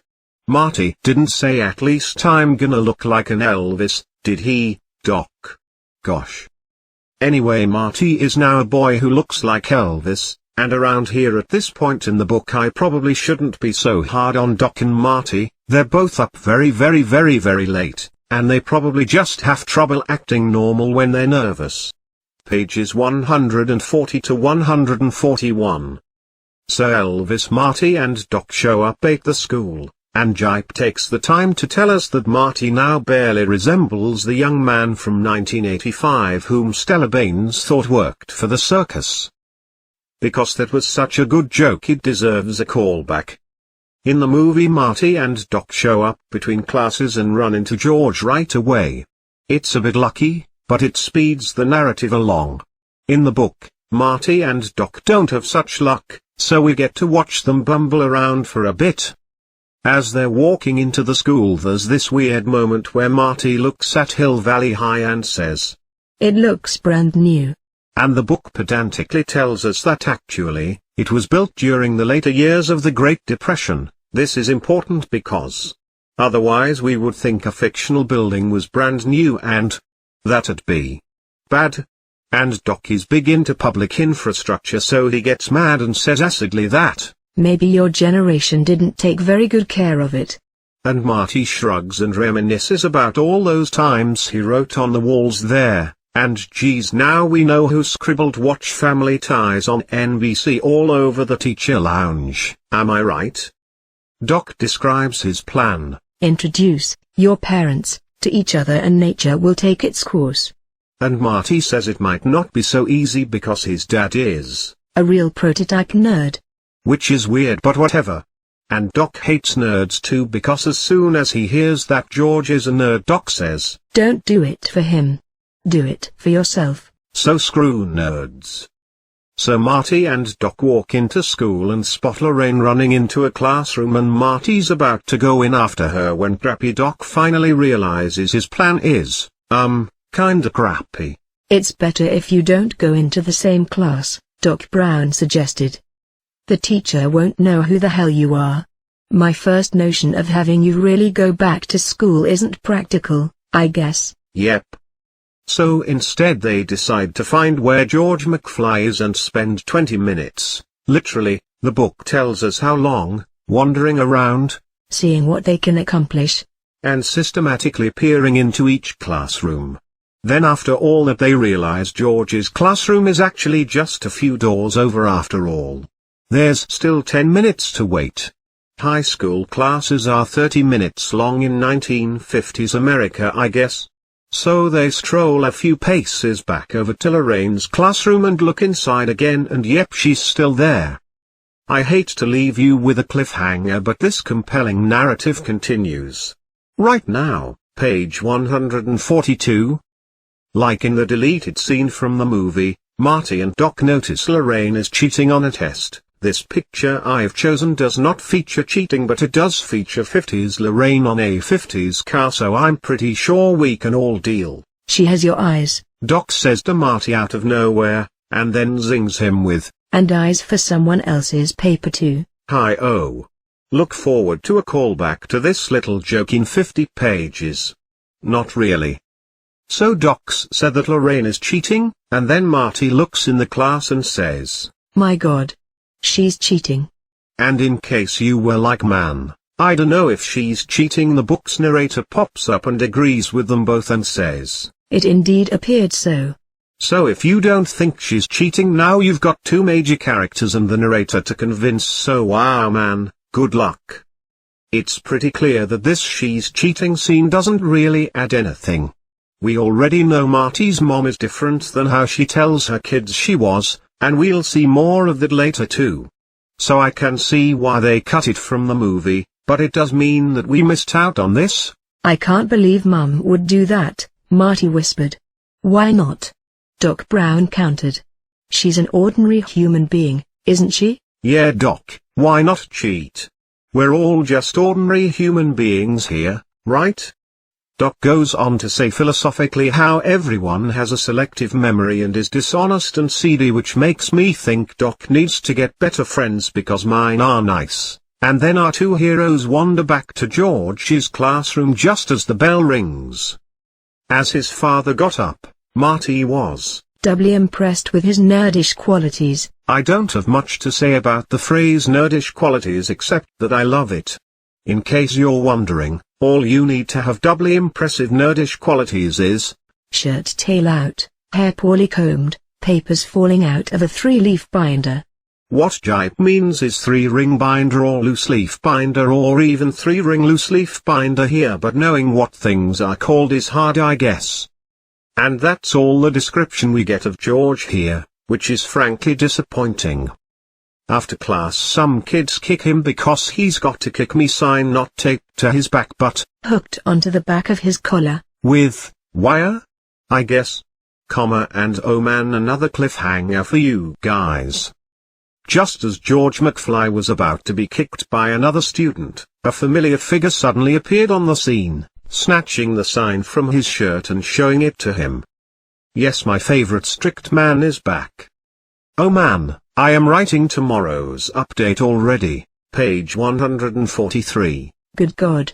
Marty gasped. It's Mr. Strickland. It was true. Hill Valley High's avenging angel, still wearing a bow tie, was there in the form of Gerald Strickland. Oh my God, yes. Now he is an avenging angel. I don't even know how that makes sense, but I don't care. Mr. Strickland avenges those who have been wronged by slackers. And he's an angel because damn girl, with lips like that you must have fallen from heaven. He looked younger, a bit tauter, but basically the same. Nice. Our taut avenging angel is back, baby. Back to the Future, that is. Because that is the book we are reading, that is. McFly. Shape up, man. Strickland shouted. George regarded him like a prisoner about to be sentenced. You're a slacker. Strickland charged. And one of the advantages of books over movies is that we get to imagine the action, and I choose to read charged in the bull running towards someone's sense, which means I get to imagine Mr. Strickland yelling "You're a slacker" as he rushes towards George McFly, students falling like so many bowling pins around him, and I invite you to join me because it's great. The rest of Strickland's dialogue is way crappy. Your head must be off on Mars or something, wake up and join the human race. But it doesn't matter because after that our taut avenging angel thrusts the kick me sign into George's hands and stalks down the corridor toward his office. Amazing. It's like George Gipe loves Mr. Strickland as much as I do, because that scene was awesome. Doc asks if George is really his father. Marty says yes. Doc says it looks like a match made in heaven. Which is pretty good because it foreshadows George is a match made in Spacebook, and Marty gets told to go make introductions between George and Lorraine, so off he goes to talk to George. You remember me, don't you? Saturday when you fell out the tree. I probably saved your life. Pages 144 to 145. I don't have a picture of this scene, but I do have this picture of Lorraine, so here we go with more Lorraine on a car. So Marty goes over to talk to George, and since he's a jerk he asks George if his binoculars were damaged in the fall, you know, when he was being a peeping Tom. George blushes and says no, and Marty's satisfied with his own jerkitude for now, so he's all okay. Look, I want you to meet someone. And drags George off to Lorraine. And then Lorraine takes a second to recognize Marty because his clothes have changed, but then nearly shouts, Galvin. I mean, Marty. Which is weird because here in Bookland she knows Calvin Klein is the name of the underwear manufacturer, but oh well, Gipe, whatever. And then old man-itis reaches a new level as Gipe begins speaking like a knight from history times. So delighted was she to see him, she dropped her books. Marty goes to pick them up and guess what? Doc is here. He's been following them around even though nobody mentioned it until now, not even the narrator. Because you know a book is good when characters magically appear in scenes. But I digress. Lorraine drops her books, and as Marty goes to pick up the books, Doc grabs him by the elbow and says, Let him do it, jerk. And wow. Things are definitely not rosy between Doc and Marty. I don't even get the impression they like each other. Marty freezes bent over and George freezes standing up, and Doc is there too for some reason, and eventually Marty picks up the books for Lorraine, whose eyes shone with gratitude and infatuation. Marty introduces George to her, and Lorraine bequeaths barely a flicker of recognition at her future husband. Yes. Gipe is bringing out his A-game here, what with flickers of recognition being bequeathed, and keep reading because it gets even better. Doc then tells Marty to tell Lorraine how great George is. Marty asks how, Doc says fake it. Again, nobody finds it weird that Marty and Doc are having this conversation out loud while standing right in front of everyone. And bringing about a meaningful introduction being the purpose of his visit, Marty sallied forth. Nice. Unusual sentence structure, and Gipe busting out sallied forth. Be still my beating heart. So Marty tells Lorraine that George is terrific and a good athlete, and George interrupts to say no, which is a nice character moment that wouldn't feel out of place in the movie. Marty says George has a great sense of humor. George again interrupts to say no, and guys, I really think this works. This is a joke in the book that works. I am actually kinda freaking out. Anyway, the plan doesn't work. Marty might as well have been speaking to Lorraine in Sanskrit or Choctaw. Her eyes never moved during the entire eulogy. Marty is eulogizing, which is awesome because eulogy does correctly mean a speech praising someone, but now in modern times, what with our computers and cell phones and whatnot, we basically only use it when someone has died. So is Old Man Itis actually paying off in the writing here? I think so. Lorraine responds. Marty, she said, her voice dripping with sincerity. I was so worried about you running off like that the other night with that bruise on your head. Lorraine, her voice dripping.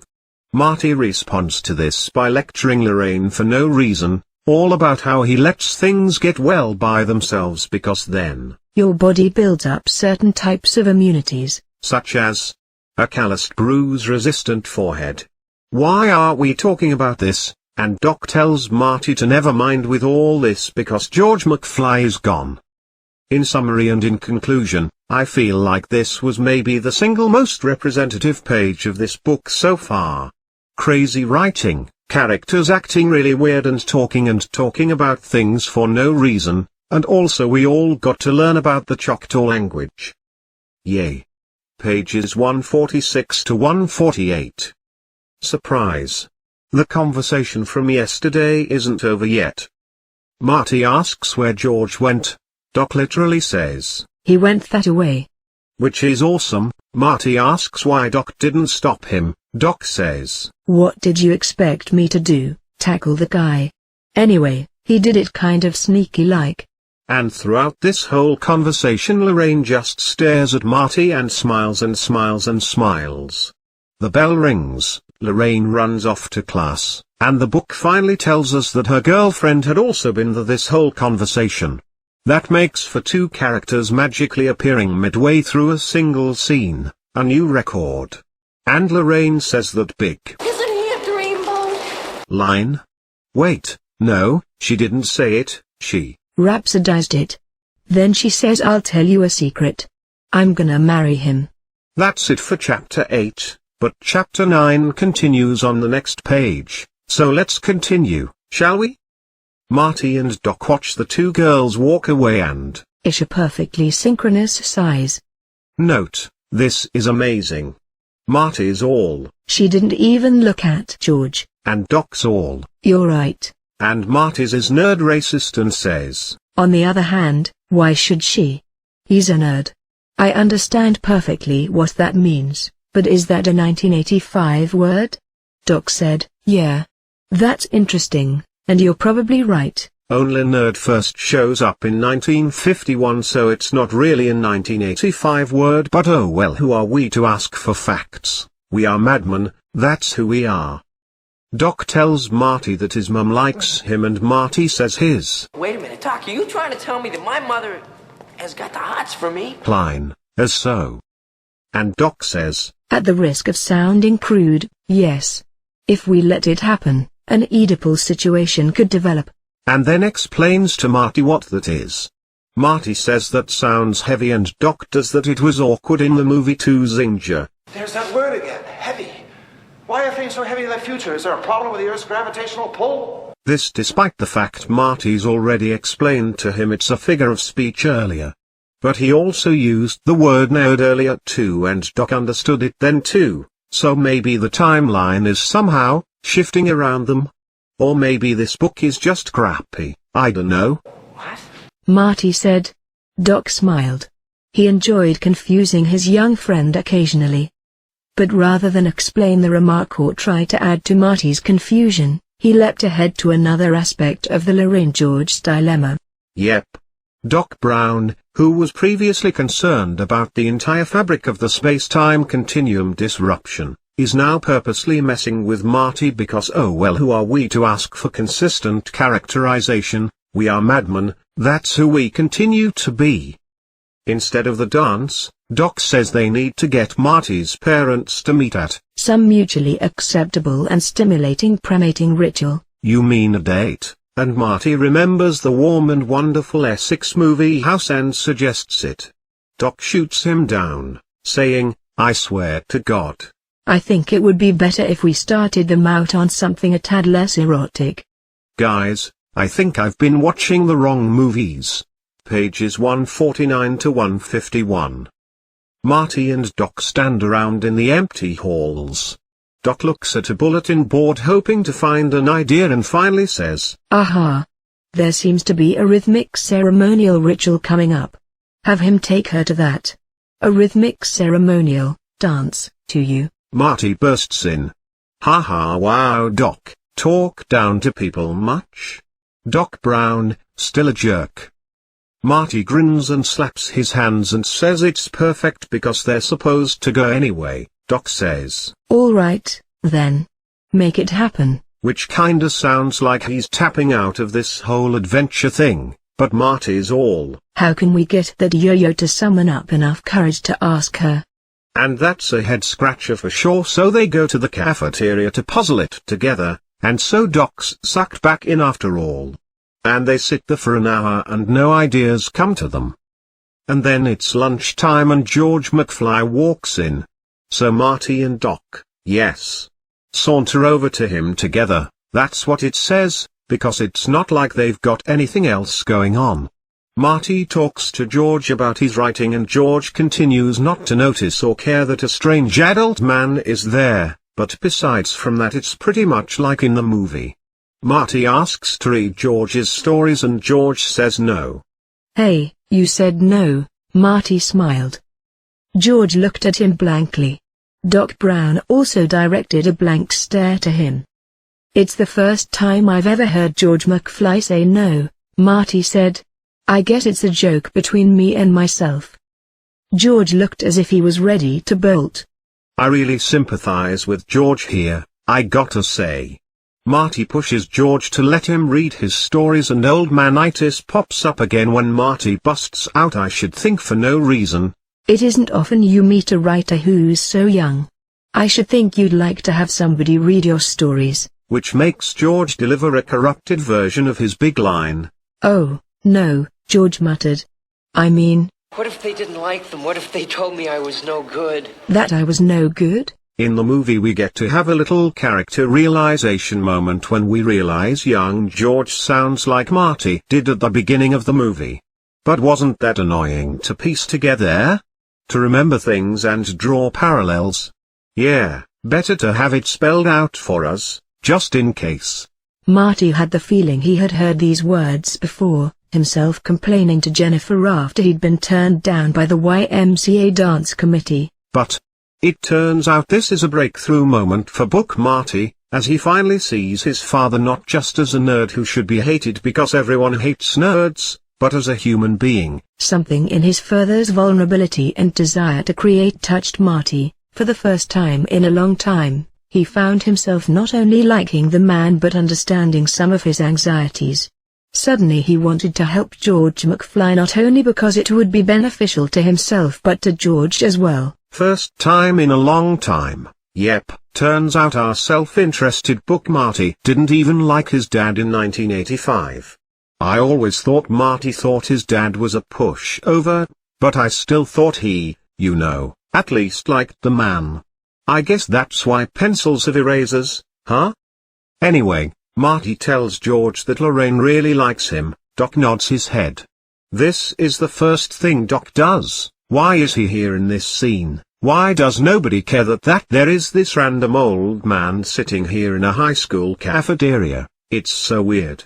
After a brief expression of adulation, George's face melted into a mask of terror. More face melting tomorrow? Pages 152 to 153. Marty tries to tell George that he's on his side, but George is suspicious. Marty reminds him that he did jump in front of a car for him, which has to count for something. And once again we get to go inside George's head, which is always a treat. George shook his head. partially convinced that Marty was on the level. Nevertheless, years of being used as a punching bag had taught him to be super cautious. This guy Marty acted sincere enough, but he was decidedly a strange type. He seemed to know a lot more than most kids his age. He also seemed to show up out of nowhere, wearing strange clothes, like a sinister visitor from outer space who got his time periods mixed up, George thought, and why was he hanging around with the man some people derided as the village idiot? No, he thought warily, it would not be a good idea to trust his newfound friend completely. Oh gosh, with that a bolt of lightning big enough to stop a clock line and now a visitor who I don't know got his time periods mixed up. I am officially done with this book making not actually sly references to itself. The crew of the Starship Enterprise doesn't spend all its time saying wow we certainly have undertaken great enterprise on this here spaceship. Although after writing that now I kinda wish they did. Feelings are complicated, you guys. Anyway, Marty tells George to go ask Lorraine out right now and George says, "What if she bursts out laughing? Or just says no? I'd hate to be rejected in front of all those." Before trailing off, so it looks like the egg that would eventually hatch into. "I just don't know if I could take that kind of a rejection." Was there after all, which is nice. George then says he thinks she'd rather go out with someone else, like for example Biff Tannen. In the movie, he points and we cut to Biff harassing Lorraine. Ah, that's why George said that. In the book, we cut to Marty, who already hates his dad, straight up insulting his mother. Marty blanched. Was George's assertion a product of his overdeveloped paranoia or a fact? The very thought of his mother going out with a first-degree creep such as Biff Tannen made his flesh crawl. He had never considered her a mental heavyweight, but she did have a certain amount of common sense and taste. Even allowing for youthful ignorance, Marty simply could not imagine Lorraine at any age being attracted to an insensitive clod like Biff. Wow. Take that, stupid mom. So to summarize, book Marty is an unlikable dick who insults his own parents and hates nerds. Crappy Doc is a crappy doc who believes we're inherently awful and cheating is fine and who also hates nerds, but at least Strickland is still a likable character, right? Yay Strickland. And I guess Biff is still the same jerk he was in the movies so far, so that's something. Pages 153 to 154. You want it. You know you want it. You know you want me to give it to you. Still the same old subtle swine, Marty thought. Marty walks up to Biff to get him to stop and he gets real close to him. How close? So close that Gipe tempts himself with mentioning brand names again, but couldn't find a way to have Marty credibly know another brand of 1950s hair tonic, so oh well. Marty took several steps forward until he was standing right next to Biff, close enough to tell that the greasy hair tonic he wore was a different brand than his own. Close enough to see the mottled complexion and couch his warning in a firm but intelligible whisper. "She said to get your hands off her." And Biff turns and says, "So what's it to you, butthead?" Which means throw a party because butthead count 3. Biff's about to punch Marty but then Mr. Strickland shows up. How, you might ask? He sniffed out a trouble spot. That's how. Stop questioning Mr. Strickland. And Biff acts way out of character as his expression softened from hostility to abject terror. Huh? Biff Tannen is abjectly terrified? Seriously? I love Strickland way more than the next guy, but does everyone in this book only have two emotional settings, not feeling emotion and feeling absolute abject emotion? Nobody ever feels just, a teeny bit threatened? No? Okay, well that's weird. Gipe then describes our avenging angel as a despot, as in Lorraine, also unaware of the despot's entry on the scene, looked at her hero with wide love-filled eyes. Which has to be the third reference to Lorraine's eyes being filled with something. I'm not starting a Lorraine eye counter though, because every time I see a reference to her eyes I think no, that's definitely the last one. I can't believe it'd ever happen again even one more time. Oops, there's another one. Sit by your home terminal and keep pounding refreshments endlessly because I am promising you more despot action. Page 155. In the movie, Strickland gets distracted by a paper airplane and wanders off to go take care of that, but not so in Booktopia, which means we all get more Strickland action and you can thank me later. So Biff walks away leaving Marty and Lorraine alone. Then Strickland appears at Marty's side and literally rasps. "What did you say your name was again?" Marty coughed, looked into the eyes which resembled a pair of slit trenches. And yeah, that weird sentence construction is all Gipe's. But this means our despot avenging angel has slit trench eyes, you guys. I'm having trouble imagining those, but who cares, it's Strickland. He transcends imagination. And wow, eyes are getting described here all over the place. If you want to know what my eyes look like, I will describe them as only as impossibly deep, reflecting pools in which you worry you might drown. Since Marty's already cleared up that Calvin Klein name confusion in the book, he answers that his name is Marty, Brown. And Strickland tells him not to slack off. Then he explains to Marty that, in the vernacular, that means don't screw around. Which isn't exactly what it means, but whatever. I think it's totally awesome that Strickland thinks screw around is vernacular but slack off, slacker and its derivatives are 100% real English. The bell rings and Lorraine collects her books and runs over to Marty, which doesn't make any sense because this whole scene took place literally right in front of her and nobody moved, so where is she running from? Characters not only show up out of nowhere in this book, they also travel through space and move around in scenes without the narrator bothering to tell us.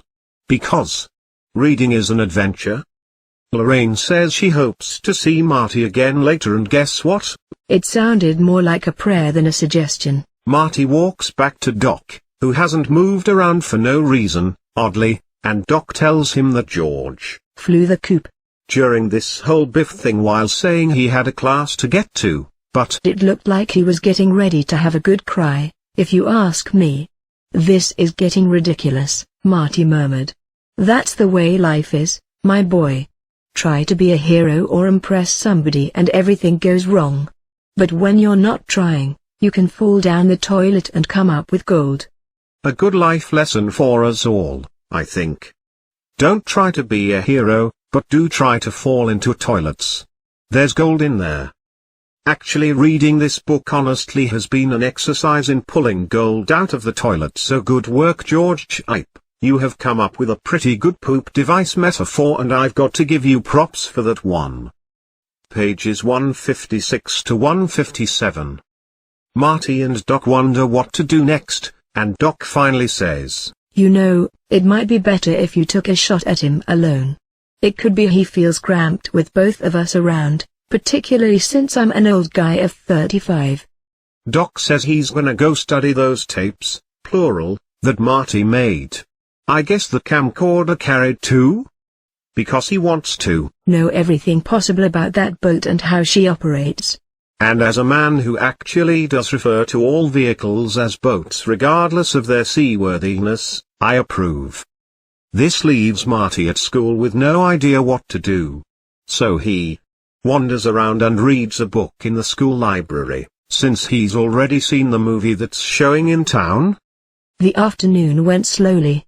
Marty wandered around the halls, did some reading at the library, and spent the last period looking in classrooms for George McFly. When he finally located him, he leaned against the wall until his further came out. It's such weird pacing. But I suppose it's more realistic than all the characters being where you need them when you need them. But gosh, it's hard to keep the Marty McFly will die if George and Lorraine don't kiss tension up when Marty keeps taking breaks from his quest to go chill out for a few hours and enjoy some other story than the one we're currently trying to experience. So after Marty catches up with George and says he's sorry about the cafeteria thing turning out how it did, and George wishes he'd done something. And we take another trip inside George's head. I hated to see him poor Lorraine that way.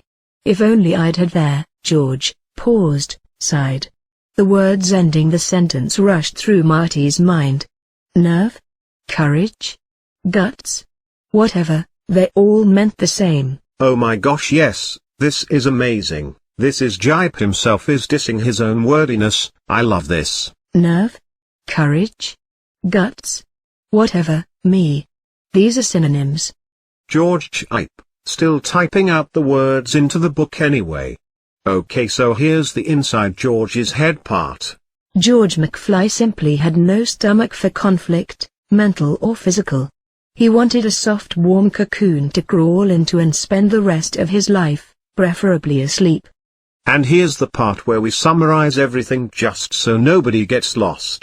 Much as he disliked him for having that attitude, Marty was now dedicated to helping George dispel his fears and anxieties. Until he summoned up the courage to ask Lorraine for a date, he was doomed to a life of self-loathing and unhappiness.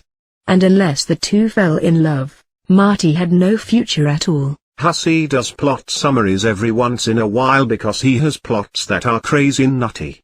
Gipe does plot summaries every once in a while because that means he gets to type more words.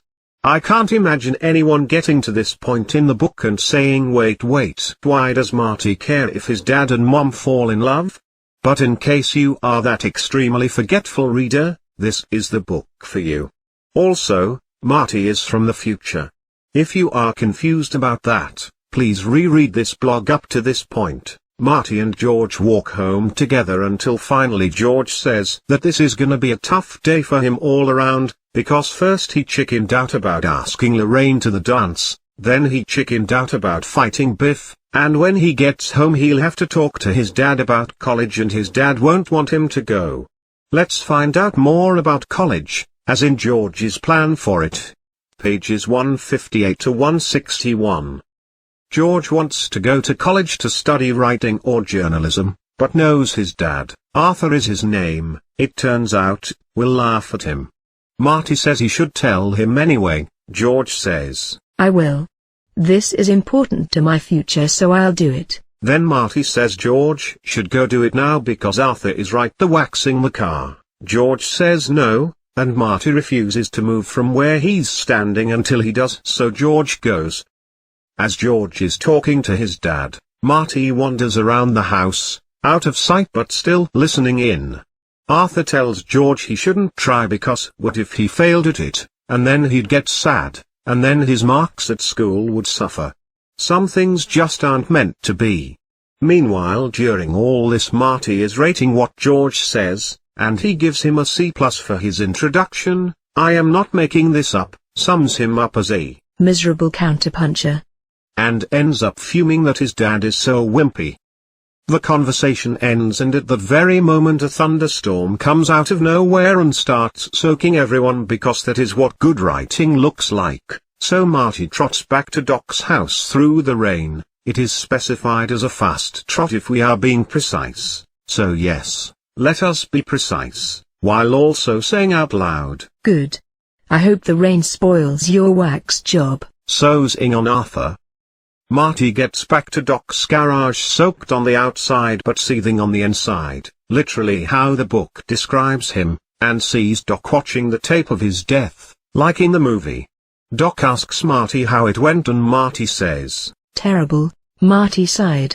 He's just the same as when I knew him. A milquetoast.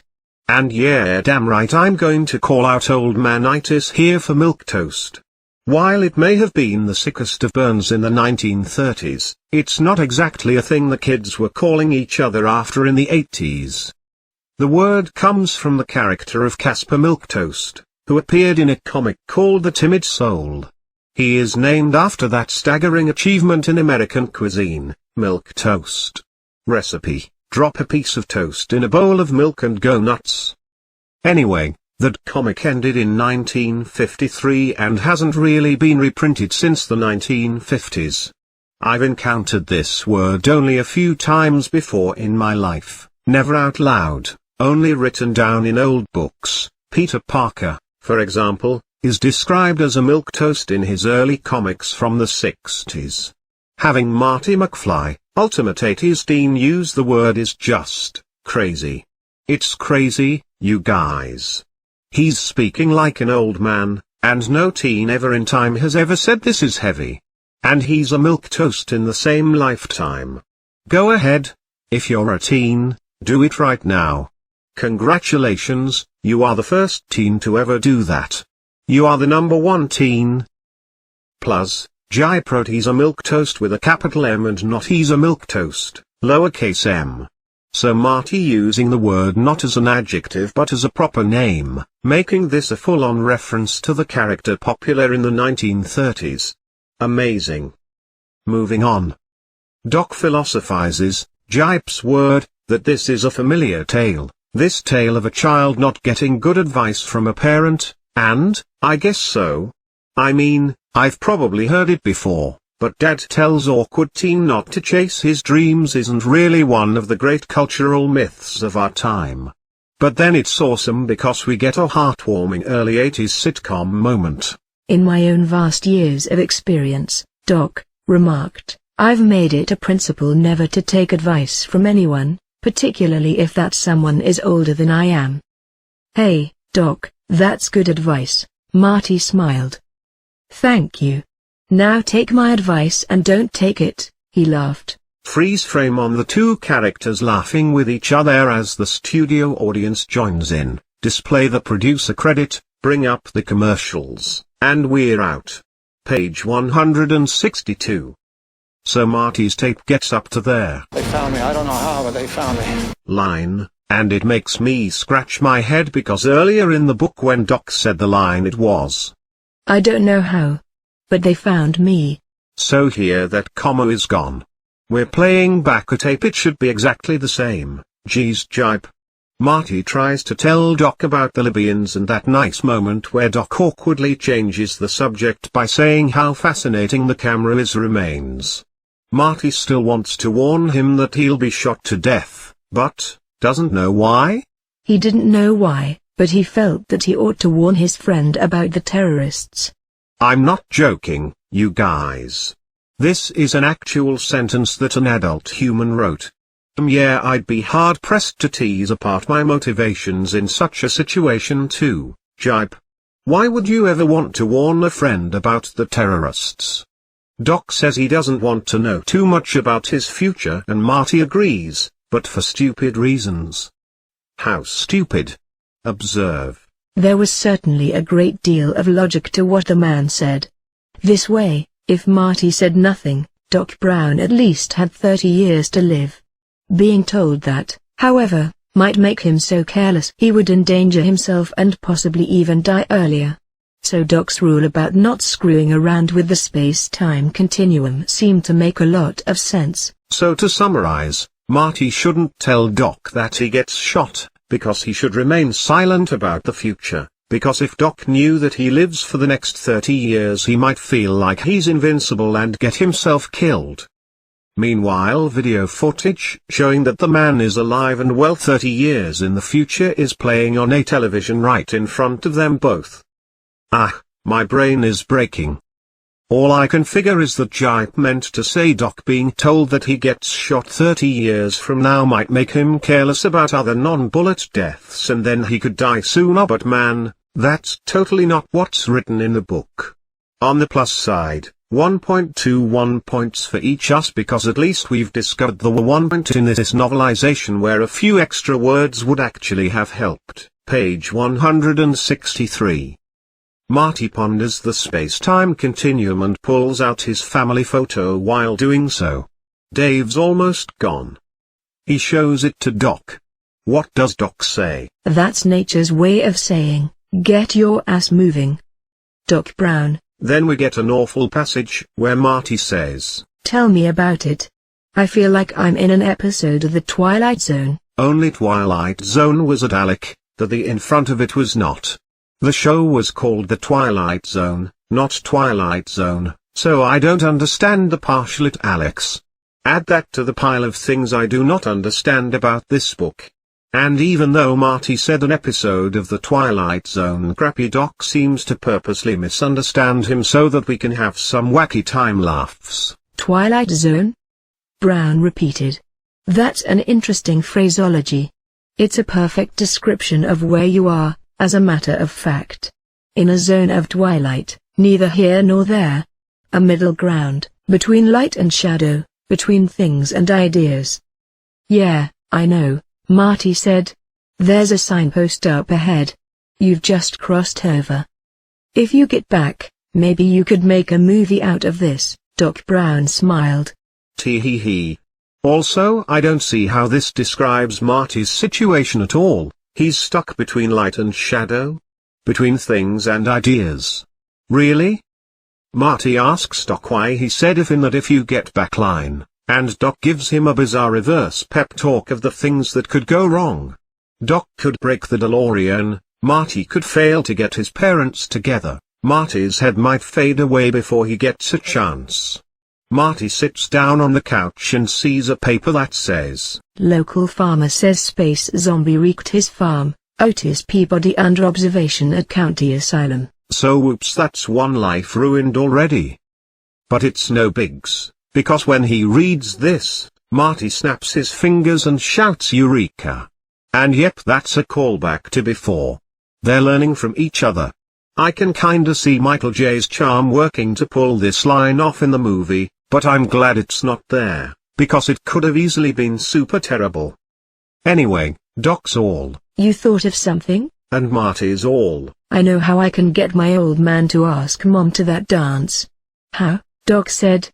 I'm going to scare the shit out of him. And that's it for Chapter 9. Prepare yourself for Chapter 10, in which the shit gets scared out. Page 165. As we know, Marty's plan is to dress up as an alien and scare George.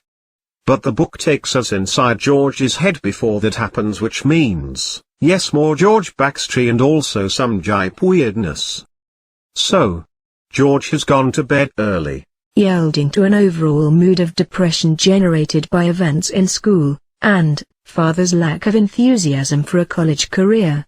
I really do love that this sentence was written by a robot who has observed emotions in others and logically deduced the source of their generation.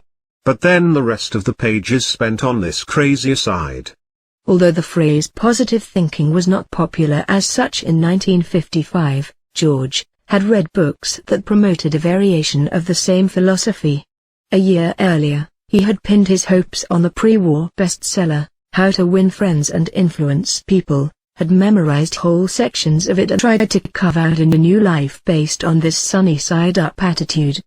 Hey, who wants to know more about this book and its author? I know I do.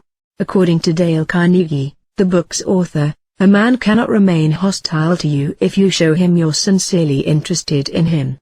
Gipe must have really wanted us to know who wrote the book, because it's not like Carnegie comes up again here, and he could have just said according to the book. There's really no reason for any of this name dropping by the characters, but who cares? This is just an extension of Gipe's brand name obsession, extended now to people, and it's perfect. But did this work out well for George?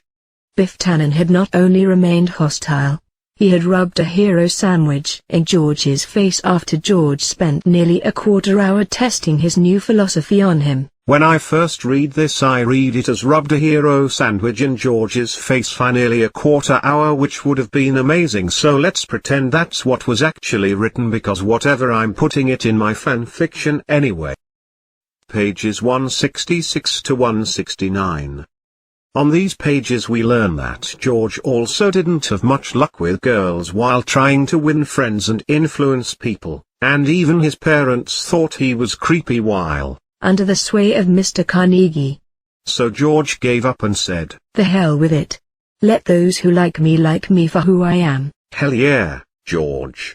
I agree with you. Then we're back in the story present as George finally falls asleep. He's woken up by Marty, in his radiation suit, blasting Van Halen into his ears. How would you describe Van Halen's music? Wait, don't bother, because you'll never top this next passage, where Gipe stands up and lets Werner Herzog take over the narration.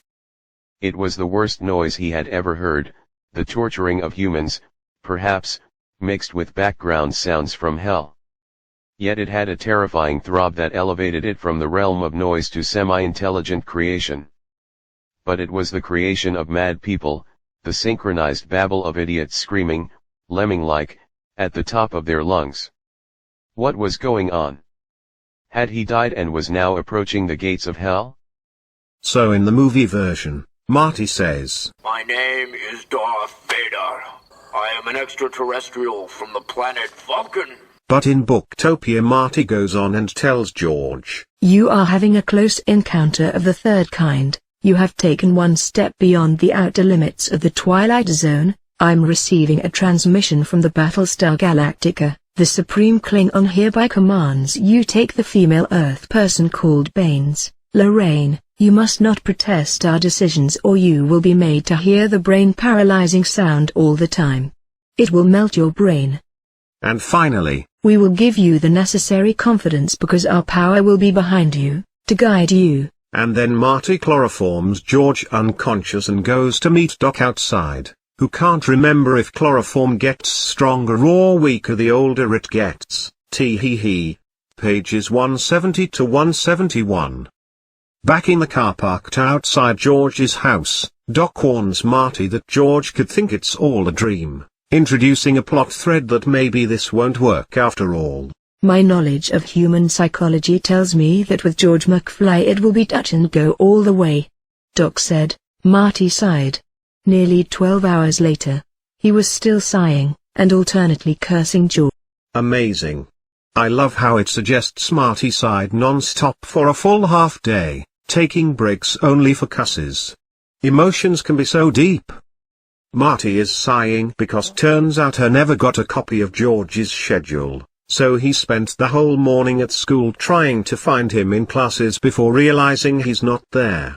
Then he spent the whole afternoon sitting around hoping he'd show up. Then finally the school day is over and classes are dismissed and George is running to class super late and meets Marty only now. This is where the movie brings us to, skipping over all this sitting around action. I guess that's why they call it effective filmmaking. George tells Marty that he overslept and Marty realizes he almost killed his dad with that chloroform, and this realization sends a shiver of terror racing through his system. Which, you know, is fair.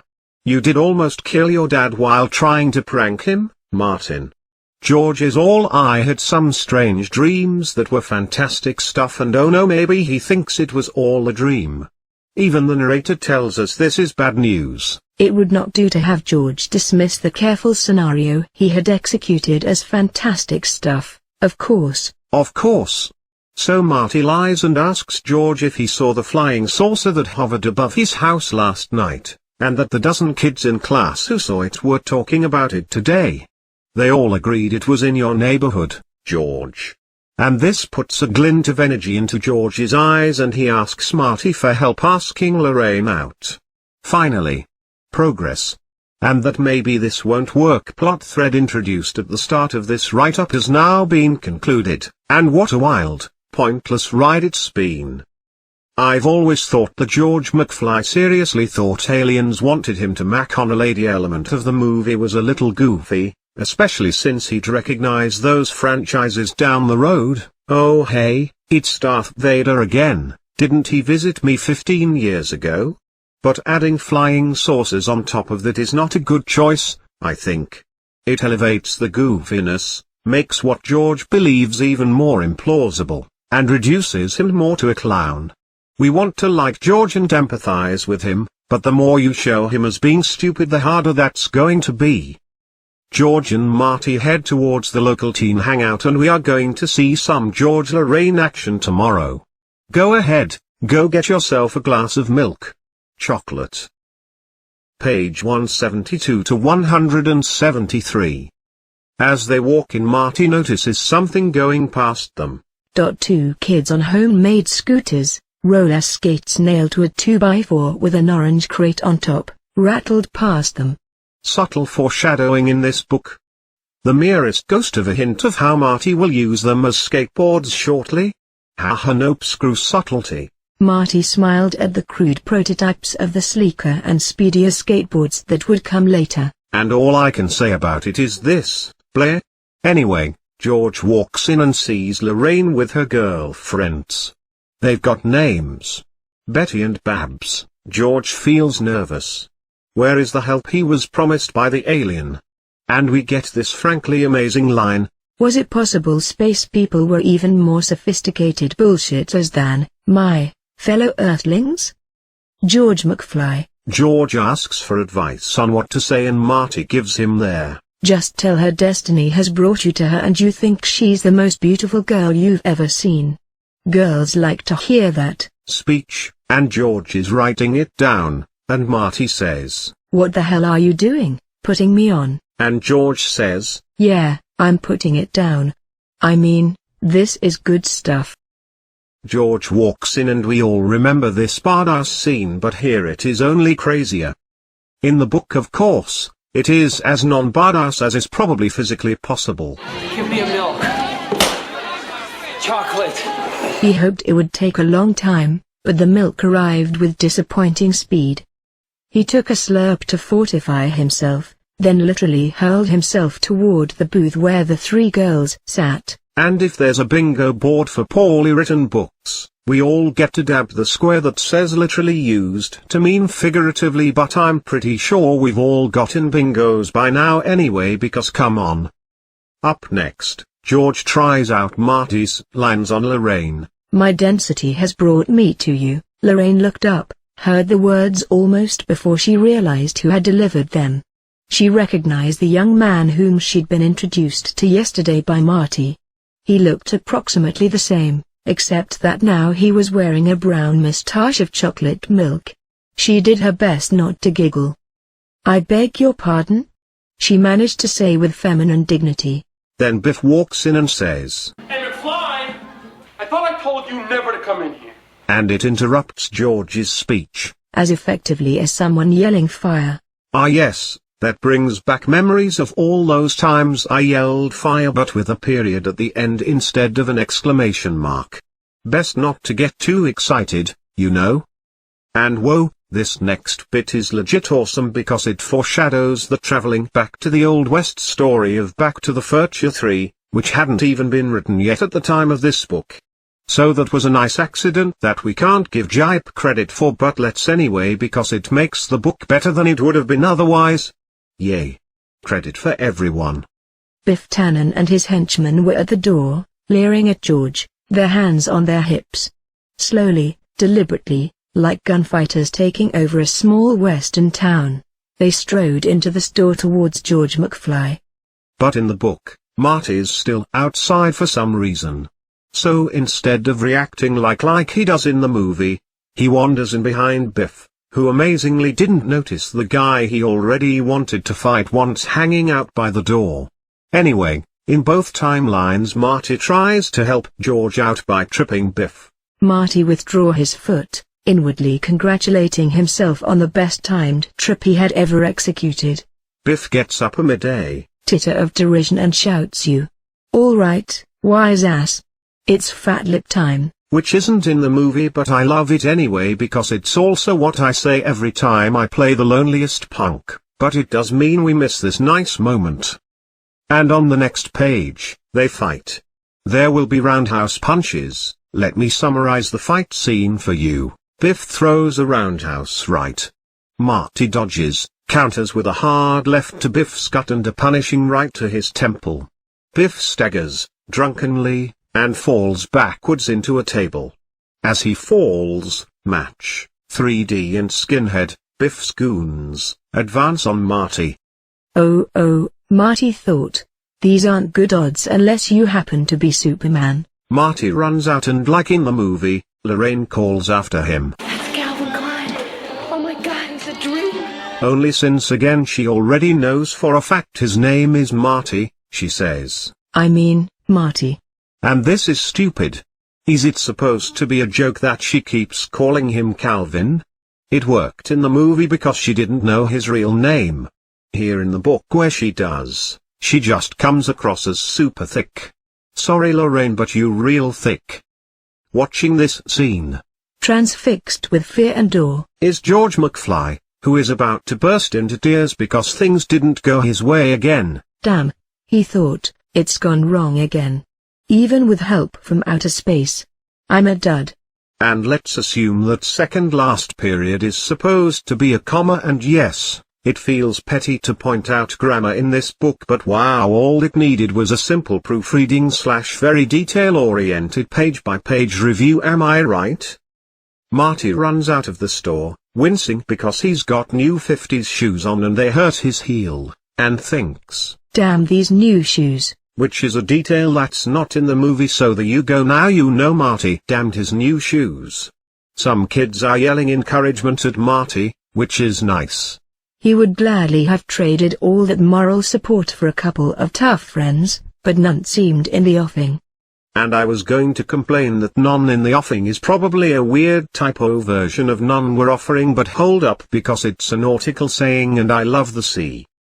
This is one of the many phrases of nautical origin. It is quite simple to understand once you know that the offing is the part of the sea that can be seen from land, excluding those parts that are near the shore. Early texts also refer to it as a fin or a fin. Thanks, Gipe. I learned a new nautical saying.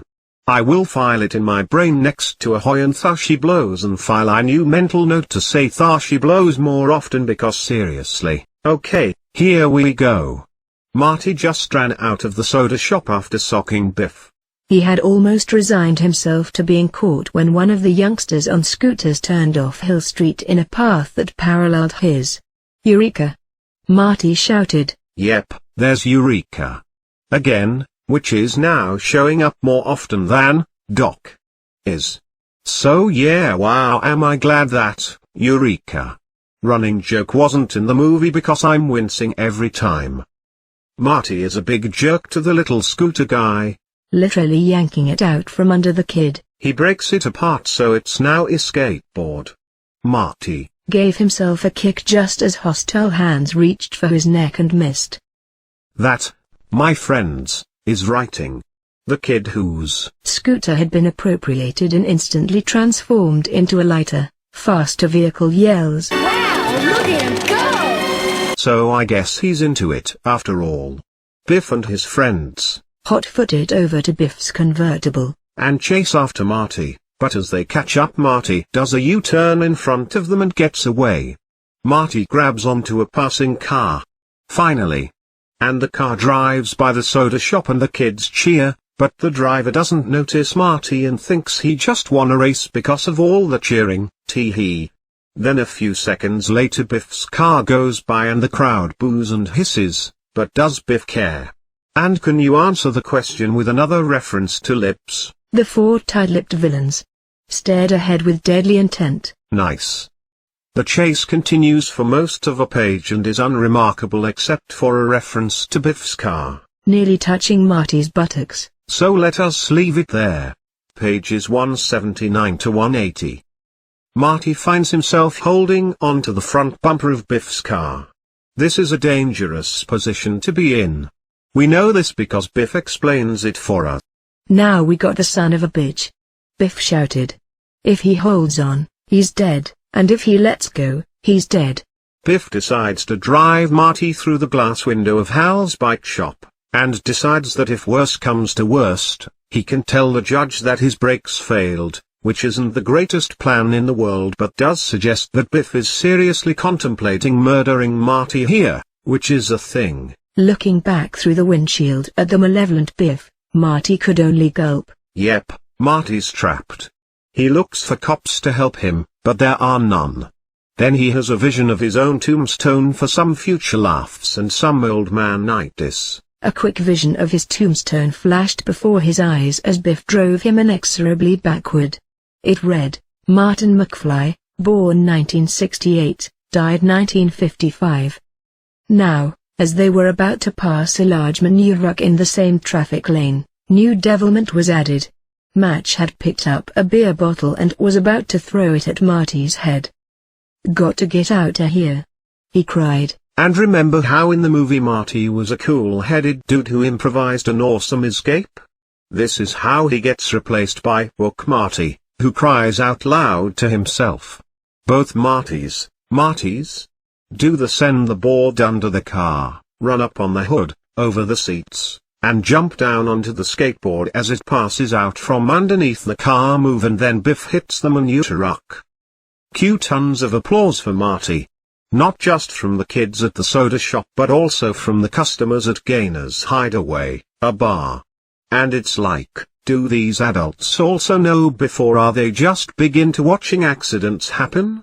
And there's so much shouting and hand clapping. Haha, yes, why say just clapping when you could needlessly specify that hands are involved? George is watching too, but with mixed emotions, because he'd trade 10 years of his life to have pulled that trick off. Marty gives back the scooter, the kid is happy, the kid's friend breaks his scooter so it's the same way, and we are done with chapter 10. In the movie, Lorraine shows up at Doc's place and Doc surmised that she tracked Marty down. But haven't you always wondered how she tracked him down? Yeah, where does he live? Didn't that bother you that you didn't know? Well, good news, freaky obsessive person, this book supplies the answer. Lorraine followed Marty in a car. Oh, but that's only one line. I'm sure we can space it out some. If he won't ask me, Lorraine thought, then I'll just have to ask him. Turning to Babs, she said, "Can I borrow your car?" Babs hesitated. "You know it's not mine," she replied. "It belongs to my sister." "Well, it doesn't matter. I'll be careful." "What do you want it for? Promise not to tell?" Babs nodded. "I want to trail Marty and see where he lives. He's so secretive about himself." Babs giggled. Here was a mission she could understand. "I'll drive you," she said. "All right. Let's go before he gets out of sight."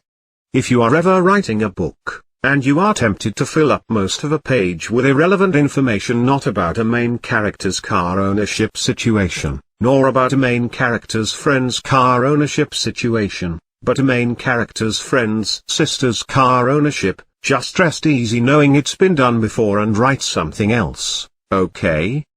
On their way to the car they run into George, who tries to ask Lorraine out, and yay to George for showing some initiative. Lorraine says no politely and suggests maybe he wants to take someone else instead, and George is kinda adorable and pathetic when says, "But you're the only girl I want to take." Lorraine hops into Babs' car and says I'll see you later and tells him to wipe the chocolate milk off his face and scene. He had chocolate milk on his face this whole time. Whoa. Pages 183 to 184. And we're back in Doc's lab garage.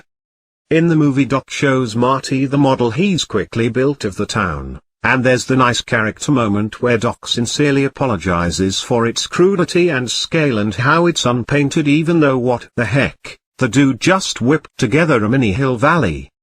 In the book, Doc's spent hours and hours working on it, and he's so proud of it that he's planning to save it till Christmas. Then he's gonna put plants in it, I guess. The candles masquerading as lamp posts were the nicest touch, Doc Brown thought, moving several steps backwards to admire his work. "Very good," he murmured, smiling. "Maybe I'll keep it up until Christmas and use it as a garden." He had spent most of the afternoon planning and constructing his own replica of Hill Valley's town square. And I feel like the writing that deserves at least a few tiny props, because rather than just saying we are back in Doc's lab, Gipe at least let us puzzle things out for a bit before doing the reveal. That's something. Marty shows up and Doc's greeting to him is a dickweedish. "Good. Now I can explain this to you." But don't get mad at me for saying dickweedish because in the book everyone starts cursing a lot too. "So what was the final outcome of the run-in?" Doc asked. "The four guys ended up in a pile of shit. I have to admit, I handled myself and them pretty well." "Of course, you have 30 years of advanced technology to draw from," Doc Brown rejoined. Marty snorted. "Just pulling your leg," Doc smiled. "Step over here and take a look at this." "Sure. What the hell is it?" "It's my own clever-as-hell method of getting you back to 1985. Doc runs through the plan, drive a car past the clock tower just as lightning strikes, which runs down a cable we set up across the street, which gets channeled into the flux capacitor via a metal hook that will be making contact with the wire at just that moment. And tries to show Marty with a model car, and like in the movie the car catches on fire as Doc electrocutes it. But instead of the great reaction face, Doc calmly grabs the fire extinguisher and has the blaze under control in less than a minute. Oh well, no Doc Brown rage comic faces for us in this timeline. Marty sasses Doc for his sucky demonstration. Why don't we just set fire to me now instead of going to all that trouble? Doc shrugs and says it's just a demonstration. Obviously things will be different in real life. It should work. Marty questions the use of the word should and Doc kinda tears into him. Well, how can I guarantee you this will work? It's a scientific experiment. He then goes on to list things that could go wrong, including a cop car cuts Marty off. That beautifully engineered C.R breaks down during the run. Marty misses the hook. An old lady out wandering the streets at 10:04 p.m. steps in front of the car. Seriously. Lightning strikes early or late. The newspapers got the time wrong. And that last point actually raises kind of a big issue. We're told that lightning struck at exactly 10:04 p.m., and the characters know this because that's when the hands on the clock froze. But the clock tower wasn't built with a second hand. For all we know lightning strikes at 10:04 p.m. and 35 seconds, which is a concern any plan Doc and Marty have that relies on split-second timing. So having Doc draw attention to the idea that the time could be off, without offering a solution to this obvious plot hole all the characters seem to be deliberately overlooking, is a super weird choice. I guess it's to build a kind of crappy suspense, because we'll all be wondering if this whole plan is stupid until the end. All that aside, this page does end on an awesome note. There was a knock at the door. Doc Brown and Marty exchanged anxious glances. Biff, Marty said. Somehow he got out of the shit and followed me. And I love the somehow like it's inconceivable to book Marty that once someone is sitting in a pile of shit they would not try brainstorm some escape out of it. Also, we future people talk about trying to get out of shit all the time, that is, my roommate is so lazy. He's always trying to get out of shit like doing the dishes. That to me the phrase get out of the shit here is hilarious because it's 100% true. Page 186. Did you know that TARP was short for tarpaulin? I didn't, but I feel like the older generation was better educated on this, because on this page Gipe has Doc see Lorraine standing outside and throw a heavy tarpaulin over the DeLorean. I'm not sure if this is old man-itis or me just not knowing words. It feels a little like calling a factory a manufactory. As in, technically correct but insanely old-fashioned. But maybe it's just me. Old man-itis status, maybe? In the book we don't get Doc's awesome Marty what the heck are you doing look pictured, unfortunately, but we do get Doc and Marty agreeing that Lorraine must have tracked Marty down. Somehow. Marty opens the door for her, reasonably concluding that if she followed him there, she'd know he was inside. He calls her Mom, Lorraine. Which is awful and dumb. In a different non-book scene in the movie Marty says, Look, you're not gonna be picking a fight, Dad. Daddy-o. Which is a reasonably smooth recovery that George can reasonably ignore, but here in the book Marty calls a girl who likes him Mum and she just straight out ignores it. Go ahead, call that special non-mom lady in your life Mum tonight and see if she lets it pass without comment. If so, I don't know, keep it up I guess. So at this point Marty now has to introduce Doc to Lorraine. You can do this the cute way or the charmless way. Movie went for cute. Oh, this is my, Doc. My uncle. Doc Brown. Hi. It's cute because we get that Marty is bad at keeping his cross-temporal identities straight thing without being Lorraine clunky. In contrast of course, the book went for charmless. Marty, oh. This is my Uncle Brown. Lorraine, Uncle Brown? Doc, Emmett. Lorraine, hi. That's their entire exchange. It adds nothing, and I'm not entirely sure Lorraine, who is supposed to be nervous about even being here, would think to care about Uncle Brown's first name. But it does teach us a writing tip: if you've got a necessary but lifeless scene, it doesn't hurt to add some character humor to it. At this point Lorraine takes a deep breath and launches into her prepared "will you ask me to the enchantment under the sea dance, Marty?" speech in Dutto. Was Marty ready for this? Marty should have been prepared for the proposal but somehow was not. Book Marty, not what you would call competent. Pages 187 to 188. Lorraine asks Marty to go to the dance with him. These 2 pages get taken care of real quick in the movie. Wow, you mean nobody's asked you? No, not yet. What about George? George McFly? Oh, he's kind of cute and all, but not. Well, I think a man should be strong so he can stand up for himself and protect the woman he loves. Don't you? Yeah. Then it cuts to George and Marty talking about how Marty's now taking her to the dance. Pretty tight. We realize that Marty's been put into a tight spot and can't really say no to her, and fill in all the blanks ourselves. But what if we didn't want to fill in those blanks? What if we wanted every single detail about this exchange? What if, okay haha, I'll stop teasing. Yes. Of course the book describes this scene with lots and lots of words. It begins as Lorraine asks Marty to the dance and Marty clears his throat nervously and glances down at his feet. Which foot? His right foot. Yes, of course it's specified. Then most of the next 2 pages is taken up with Marty and Lorraine back and forth on why he can't go to the dance, which I will now summarize as briefly as possible, but guys, it's pretty hard. Marty says he can't go because he twisted his ankle running. Lorraine says he walked home fine. Marty says yeah, but it'll be bad tomorrow and he'll be in bed for a week. Lorraine says she doesn't believe him and starts to cry. Marty says okay, really he's just a lousy dancer. Lorraine says they don't have to dance, but anyone who has Marty's skate moves must be good with his feet. Marty mentally agrees that yep, he's awesome. Marty suggests she go with George instead. Lorraine says she knew he'd say that. Marty says that's good because there's chemistry between them.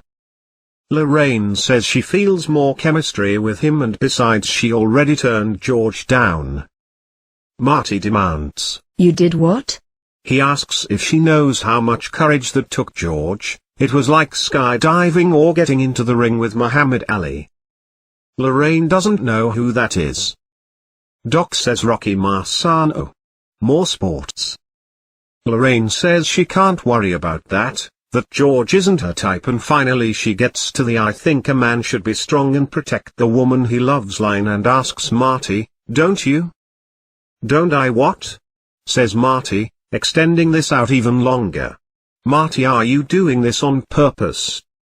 Lorraine gets mad and demands a yes or no answer, and it had better be yes, because if Marty doesn't take her to the dance nobody will. Doc says, "Looks like she really wants to go with you, boy." Marty says yes. Phew, we're done. This version does make it clear that taking Lorraine is his only choice, but it's not really needed. I don't think anyone watched the movie and thought, oh man, secretly Marty wants to take Lorraine. And the gentle pressure of movie Lorraine is way more effective, and better for the character, keeping her sweet but determined. Compared to her outright emotional manipulation here, what with the crying and the ultimatums. The page ends with Marty saying, "Oh God, now I have to convince my father to go stag."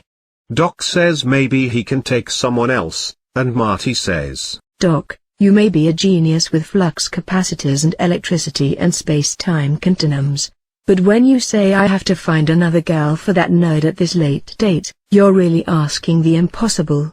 Ha ha, yep, Book Marty's still calling his dad a nerd every chance he gets. if you put your mind to it, you can accomplish anything.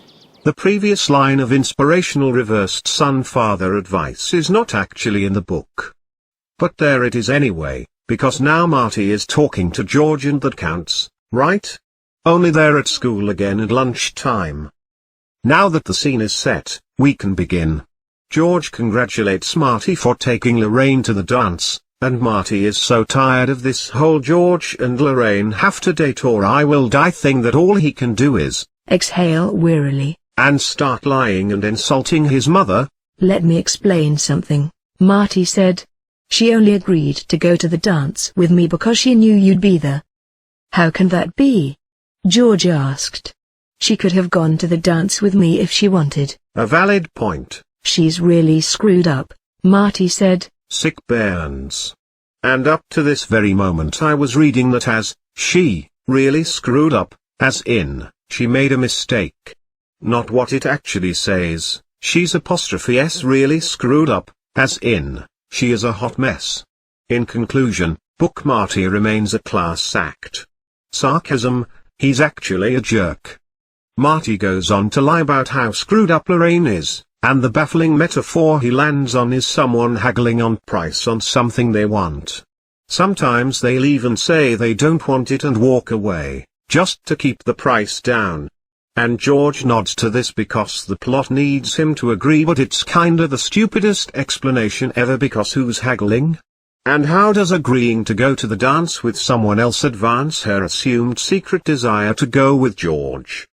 In the movie Marty only says, She wants to go with you. She just doesn't know it yet. Which at least plays up to George's ego and says, in effect, convince her you're awesome, and she'll be interested in spending time with you. It's a small difference from she wants to go with you but is haggling on the price of the date for some reason, but I think it's kinda an important one. Because it makes Lorraine not be insane. Anyway, George finally says, why didn't she just ask? Or say yes when I asked? Which are both reasonable questions, and Marty answers. Some women will accept wonderful things only if they seem like accidents, Marty replied sagely. So sage, Marty. Page 190. Marty decides that if Lorraine sees that George isn't a chicken, she'll realize George is definitely what, not who, she wants. But I think I am a chicken, George says hilariously and adorably. Like Biff walking in like a gunfighter, this chicken thing is again some unintentional good stuff. It helps set up the nobody calls me chicken thing Marty does throughout the second two movies but of which no mention is made in the first one, and having him at least use the word negatively here goes quite a way to making Marty's sudden chicken obsession in the sequels seem less weird / coming entirely out of nowhere. But again Gipe couldn't have known so we can't really give him the credit. Plus maybe it was in the script before being cut from the movie? We may never know. After this, Marty again busts out the gendered terms and insists that every man has one thing he'll stand up and fight for, and for George it's Lorraine. Marty goes on to say they'll start training this afternoon as soon as school is over, and George takes a deep breath and nods. Next sentence, school is over. We're in George's backyard, and Marty and George are punching a homemade body bag Marty made. And oh goody, the recipe is provided. It's clothes stuffed into a duffel bag until it was solid as a rock. But soon, Marty gets tired of that and tries to get George to punch him instead. George doesn't want to, says he's never picked a fight in his life, and Marty comes close to the daddy-o line but instead says, you're not picking a fight Dad, I mean George. Which is heck of a weaker. And keeps reminding me of, hi Missy, Mom.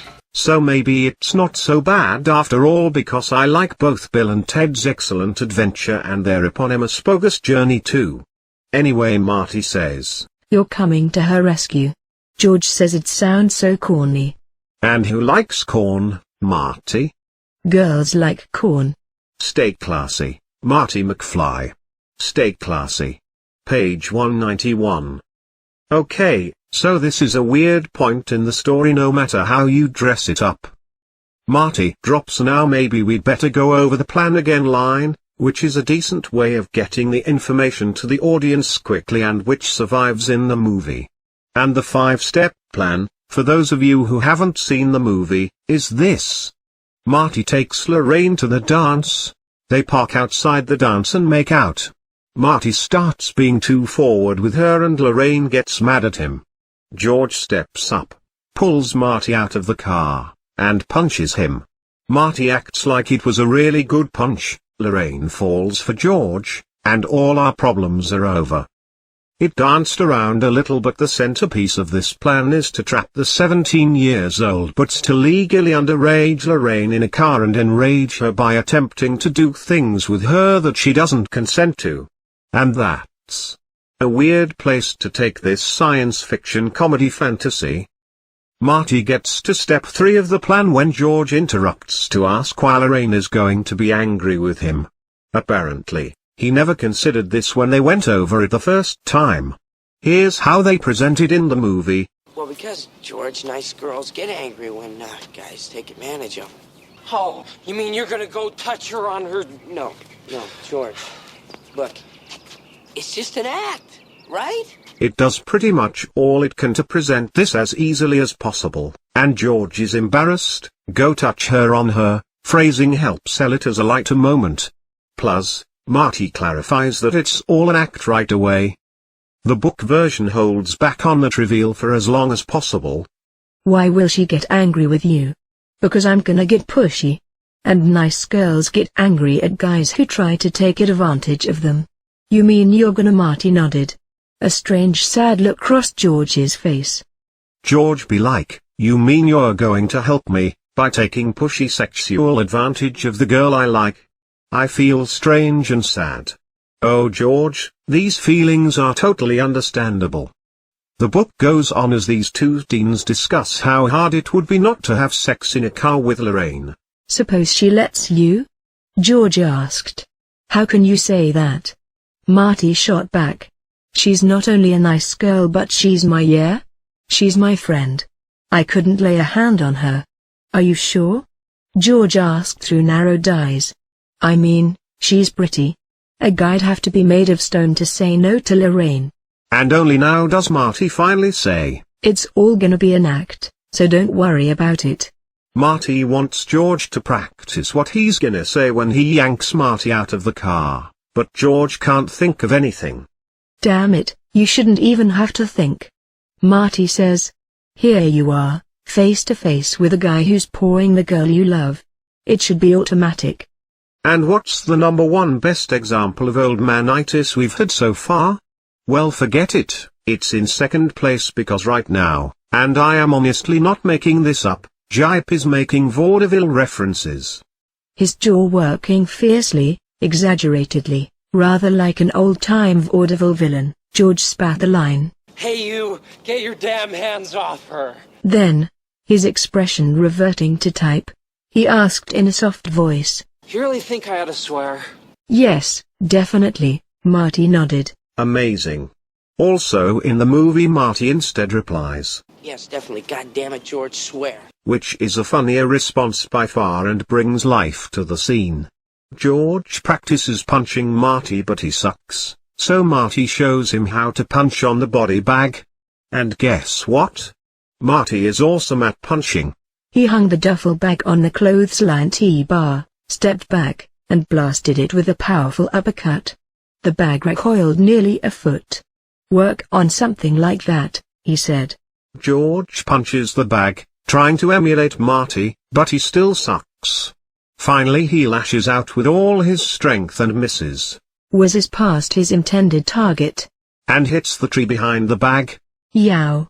God damn it. He yells. Marty just waves as he walks away saying good. That's real anger. See you later. With Marty gone, George is fuming, and his hand hurts. But the frustration in him was stronger than the pain. He punches the bag again. Well, more accurately he took 2 steps forward and uncorked a mighty punch. Like a fine wine, I guess. He hits the body bag so hard that it flies off the clothesline, somehow negotiates its way around the tree that was behind it a paragraph ago, flies through the air, and smashes a window in his house. This is a crazy scene for a few reasons, but story-wise it's totally awful because when George does finally punch someone in the climax, spoiler alert, it's not a surprise anymore, because we've already seen him punch a hard-as-a-rock body bag into a window, possibly through a tree, page 194. The scene switches to evening, where Doc in the town square setting up the equipment necessary to send the DeLorean back to their time that Marty is used to. And Gipe, again taking every opportunity to drop in the brand name, explicitly tells us what kind of car Doc drove to the town square. It's a Packard. Be sure to remember this information because it will never ever come up again. Next to it is the DeLorean, covered in another tarpaulin. Doc whistles and looks over his work. A very expensive 500 feet of triple-strength wire from the lightning rod atop the courthouse to the connection he had just made. I guess that big speech Doc made earlier about killing the future president of the United States by buying something that wouldn't otherwise be bought is out the window. Doc turns to Marty and tells him he's going to miss him when he's gone. You know, Marty, I'm going to be very sad to see you go. You've really made a difference in my life. You've given me something to shoot for. Just knowing that I'm going to be around to see 1985, that I'm going to succeed in this, that I'm going to have a chance to travel through time. It's going to be really hard waiting 30 years before I can talk to you about everything that's happened in the past few days. I'm really going to miss you, Marty. And I guess that big bit where Doc shouldn't know too much about his own future is out the window too. But I'm glad the "it'll be hard not to talk about this for 30 years" line from the movie is there, because it blew my mind as a kid to imagine Doc meeting Marty for the first time after this, having to act like they're strangers, but knowing what great friends they'll become. Yay pals. Pals forever. Page 195. Doc suggests that maybe Marty would like to stay with him in 1955 and help him with his projects, and Marty declines, saying it would screw up too many lives. True. And that everything else Doc has done has turned out all right. Except the brainwave analyzer. Dirty lies. We know Doc has had and will have a series of sucky failures, and Marty as his friend knows this too. After this exchange, Marty passes some time in silence as he imagines his friend being killed again. Once again Marty's mind projected the image of Doc Brown being killed by terrorist bullets, and once again he yearned to warn him. Could it really hurt that much? Note, I'm 88% sure this means could it hurt that much to warn Doc, and not could being killed by terrorists' bullets really hurt that much? But knowing this book, I think even 88% is pushing it here. After all, by the time the terrorist arrived on the scene, Doc Brown's time machine was already a success. Thus history would not be affected if he escaped their vengeance. He would merely be given a few years of extra time to enjoy the fruits of his labor, perhaps travel back and forth in time a bit. Was that so bad? He concluded that it was not. Gipe doesn't know this, but I love how the next two movies in the series are almost 100% dedicated to showing us how perhaps traveling back and forth in time a bit really can be that bad. Doc raises his hand. Again the upraised hand.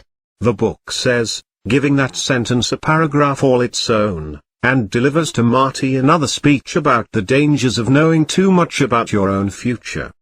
And while some authors will say show, don't tell is the secret to emotionally engaging storytelling, there's got to be something said for the telling, not showing school of robot-like efficiency.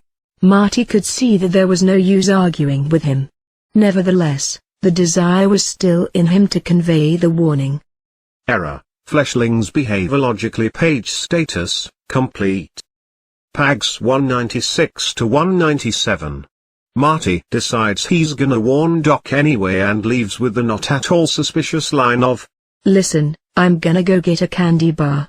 And yep, you know it, Gipe lets us know what brand name of candy bar Marty purchases, an Almond Joy. Not to mention that Marty was way concerned about his sugar and caloric intake just a few days ago. After buying his delicious chewy treat, Marty also bums a piece of paper and envelope. That's what the book says, bummed. I've never heard this expression used outside of cigarettes, but I am happy to see it here because why would anyone say have when they can say bum is beyond me. Marty writes the note only in the book. He dates it too just in case and writes do not open until October 1st, 1985 inches on the outside. Then, leaving the cafe, Marty sees a cop taking an interest in what Doc is doing. That's all we need now, is some meddling flatfoot. Marty says, speaking and punctuating himself exactly as an 80s teen never would in a million billion trillion zillion years. But Marty decides to let Doc handle the cop while he continues on his errand of mercy. He puts the note inside Doc's trench coat, then thinks wait, what if he never checks it? Maybe he should put it in the glove compartment? Then, Marty, standing very close to the cop and Doc and trying not to get noticed, says the following out loud. No, he said. Stop trying to outthink fate. If he gets it, he gets it. If he's not meant to, he won't find it no matter what you do. Doc and the cop ignore this because it ruins the plot if they heard it, but man would it kill Marty to think some things instead of saying everything out loud? Anyway, the cop asks him if Doc's got a permit for the equipment like in the movie, only it takes longer because we have a long digression between the two characters about whether or not what's under the tarpaulin is a car and if it's parked illegally or not. In the movie version, Doc says in response to the cop asking if he has a permit. Of course I do. Just a second. Let me see if I can find it here. Which always seemed like a weird note to end the scene on. Turns out it is a weird note to end the scene on, because in the book it continues. Reaching into his pocket, Doc took out his wallet and withdrew a $50 bill. A permit straight from Washington, he added. Ha ha ha man, this is awesome. I'm gonna use that line next time I'm bribing an American police officer. Page 198. The cop leaves and Doc tells Marty that he'd better go on his date in the most 50s way possible, which is nice. Say, kid, you'd better pick up your mom and get going. But Marty is feeling a little sick and looking pale. Is it because he's being erased from existence? No dude, he's just nervous because this little champ has got a busy night ahead of him. In fact, Marty didn't feel so good. There was so much to do. Marty reminds himself and us, since we are easily distracted readers who have already lost the plot, of the things he has to do tonight. Get mum and dad together. Time a run through downtown Hill Valley just right while driving faster than anyone has ever gone on Main Street. Hope that Doc's calculations are correct. And Marty is stressed. For the first time, he felt that he was truly balancing a tightrope between three separate worlds. 1985, 1955 and death. This is an awesome if confusing metaphor, as my puny human mind cannot envision an un-Euclidean tightrope that straddles three separate dimensions at once. But whatever, I'm sure theoretical hyper-tightropes make this trivial. As I was saying, Marty is stressed. If the lightning bolt did not function in exactly the same manner as plutonium, Marty would end up buried in the back wall of the Bank of America. Or perhaps he and the DeLorean would be held in some sort of imperfect space-time orbit that would deposit them in Kansas, Afghanistan, or Irkutsk. Strangely, however, he knew that he could face those tests. What bothered him more than anything was having to deal with his parents, particularly Mum. Who wants to deal with parents, am I right? I know I'd rather be hurled through some imperfect orbit into Irkutsk. It's in Siberia. Doc senses Marty's mental turmoil, and asks him what the deal is, and Marty says, I guess it's this whole thing with my mother. And oh boy, we will have deal with that. It is actually a whole thing. It's kinda awful. Page 199. Okay, so this is one of those pages I dog-eared the first time I read the book, due to how crazy it is. And yeah, they got as far as filming this scene, and then they cut it, And wow, good decision. Let's begin. I'm not cutting out any dialogue here. First, we get some time travel laughs. What's the problem? Hitting on her is the problem. Hitting on her? Brown repeated, frowning. You didn't mention beating her up. I thought George was supposed to beat you up. Ha ha ha ha ha ha. Now that that's out of the way, let's talk about the unwanted sexual contact with Lorraine. Hitting on a girl is trying to make her, you know. Marty said, yes. Take liberties. What's so terrible about that? Doc replied, she's my mother. Not yet, she isn't. What? What? How does that make any sense? Doc is super pervy, being all look dude, she hasn't given birth to you yet, so she's not your mom yet, go to town on her already. P.S. Doc is 35 years old at this point in the story. Doc finally concedes the point. That doesn't make any difference. Marty said. All right. I see your point. But if you consider it from a strictly practical standpoint, you'll be a lot closer to her than whatever you do tonight. Doc replied. Yeah, but as a baby. What? What? What? I feel like I'm having trouble parsing this, but is Doc saying that as a baby Marty traveled through her birth canal, so they've already been close? This book. This is awful. I did not want to talk about birth canals today.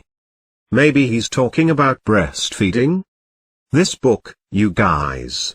What is even the deal with this book?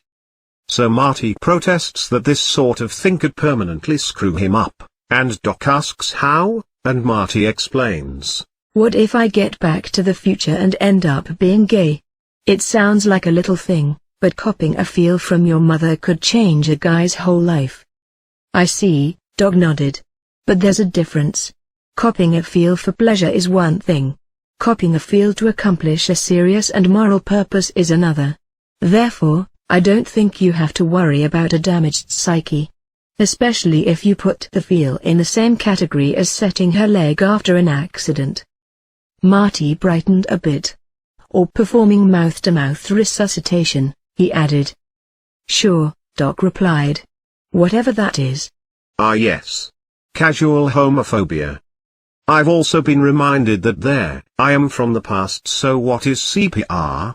Gag from the last page was indeed recycled for the second film, where Marty comes up on an unconscious Biff and says, stand back, I know CPR, and people say what's CPR?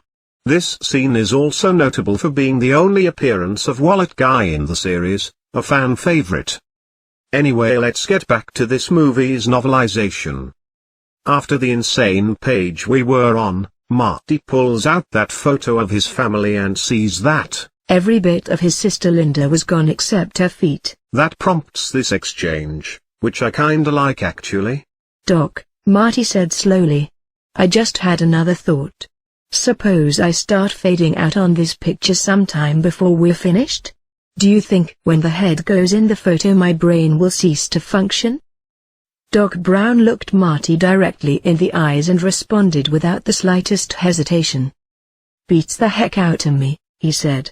And boom, chapter over. I like Doc's admission that he kinda has no idea what's going on, even though Marty's question is kinda silly. Really, the entire erasing people's bodies in sections mechanic of the photo is silly, as the more you think about it the less sense it makes.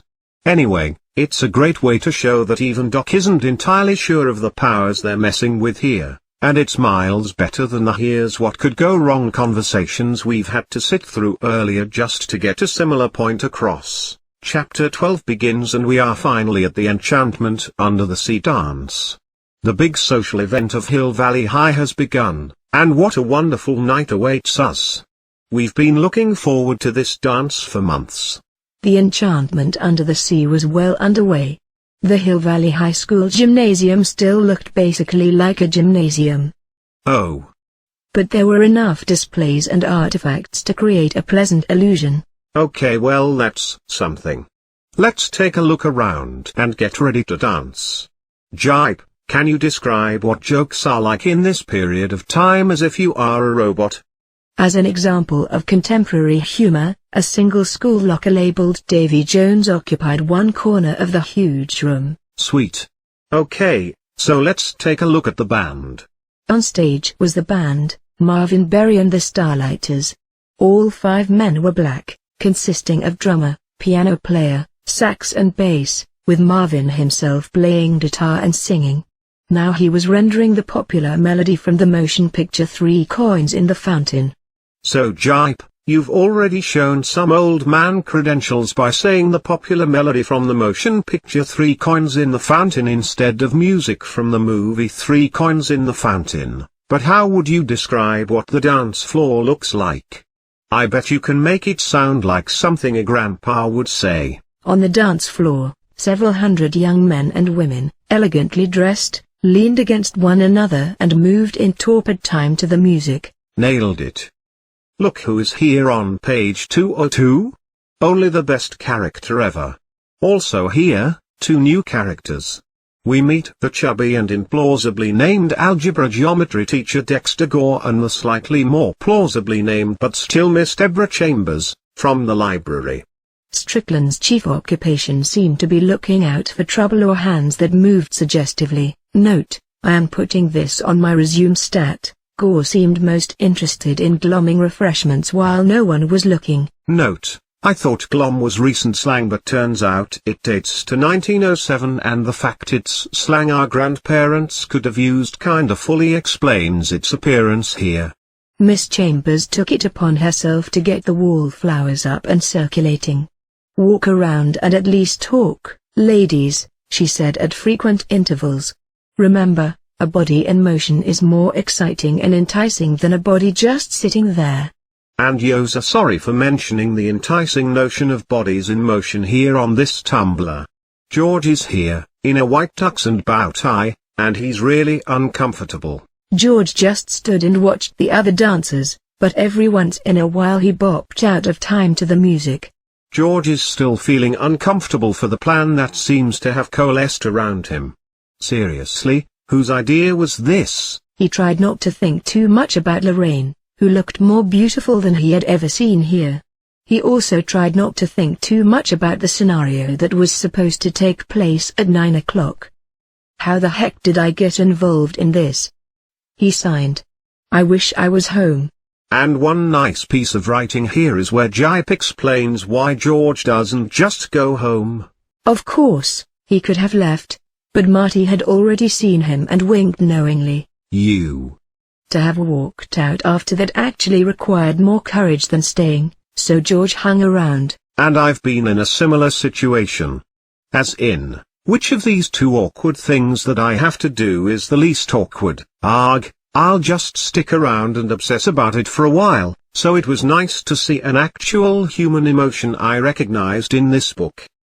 The band starts on a new faster number, Marty's out there on the dance floor, and it was 8:45, time to start the ball rolling. In the movie, Marty pulls up to the dance late, so he and Lorraine are already there in the car. In the book Marty's already dancing with Lorraine, so on the next page they stop dancing and leave the dance and get into the car, which is awkward, but at least all the pieces are ending up where they need to be.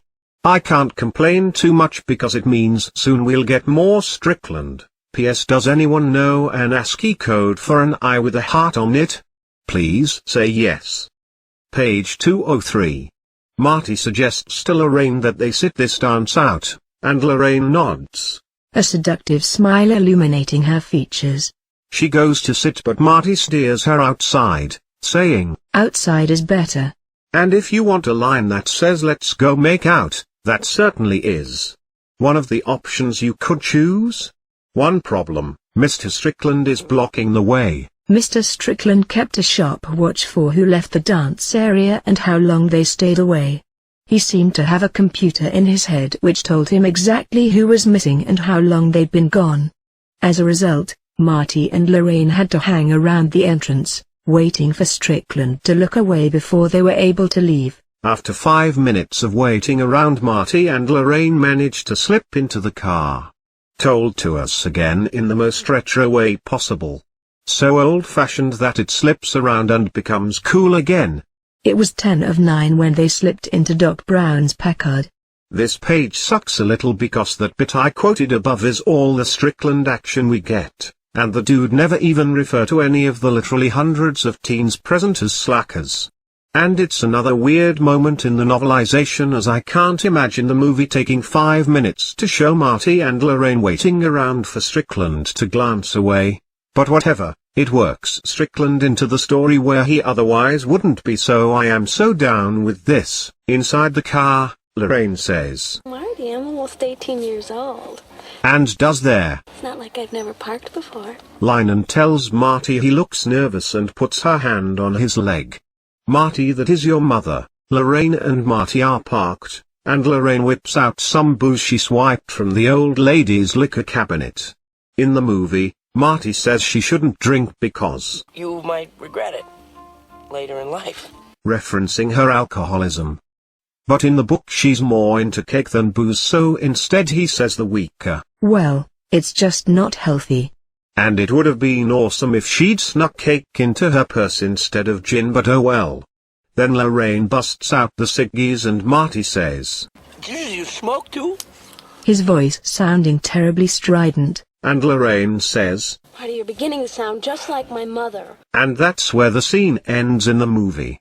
And may I just say, great reaction, Michael J. Fox. Guess what, the scene keeps going here so we can all learn how bad cigarette smoking is. And I'm not the biggest fan of smoking, but even I find this scene totes preachy. But it gets us some future laughs, and that's something, right? Here's what happens. Marty says smoking is dangerous. Lorraine says she sort of understands that it's not ladylike to drink, but that smoking is nice. Marty asks if she's kidding and says everything's wrong with it. Lorraine asks if that's so, then why is it advertised on TV? Marty replies that the cigarette lobby is too powerful. We all learn a valuable lesson about how politics really works. Lorraine then replies that it's good for circulation. Marty says it'll give her lung cancer and shows her on the package the Surgeon General's warning. But did you forget that this scene takes place in 1955? Because haha, book Marty did. Even though he's been in this time for a week at this point. Book Marty instead reads a line from the package bragging that this fine blend of Turkish and domestic tobaccos calms the nerves, improves the circulation, gives you a sense of well-being. Marty talks and whistles at the same time. Good God. Marty whistled. He handed the pack back. Somehow he'd avoided smoking all his life and he wasn't about to start now. Anyway, the irony in this scene of Lorraine doing things that as an adult she said she'd never do was kinda hard to pick up, right? Some people might miss that. Best make it explicit. Lorraine regarded him with an irritated glare. You know, you sound just like my mother, she said. It's really stupid the way parents don't understand their kids and try to run their lives for them. When I have kids, I'm gonna let them do anything they want. Anything. And I'm not gonna lecture them or say how it was different back in the good old days when I was young. No, sir, they're not gonna get any of that crap from me. I'd sure like to have that promise in writing. Marty smiled. And while Lorraine's speech and Marty's line didn't appear in the movie, they did use a bit of it in the sequel and just stone cold acted like they appeared in the movie the first time around. Okay, a lot of stuff happens on the next 2 pages. So let's get right to it. None of it's in the movie though. Marty and Lorraine are still in the car and Marty's looking for George, but he lies to Lorraine and tells him he's looking out for Mr. Strickland. Lorraine says that he's got enough to worry about inside, slides up close to him, and asks him about his parents.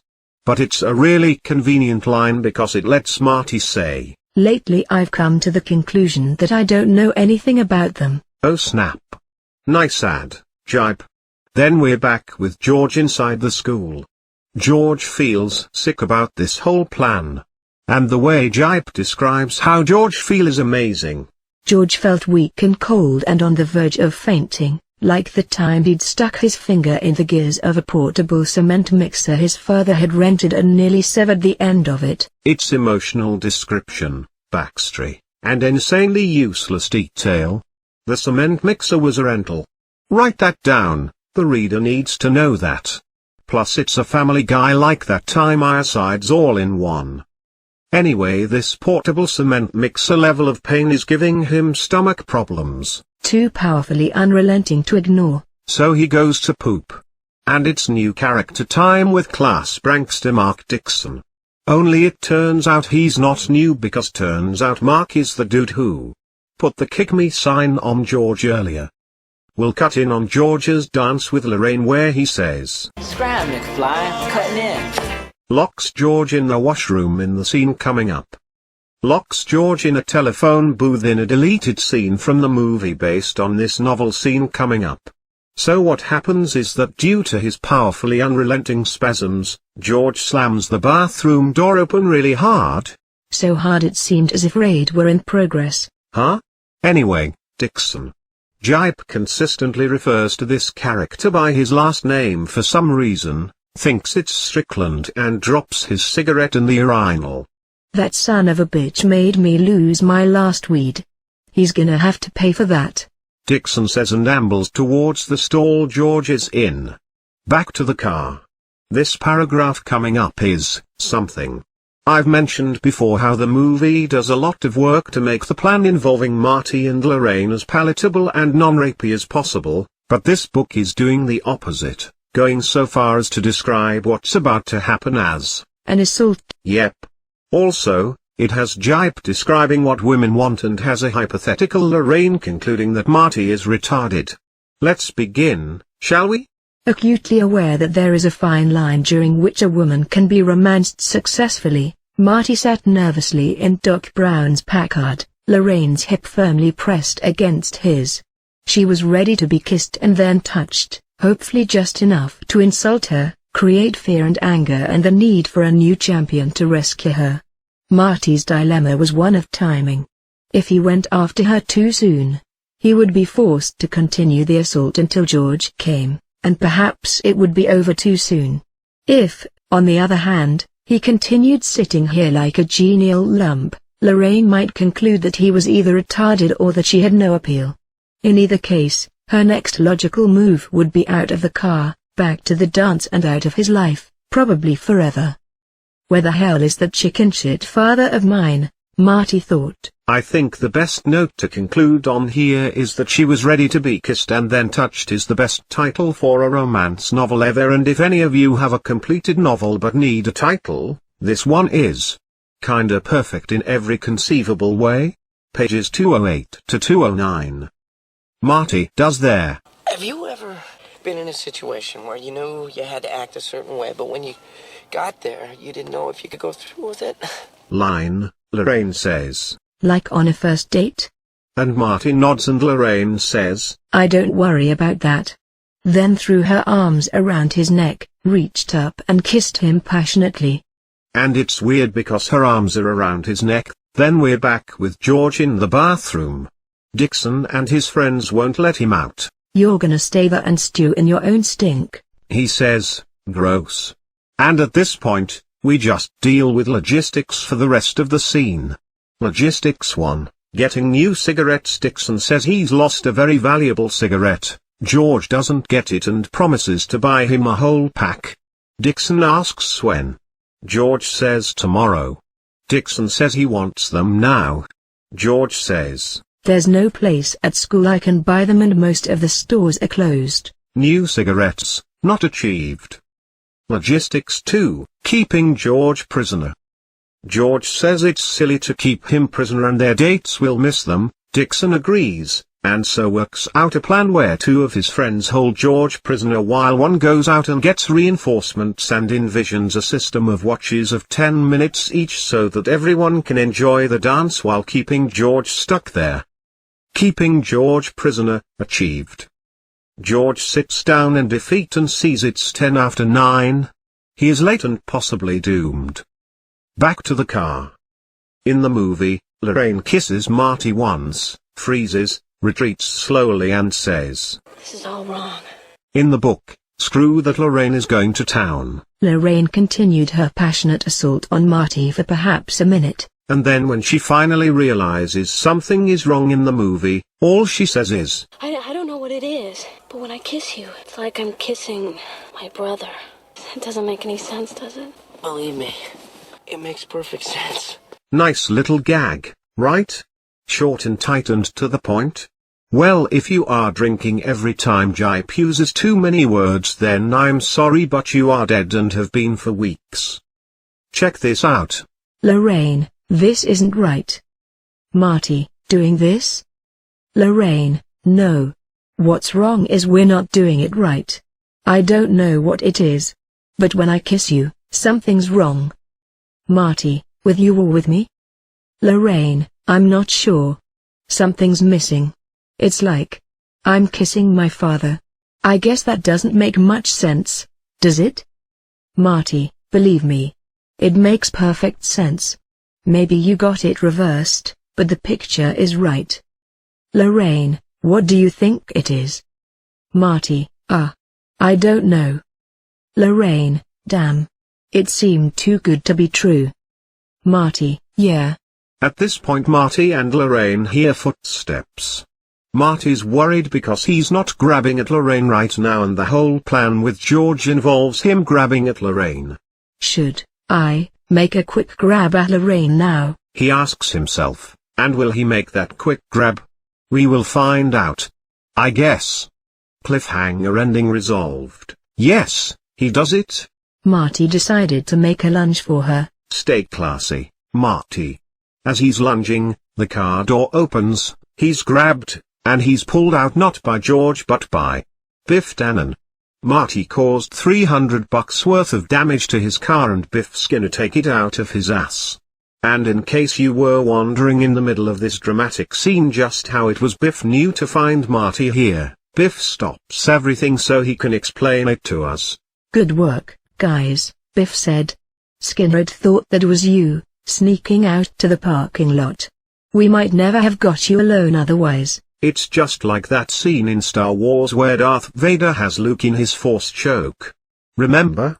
But then he stops the choking to explain to Luke that it's a good thing his engineers built the Death Star with sensors capable of tracking his position inside of it, otherwise he would never have gotten this chance to do this.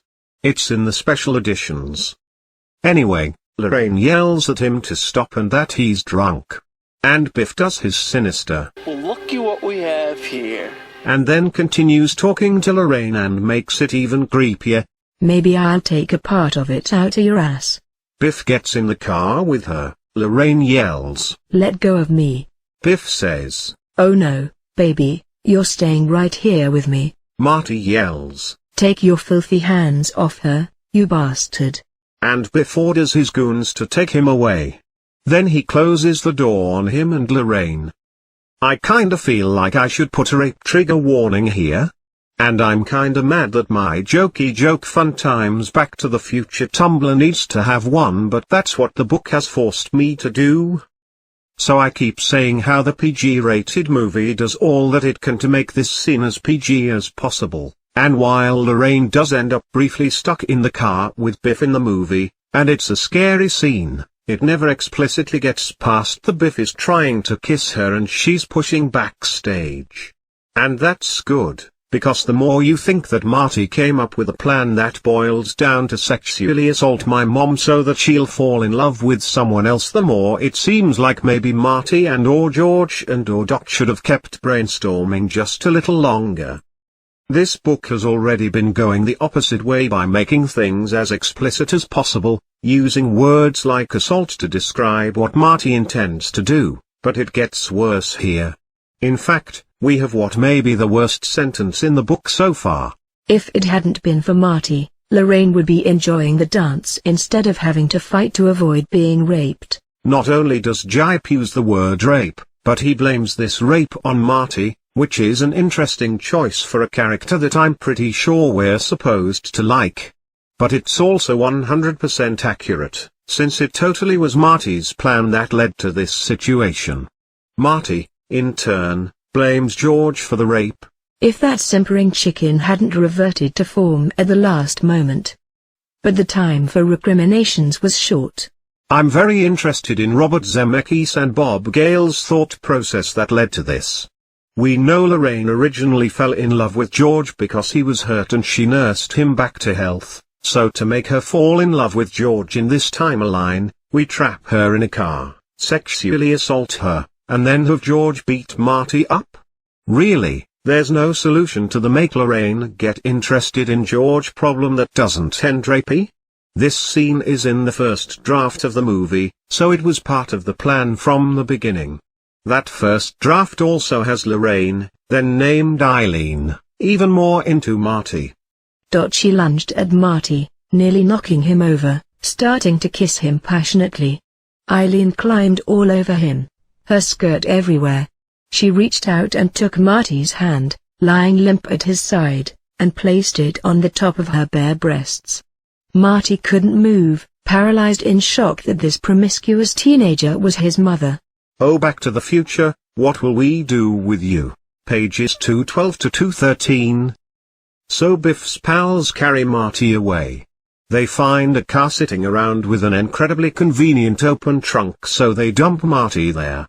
Inside the car is the drummer from the band, who got off early so he's smoking up. Gipe writes it in the way only a man who has read about drugs in the papers can. Seated behind the wheel of the Cadillac, the young black man was enjoying a marijuana cigarette. Gipe also knows what effects these marijuana cigarettes are rumored to have. Halfway into the joint, he had grown sleepy and contented. Car dude hears a noise and gets out. Reginald is his name, which is a name that survives from the first draft where the main musician was Reginald Washington instead of Marvin Berry. He confronts Skinhead and 3D. Those guys call him Spook, he calls them Peckerwood. The rest of the band show up. Biff's goons say they don't want to mess with no reefer addicts and run away. Marvin asks for the keys, and Reginald pats himself down and says, "Can't find them." Marty yells from the trunk that they're in the trunk, and Marvin is mad because that's the third time Reginald has left them suckers in the trunk. Ha ha, that's our Reginald. And we're back with George again. He's still in the bathroom and Dixon actually did set up a series of 10-minute shifts to keep him in there, which is kind of impressive in a dickish way. But someone new has just walked into the bathroom. And let's get excited because it's Mr. Strickland. None of these added Strickland scenes are in the movies, but that's why we read novelizations, because sometimes there's more Strickland action in them, right? To George McFly, the grating sound of tyrannical Gerald Strickland's voice was simultaneously welcome and infuriating. Having been kept prisoner in the High Valley High Gymnasium men's room. And it's infuriating because the perverse action of his tormentors did provide him with a built-in excuse not to carry out Marty's plan. And now I know all of you are frantically starting to write a stoner comedy called High Valley High. So Strickland says he smells cigarette smoke, which I don't buy because I'm sure Strickland would know the difference between a marijuana cigarette smoke and a regular cigarette smoke, and no way he'd go easy on teens smoking up in the bathroom. Strickland would bust those teens back down to kindergarten so hard they'd wish they'd never stopped wearing diapers. So as this scene provides inconsistent characterization of the best character in the story, I am forced to declare it 100% non-canon. Sorry everybody, but I don't make the rules, I just enforce them. I'm kinda like Strickland himself. Pages 214 to 215. Strickland makes the unnamed Dean throw out his cigarettes and lets him leave, so George steps out of the stall. Strickland asks him what's been going on. George says, "Nothing, sir." And Strickland busts out bull droppings again, which is nice. Then Strickland tells him he'd better get back to the dance and is a huge dick about it. "The dance is just about over. You'd better get back to your..." "Never mind, I don't suppose you have a date." Sick burns Gerald. George runs out, sees the lights are down for the last dance, and runs outside. Although he doubted that Marty was still manhandling Lorraine in the parking lot, George decided to make a dutiful appearance and explain the reason for his delay. And in another terrific example of slowing down the action for literally no reason, George walks briskly to where Marty should be, but he's not there. Then George realizes he's just in the wrong section of the parking lot, and wanders over to the correct car. It's like Gipe wants to illustrate how not to write an action scene, which is really convenient because if this book was good, this Tumblr would be super boring and would consist entirely of me saying, hey, here's another good scene. Listen, you guys should really just be reading the book. Let me get out of the way here.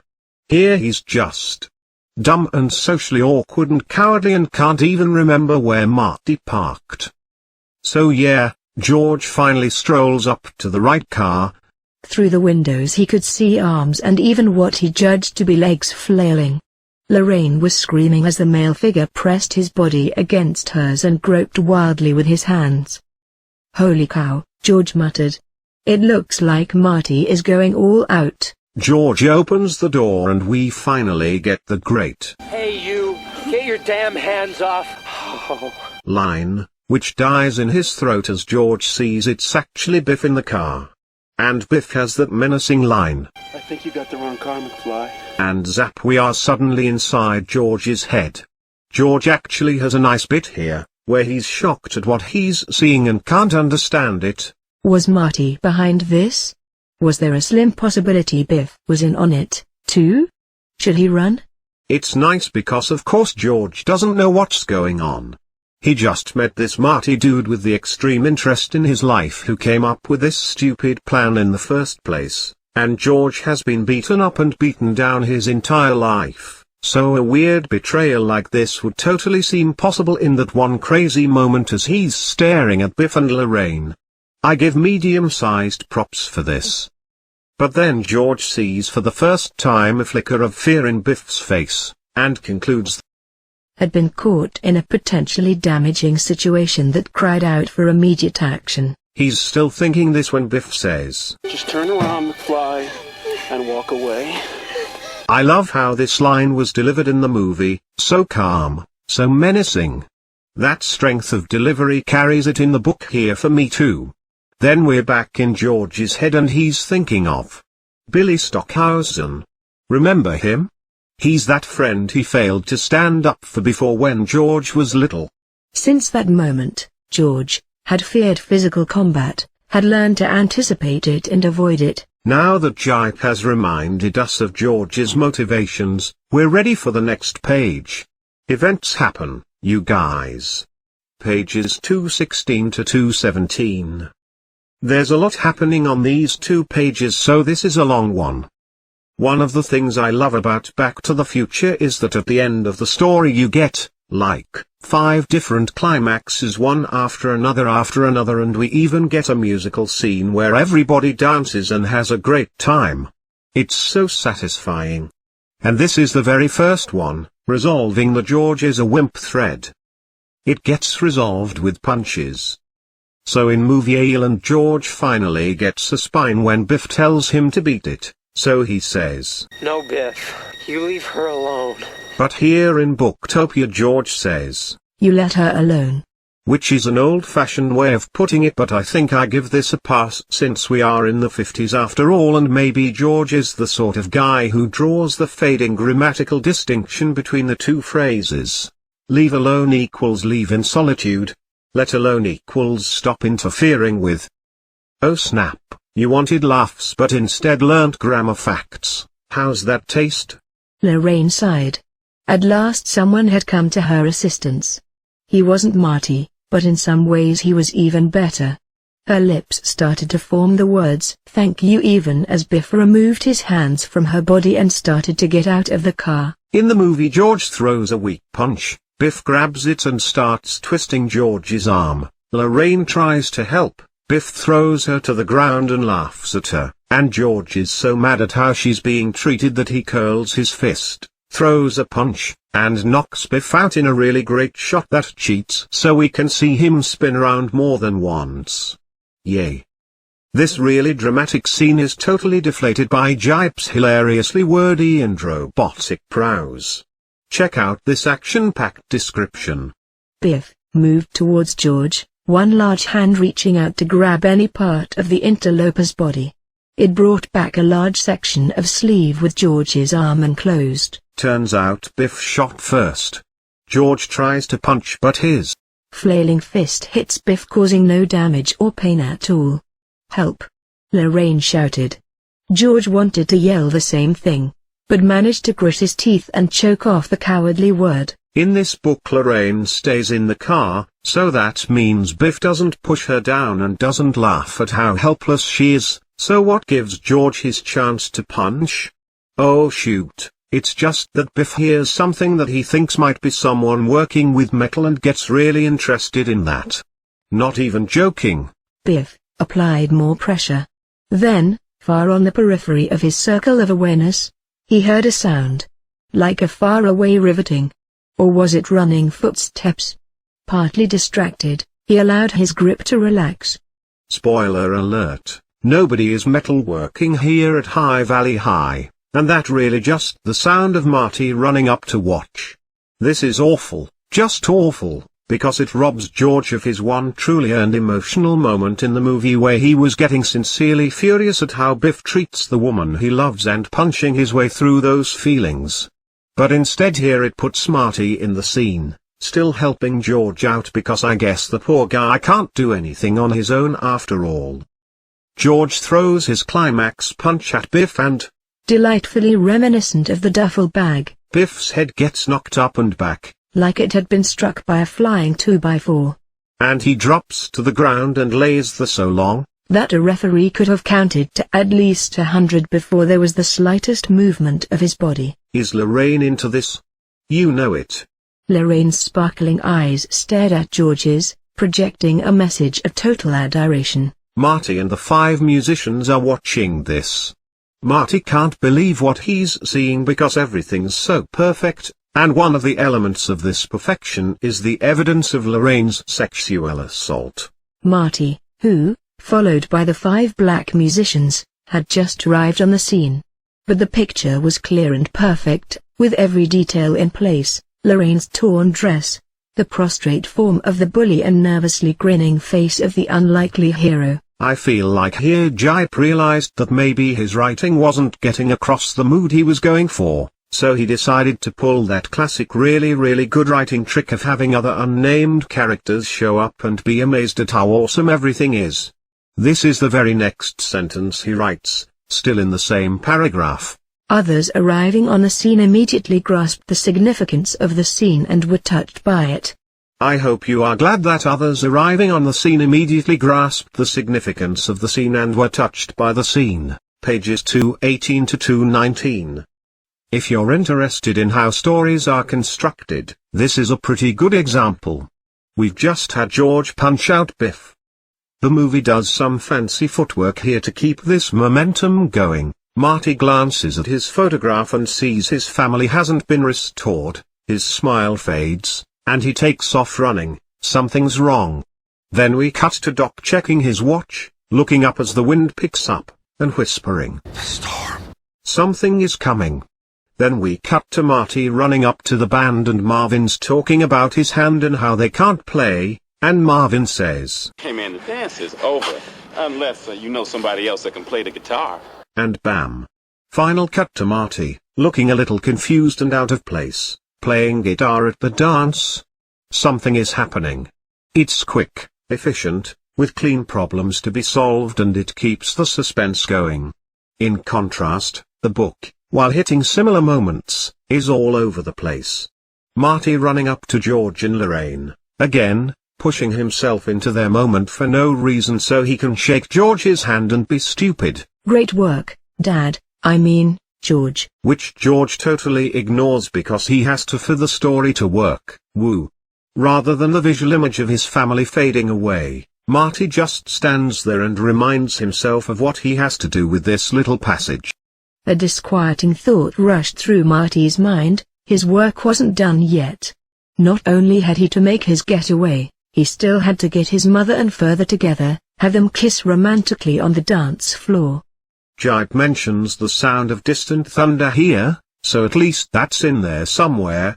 But then the problem of the band physically not being able to play gets transmuted into the stupider problem of the dance being over and the band not willing to play because it's quit in time and everyone in this story is a jerk. It's not too late, Marty breathed. Then, in a louder voice, he said, "Hey, everybody. I think we should have one more dance just so this nice couple can celebrate." Everyone cheers. Or in old man-itis writing, there's a shout of approbation. Yes, I looked it up. It means commendation, praise, or approval. Did you know, I believe you could get literally 1,000 different people to write this scene and only Gipe would be the one to turn in a piece of paper describing teens cheering as a shout of approbation. Marty grabs George in one hand and Lorraine in the other and they all go running back into the dance while Marty shouts, "Come on, gang." Note, this is not a joke. In this book this really just happened, and the all there includes everyone who had just left the dance too, so Marty and George and Lorraine and the entire rest of the high school are running together. They jog past the musicians and Marty asks for one more dance and they're all, "Forget it. Dance is over." So Marty busts out his wallet and gives them all his money. Reginald is okay with taking the money, but then reveals that Marvin has cut his hand. Marty does his Marvin, you gotta play line, because if there's no music, they won't kiss and fall in love. And if they don't fall in love, I'm a goner. Because why use a thematically appropriate word when you can not do that? Marty of course here is saying this in front of the entire student population of the school, including George and Lorraine, and again everyone just ignores it. Then Reginald the Dick agrees to letting Marty play the guitar because it might be worth it just for the laughs. And all the kids run into the school and Strickland is confused and he gets overrun by kids and I love scenes like this because screw your rules, authority figures. "What's going on here?" Gerald Strickland shouted over and over. Grabbing arms, he tried to force the students out of the hall but his efforts were ineffectual. Marty starts the dance with a little introduction. "One more dance. A special number for my parents." Again ignored. And this one more dance thing ties back to his first line in this book, remember? Marty's in class with his headphones on and he sings "Let's have one more dance" out loud in the first of a series of very credible scenes from this novelization. It is a callback, yes. The band loves Marty because everyone loves Marty because this book sometimes reads like Marty McFly author insertion fanfiction. At first following the band and then confidentially taking the lead, Marty looked around. The musicians were casting quick glances his way, glances that told him they admired the job he was doing. He could see his parents dancing just a few feet away, their heads together. Now it was just a matter of time. All was going well. And everything is going great. Nothing bad could happen to ruin this dance. Come back tomorrow and we'll see that I was totally lying to you with that last sentence. This next scene happens basically like in the movie. George and Lorraine are dancing to Earth Angel as Marty plays and someone cuts in. It's Dixon. He's back. Marty is fading away and can see through his own hand. George cuts back in and shoves Dixon 10 feet away and Marty fades back into place, baby. It's notable in the book because it has Marty saying, "I don't feel so good," as he fades out and, after he fades back in, doing this. "Thank God." Marty smiled. Whipping the family photograph from his pocket, he laughed, did a little pirouette on the bandstand, and grabbed the guitar again. Linda, Dave, and himself were all back in the picture, completely intact, and the feeling in his hand told him his musical powers had been restored. It's also notable because here in the book Lorraine still has her dress torn up from Biff on her and yet she's totally down to go back into the school and dance up a storm. As I've mentioned before, I spent many an hour as a kid trying to figure out Back to the Future, and right now we are going to figure out this fading away thing. This is a whole childhood of thinking about time travel in this movie paying off here. Here we go.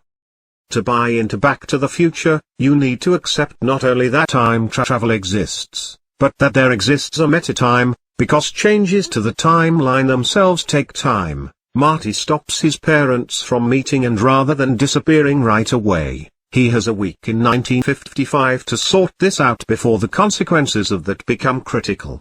In other words, whatever change you make to the timeline ripples through it like a wave in a bedsheet, altering things as it goes, and you've got until when that wave catches up with you to fix things if you've done something dumb like prevent yourself from being born.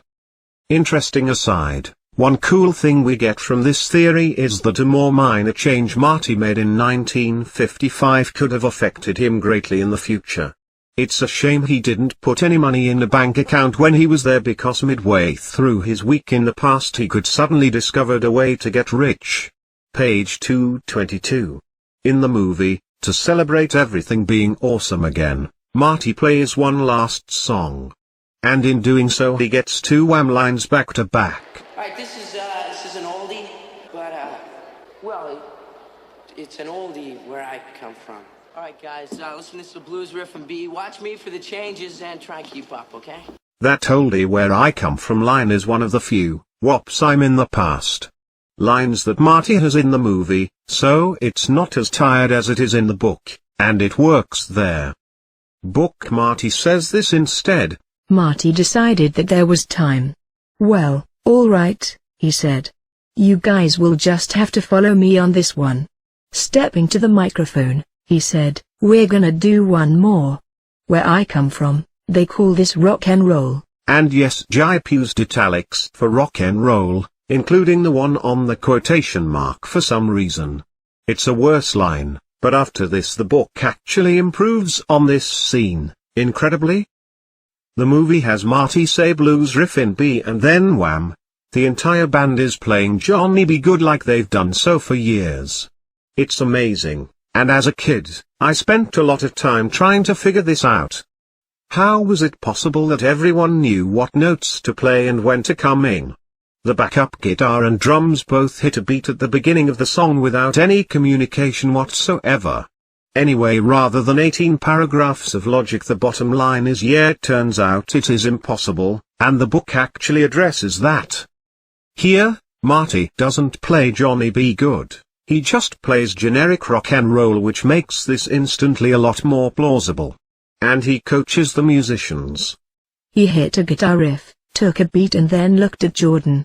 Gimme a blues beat, like this, he said, picking out the rhythm. Jordan, smiling, grabbed it immediately and sent the pulse moving. Good. Marty said. Turning to the bass player, he hummed a 2-bar line. Do this and then pick it up when I change, he said. The bass player nodded, getting it. Piano, take the bass line and play it up 3 octaves, he continued.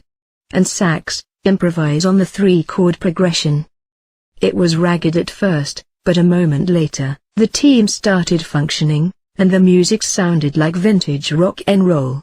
It was ragged at first, but a moment later, the team started functioning, and the music sounded like vintage rock and roll. I get that this slows things down a bit, but I think that's more than balanced by the coolness of seeing one kid giving the musicians just enough to get them going in a genre.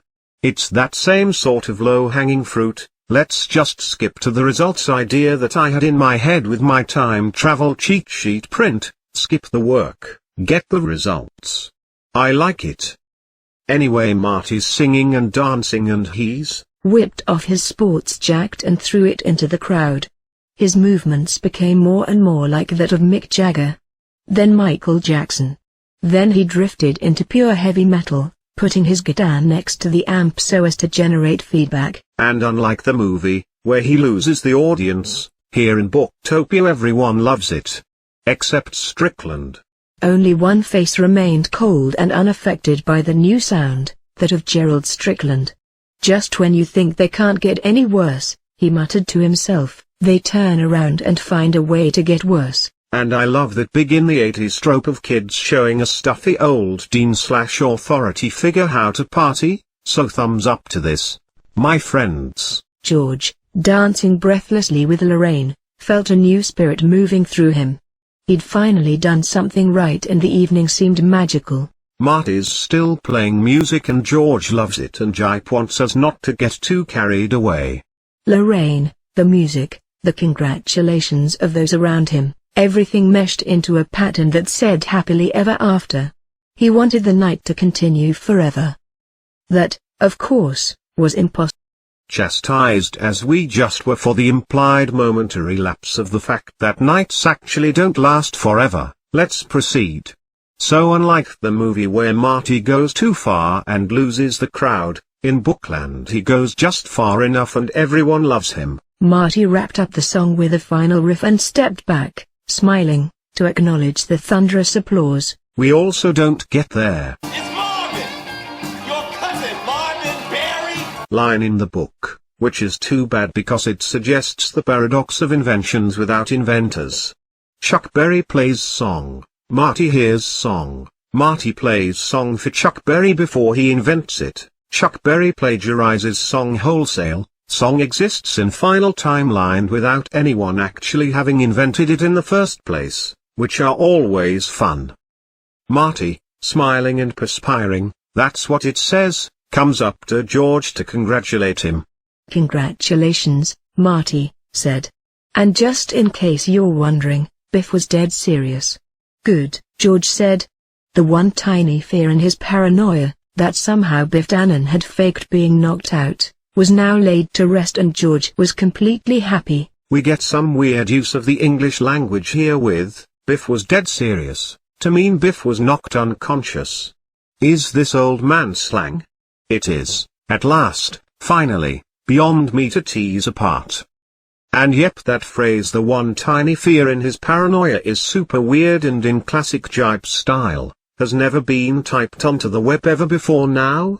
Not even the shorter the fear in his paranoia has been typed before, I guess because it's such a crazy image. We are at the edge of linguistics here, and you've got to give props to an author who can come up with really odd ways of describing simple concepts. Page 224. Here we are at the end of Climax 2. We've already resolved one plot thread with George punches Biff, so George is now tough stuff, and now this is the combined multi-climax resolution of George kisses Lorraine / timeline gets restored / Marty says goodbye to his parents. First Lorraine tells Marty that George is going to take her home, and Marty says that's great and that he's got a feeling about her and George. And Lorraine says that she's got a feeling too, and OMG you guys, she's talking about love. But in the book we remove all mystery and have Lorraine say, I sort of have a feeling, too. I think George could really make me happy. So yeah, no mystery there anymore. Good luck you kids. In the movie Marty says he has to go, but here he lies for no reason and conveys a more questionable story about how he to leave town, tonight. Which George and Lorraine accept without any questions. Here in the book, George says good night and goodbye, thanks him for all his good advice, and says he hopes he can do the same for him someday. Marty laughed. You'll probably give me more advice than I can possibly handle. Because he's his dad. Marty leaves with his. If you guys ever have kids, and one of them, when he's 8 years old, accidentally sets fire to the living room rug, go easy on him. Line which I like because it's cute and it's the one explicit example of Marty trying to set things up in his home life so things go better for him, and you want that in a movie where a teen goes back in time. And with that, Marty's gone. Alone with George, Lorraine says, Marty. Such a nice name. But let's not take any chances, okay, and really spell it out in the book. Marty, she breathed. It's such a nice name. When I have kids, I'm going to name one of them Marty. And yet you go on to name your third kid, second boy, Marty. I always thought it would be better / funny had Dave's name changed to Marty and Marty's to Dave once Marty went back to 1985. Ha ha ha, LOL. Finally, the book having been the only place where we get there, George want to go to college subplot is also resolved here. Aren't you rushing things a little? George laughed. Well, maybe a little. I was thinking I'd like to go to college next year. Me, too, George said. In fact, I'm gonna go no matter what my father says. So yay, closure. Though from a storytelling perspective it's awkward because now we know that with this new college plan Marty has changed things more than he realizes, so we won't be shocked at all when Marty goes back to the future and finds that he's totally changed things more than he realizes. Chapter 13. Page 225 starts off Chapter 13. Second last chapter, everyone. And it's gonna go fast because we've only got 20 pages left in the book. In the movie there's still lots of movie time left, but it seems Gipe is racing towards the finish line here. Perhaps at this point he realized he wasn't being paid by the word? Perhaps he said off rig, really? And then busted out sentences like then the teen went back to future, like in the title, and his parents were all weird. The end? Perhaps there is but one way to find out. So, we get this porny phrase. Town Square was deserted except for a small pack of dogs and Doc was ready to go. Like in the movie, Doc checks the time first on his old-timey pocket watch and then on the watch he's wearing on each wrist one by one, which is nice. Then Marty finally shows up, driving towards him at precipitous speed. And I always thought precipitous meant steep like a cliff, but it can also mean sudden or dramatic, so hooray. We all learnt a vocabulary word. Maybe you already knew that. But I didn't, and now I'd like to assume I'm the bro with the best vocabulary in this town after reading this book. Doc is pissed. So pissed that he's talking to himself. Good, he grunted finally, satisfied that the vehicle was his Packard. But why drive like that, dummy? Why crack up in the wrong car? A moment later, Marty was available for the answer. And yep, I've got no idea what crack up is doing there either. Gipe's certainly not using it to mean laugh or go crazy. Maybe he's using it to mean go quickly? Because maybe that's what the expression meant in the time of Charlemagne? Because old man-itis? Doc scolds him for being late, that's what it says, scolded.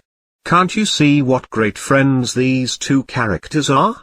And Marty's availability for the answer lets us learn that he was driving fast to see how fast he could go, and it's a good thing too, because there's a bump on the road that he now knows about. He'll just drive on the left-hand side for that part. Is this information relevant? Nope. But there it is anyway. Enjoy. Doc says that's all well and good, but what if you'd been spotted by some cop? Marty replies, what if I'm spotted by a cop when I'm in the time machine? Doc responds, if that happens, you keep going, dummy. Can't you feel the love between these two people? It's just so wonderful to read about two great friends having an adventure together. Page 226. Marty says he's late because of the dance and because he had to change, sadly not saying Back in that suit! Like he does in the movie, a line I loved. In the movie, Marty explains how everything's great now, and shows Doc the picture. Marty says, Laid out Biff in one punch! I didn't know he had an enemy, he's never stopped a Biff in his life! And there's this really weird moment where Doc looks up and says, Ever! And there's a pause and Marty says, No, why? What's the matter? And Doc ignores him. You guys, I could never figure this part out. Did Doc know of another time when George punched Biff? Well, I guess I was the slow one because what Doc's doing here is spelled out completely. He's worried about the timeline being changed but decides not to say anything. In Booktopia, of course, the characters say everything they can, and Marty starts by saying he thinks his dad might even go to college now. Doc, then that's something else you'll be able to worry about between now and the time you get back to 1985. Marty, what? Doc, well, if he does go to college, thanks to you, it'll change his life. Marty, for the better, I hope. Doc, maybe. But suppose while he's there, he meets some co-ed who's more attractive to him than your mother? That could cause you to do a quick fade out. Or suppose because of college expenses, Your mom and dad decide to hold off having kids for a couple years. If that happens, you may find that you're 12 or 14 years old in 1985 instead of 17. How do you like them apples? And ha ha ha, amazing. Doc ending that speech with "How do you like them apples" is amazing. I love it. What I don't love is how crazy that paragraph is. Craziness number 1, what Doc's saying makes sense. College is a big life change, and many high school relationships don't survive it. However, the quick fade out thing is weird and only fits with my variable speed metatime theory if Doc's wrong about how quick it would be. But on the other hand, it's only in the book and Doc is a crappy Doc here. Either way, it's a weird thing to introduce in the middle of a let's travel through time really dangerously climax. I guess it's the so we can think oh no, even if this works Marty might still be pooched, but I really feel like that robs tension rather than heightening it. Marty's no longer driving through time to save his life as he knows it, he's just driving through time to maybe do that. It seems wimpier, somehow. Craziness number 2, oh my gosh, Doc, sex doesn't work that way. If I delay having kids by a few years, the child that is born is a different kid. Totally different egg, totally different sperm. It's not like every couple has a few kids waiting inside them all queued up in an orderly line ready to pop out. They would have to conceive each kid at the exact same time in the exact same way, or Marty as we know him won't ever be born. Heck, the birth of anyone is so hugely statistically improbable compared to all the alternate children that could have been born that to draw attention to how unlikely it is seems like a super bad idea.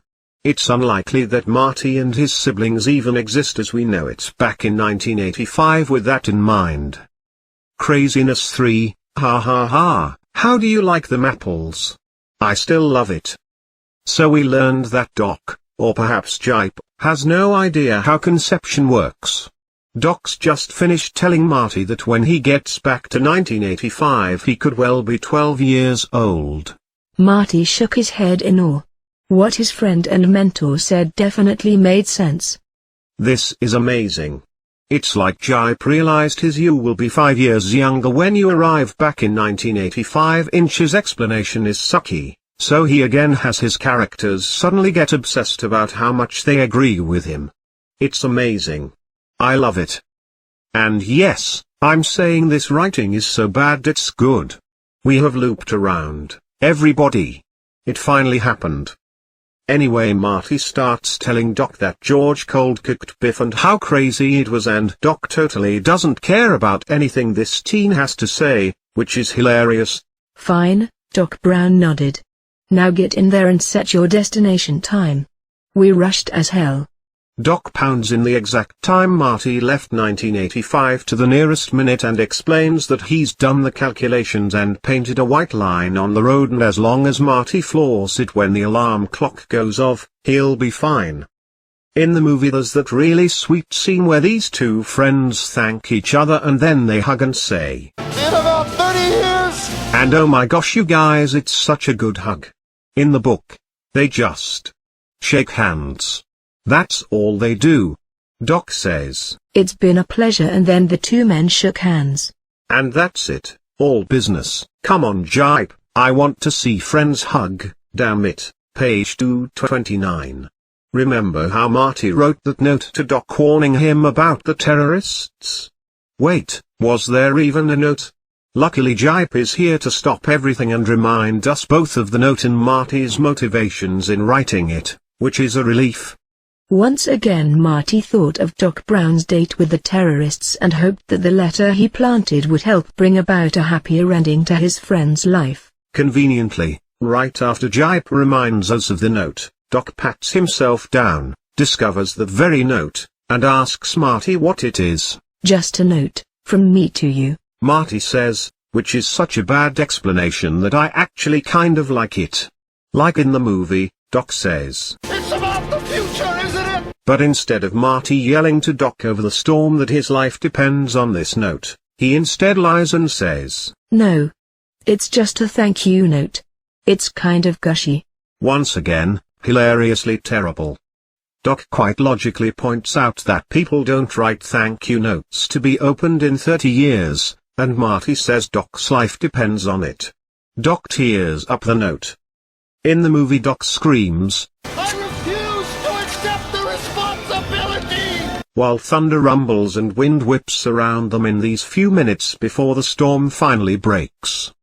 But why have a dramatic confrontation in a storm when you can mutter your way through it? Well, I'm not going to accept the responsibility, Brown muttered. With that, he tore up the letter and tossed the pieces into the ashtray of his Packard. Such great drama. Such great care for the environment Doc has that he goes out of his way to walk to his car just to toss the pieces of paper in the ashtray. Page 230. Marty decides to just tell Doc straight out about the terrorists, but then a tree branch gets knocked down and takes out the cable. Doc's run from the top of the clock tower down to the lamp post with it. Good Lord! Doc Brown yelled. Oh yeah, I forgot they hadn't invented that Great Scott thing yet. Well, good Lord. He's better than the holy cow. Jumping Jehovah. Wow, I'd bet a girl paint thing they did before. Doc and Marty run over and see the damage. Great Scott! Doc Brown shouted as they ran. Kid, find the end of that cable. I'll throw the rope down to you. Oh okay, well I guess here is where they invented that Great Scott thing. There's some weird fake tension as Marty scrambles to find the end of the wire. This can't be that hard, there is literally a line leading you from the clock tower directly to it.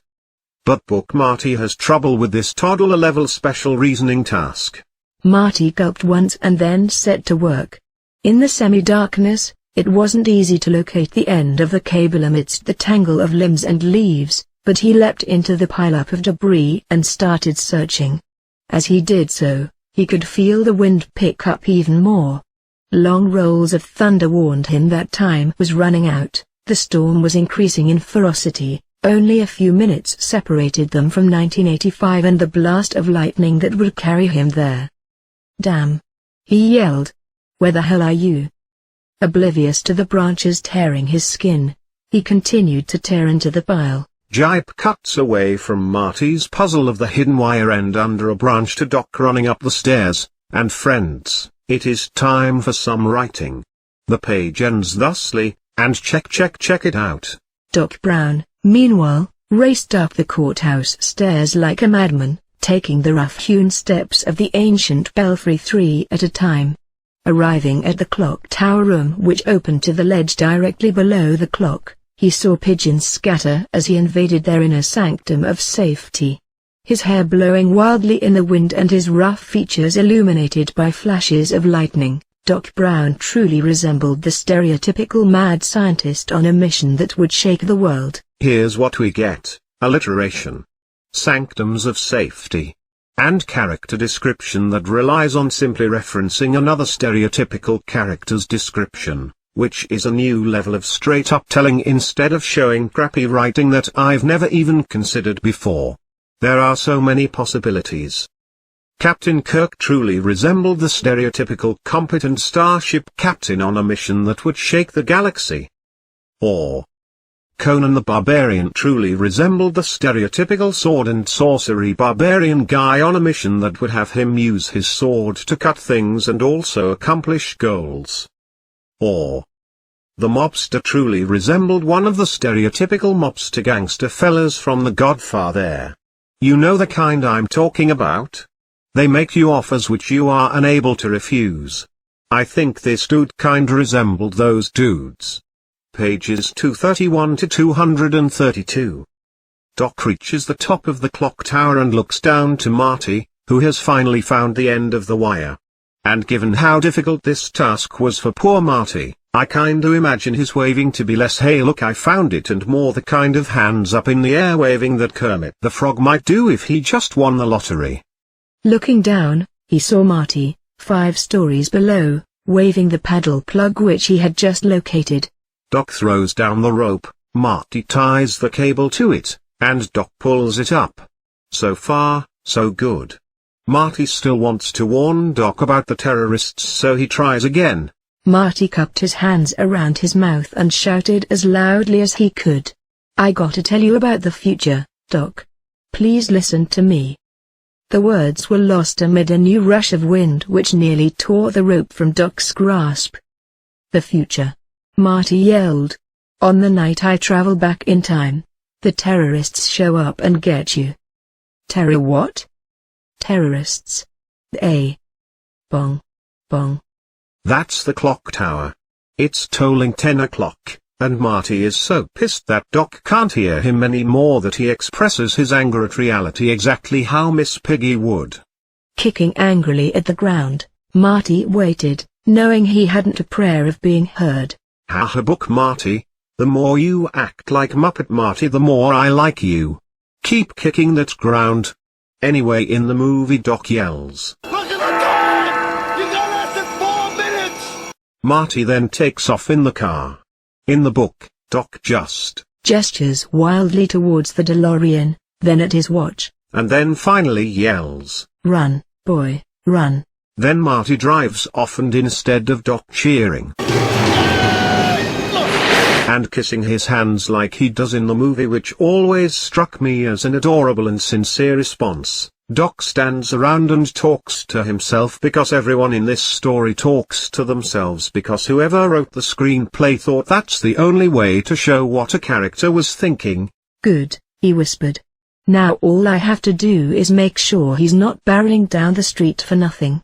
Doc creeps along the clock tower edge and has some more time to talk to himself. "I'll be alive in 1985, he said, realizing even as he said it that he was whistling past the graveyard. "I'll be alive in 85, so I'm safe now."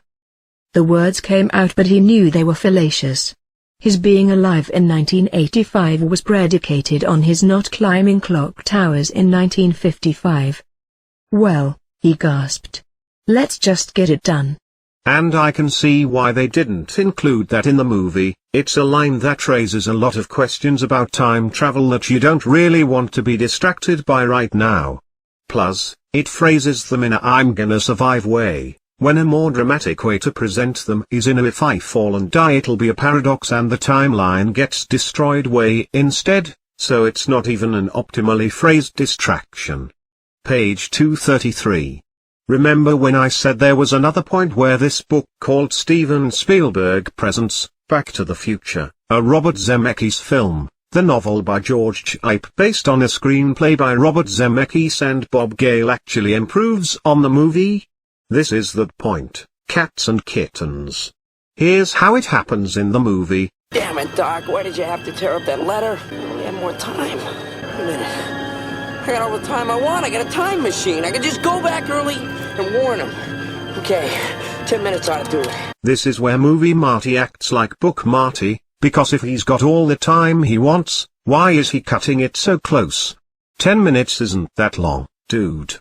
Maybe give yourself an hour or so. Get to Doc early, let him know, handle any problems that pop up as they appear. Maybe have a nice chat. In our story, book Marty has a similar, yet suckier, epiphany. "That's it," he said finally. "There's no way I can have more time at this end, but why can't I make time at the other end?" And here's where the book actually improves on it.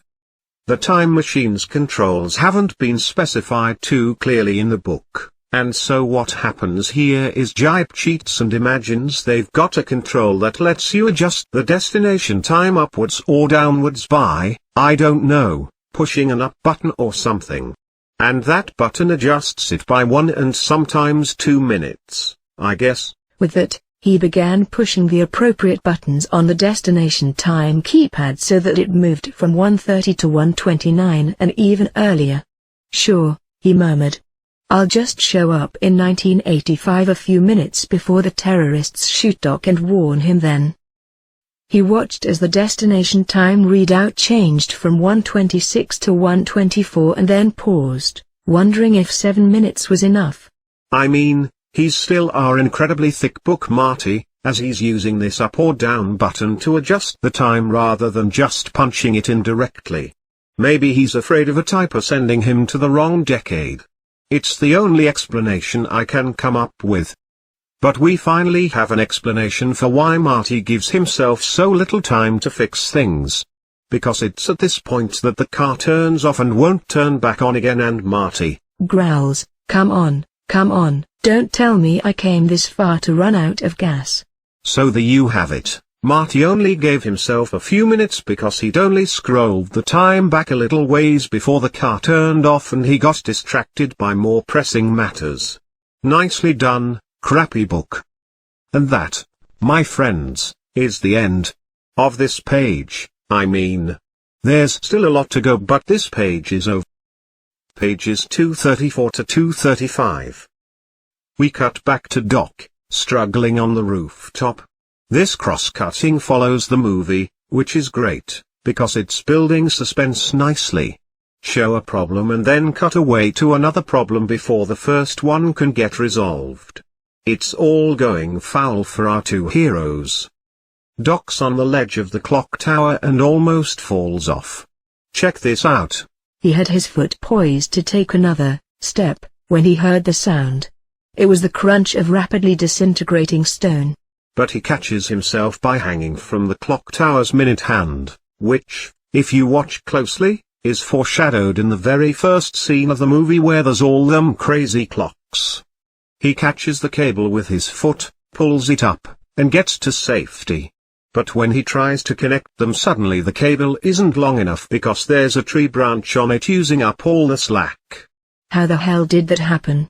Doc groans. Gipe describes this tree branch as the cause of his dilemma, but oh Gipe, that word doesn't mean what you think it means. There's no dilemma here. A dilemma is a problem with two equally unsatisfactory solutions. Dilemma. The nearest dilemma I can see is whether to leave the cable stuck or not. It's a real puzzler, that's for sure. Anyway, Doc solves this puzzle by pulling on the wire hard. He gives the cable a tremendous yank. And the cable pops out, and he can connect it at this end, but it's now disconnected at the other end. Good. He yelled, and then, damn it. Doc then realizes his only chance is to slide down the wire to connect them at the other end. He doesn't have time for the stairs. And so he slides down. Unlike the movie, dude's not wearing gloves, so he felt his hands burn but held tight until his feet struck the solid earth. Pretty badass, Doc. Screw the pain. Pages 235 to 236. Books can be no better than the movie, but man, this movie is so much better than this book. In this scene in particular. This whole action bit, which lasts for minutes in the movie, gets disposed of in a couple of paragraphs. Disappointing. So we're back with Marty and the stalled DeLorean, which won't start, and then he tries it again and then it starts. So that was easy. This, it didn't start but then it did. Solution sidesteps the Marty slamming his head on the steering wheel and then it starts. Gag in the movie, which was nice and baffling and cute. Marty drives towards the wire but doesn't notice Doc messing with it. Gipe again pretends he's from medieval times when he writes this as. So intent was he that he failed to see the figure of Doc Brown as he raced towards the lamp post. Which means we don't get Marty anxiously whispering Doc as he speeds towards him. Another nice character moment from the movie. And here's the craziest part. Just as the lightning strikes in the movie, Doc reaches the wire and connects it and gets blasted backwards by the shock. That is how electricity works in movies. Did you know that? Clearly they had that in the scene description for the script, but clearly Gipe didn't understand what he was reading at all. Less than a second before the spectacular bolt of lightning struck, Doc plugged the cable in, spun around, and fell backwards. Glancing at his speedometer, Marty saw that the car was moving at 88 miles per hour. Then there was a terrific crash of simultaneous lightning and thunder. Yep. In Gipe's version, which presumably he thought made perfect sense, Doc plugs the cable in and then just spins around and falls over for literally no reason at all. It's amazing.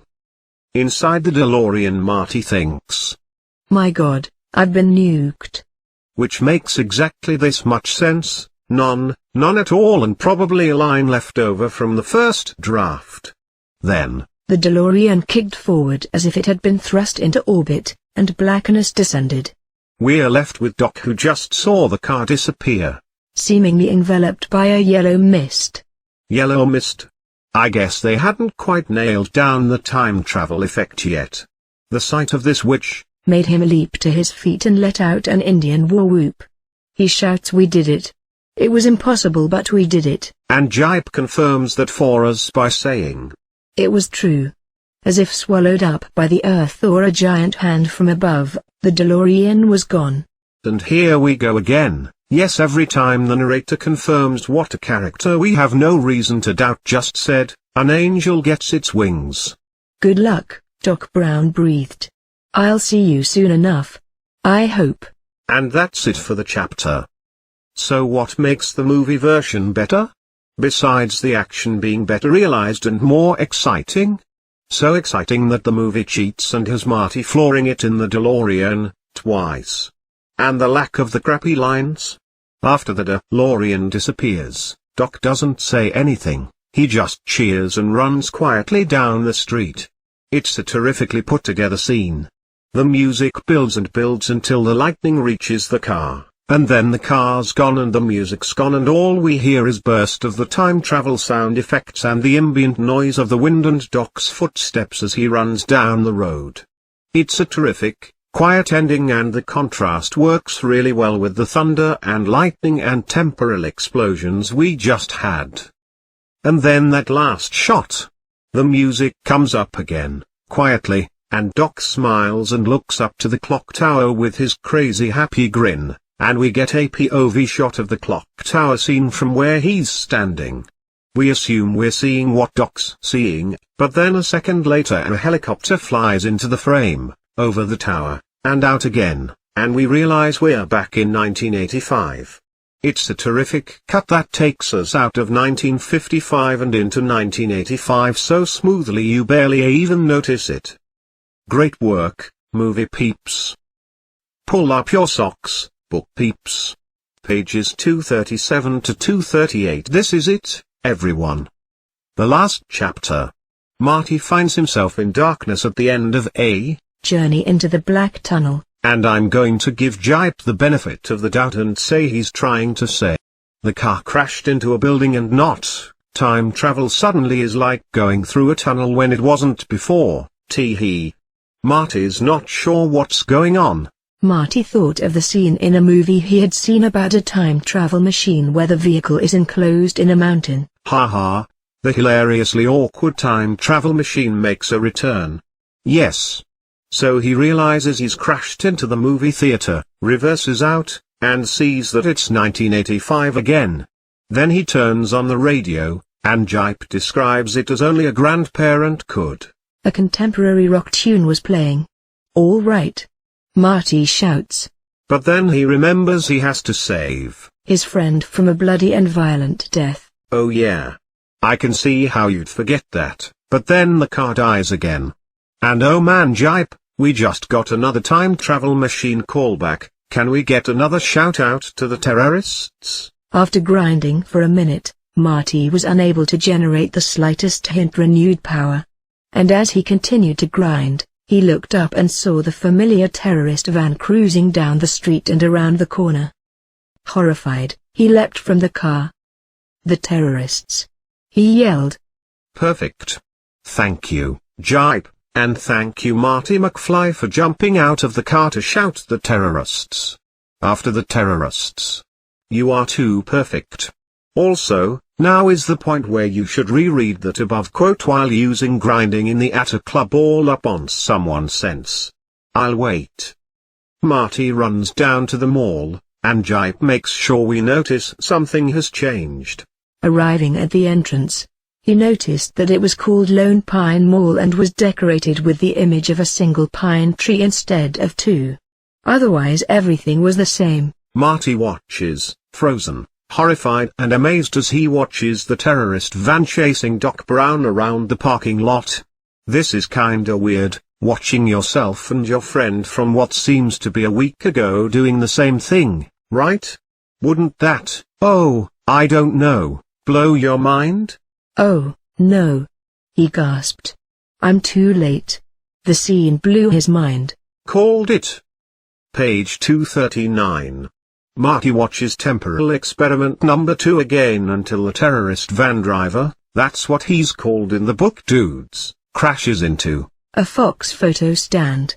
Is this your last chance for needless brand name dropping, Gipe? And it lands doorside down, trapping the terrorists inside. Goodbye, the terrorists. You exit this story as you entered it, as the terrorists. Hey, remember how Doc got shot to death? Because Marty just did. Suddenly remembering Doc Brown, Marty turned and ran toward the sprawled figure, still lying face down on the asphalt. There were tears in Marty's eyes as he turned his friend over. What's interesting now is that Doc delivers tons of stupid lines. Seriously, each one is a line that is stupid. And just as Marty stayed mercifully silent in that movie version of dinner scene at the beginning of the story, we bookend it nicely with Doc staying mercifully silent in the movie version of this scene. Here's what happened in the movie. Doc! Doc! Marty flips over Doc. Marty, quietly, no, no. Doc blinks and sits up. You're alive. Doc opens up his jacket to reveal the vest he's wearing. Bulletproof vest. How did you know? I never got a chance to tell you. Doc shows Marty the taped-together note he wrote. What about all that talk? About screwing up future events? The space-time continuum? Well, I figured. What the hell? And massive props to whoever it was that decided to drop out every single one of Doc's lines in this scene but one, because man they are terrible. Let's ruin an intense dramatic moment with wacky laughs right now. Check out the different mood here in Booktopia. Doc. Please don't be dead, Doc. Well, all right, if you insist. The apparently dead man replied, opening his eyes and smiling. You're alive. Marty shouted. Of course I'm alive. But you were shot, I saw it. Marty cried. I saw it twice. On instant replay, as it were? Doc smiled again. Marty nodded. The explanation is simple, Brown said. He ripped open his radiation suit to reveal a bulletproof vest. It's the latest fashion in personal protection, he explained. Guaranteed to stop a slug from an elephant rifle at 30 yards. Were you wearing that all along? Marty asked. Sadly, no, Doc Brown replied. The first time around, I must have been taken by surprise. No, my boy, it was your warning that saved me. With that, he reached into his pocket and pulled out the letter that Marty had written in 1955.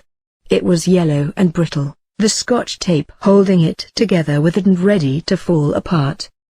Marty smiled and shook his head. What a hypocrite, he said.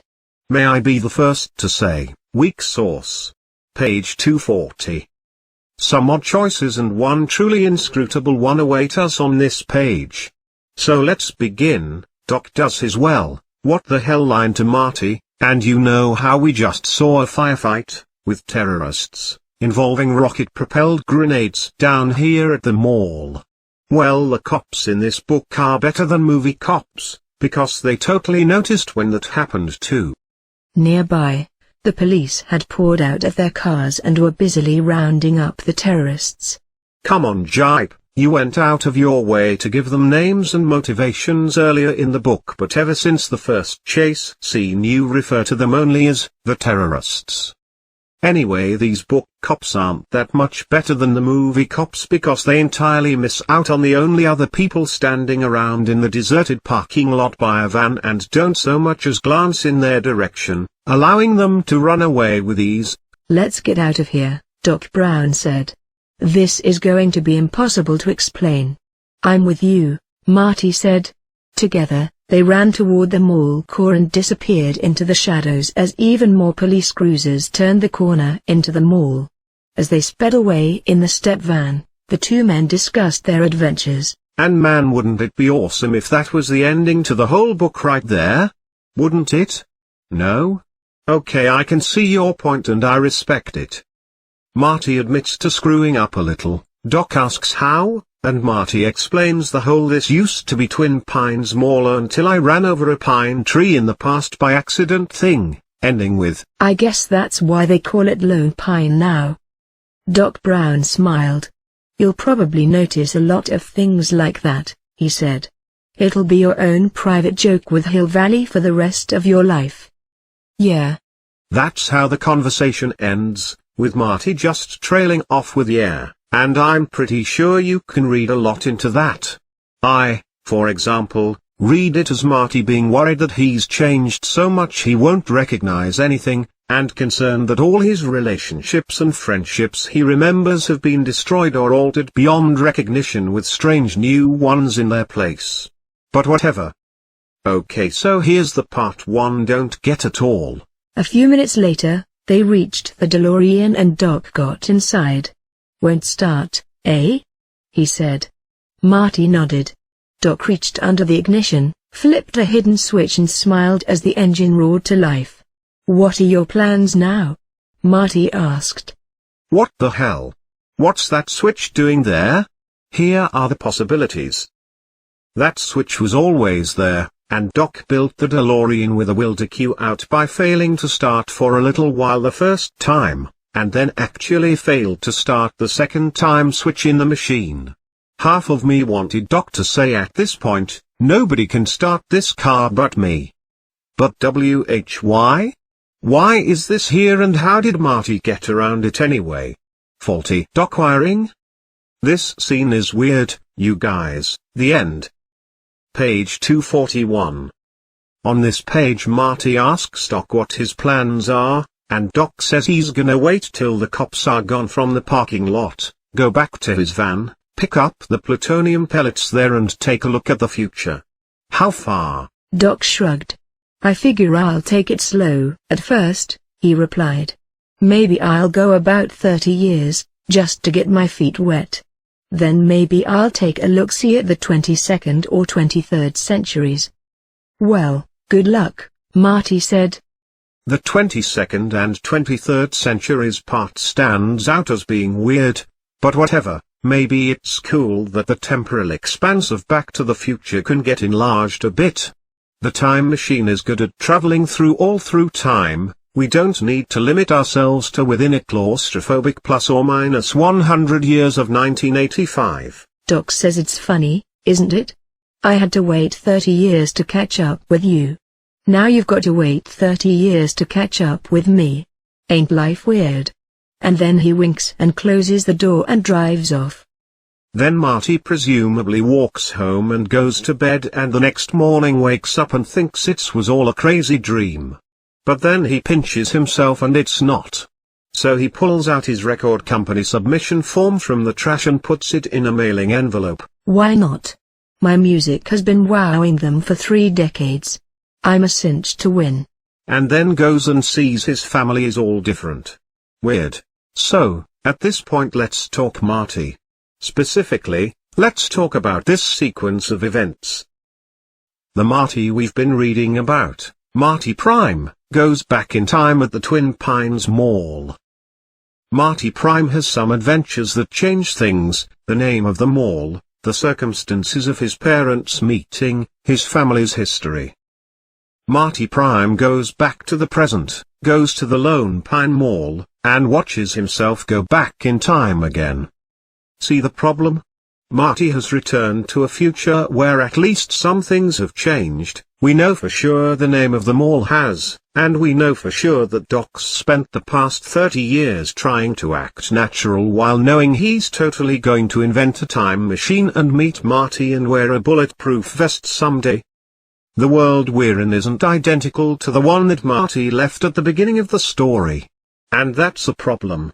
It's actually a huge problem, because it means the Marty going back in time now isn't the same Marty that left at the beginning of the story. And time travel is basically the poster child for sensitivity to initial conditions. This new Marty has had different experiences, from things as small as the name of the mall to as large as what his family does for a living and being presumably a better off richer family. Yet, luckily for Marty Prime, end up in the same house. Due to different life experiences, the Marty traveling back in time just recently is a different person than the one we met at the beginning of this story. Let's call him Marty 2.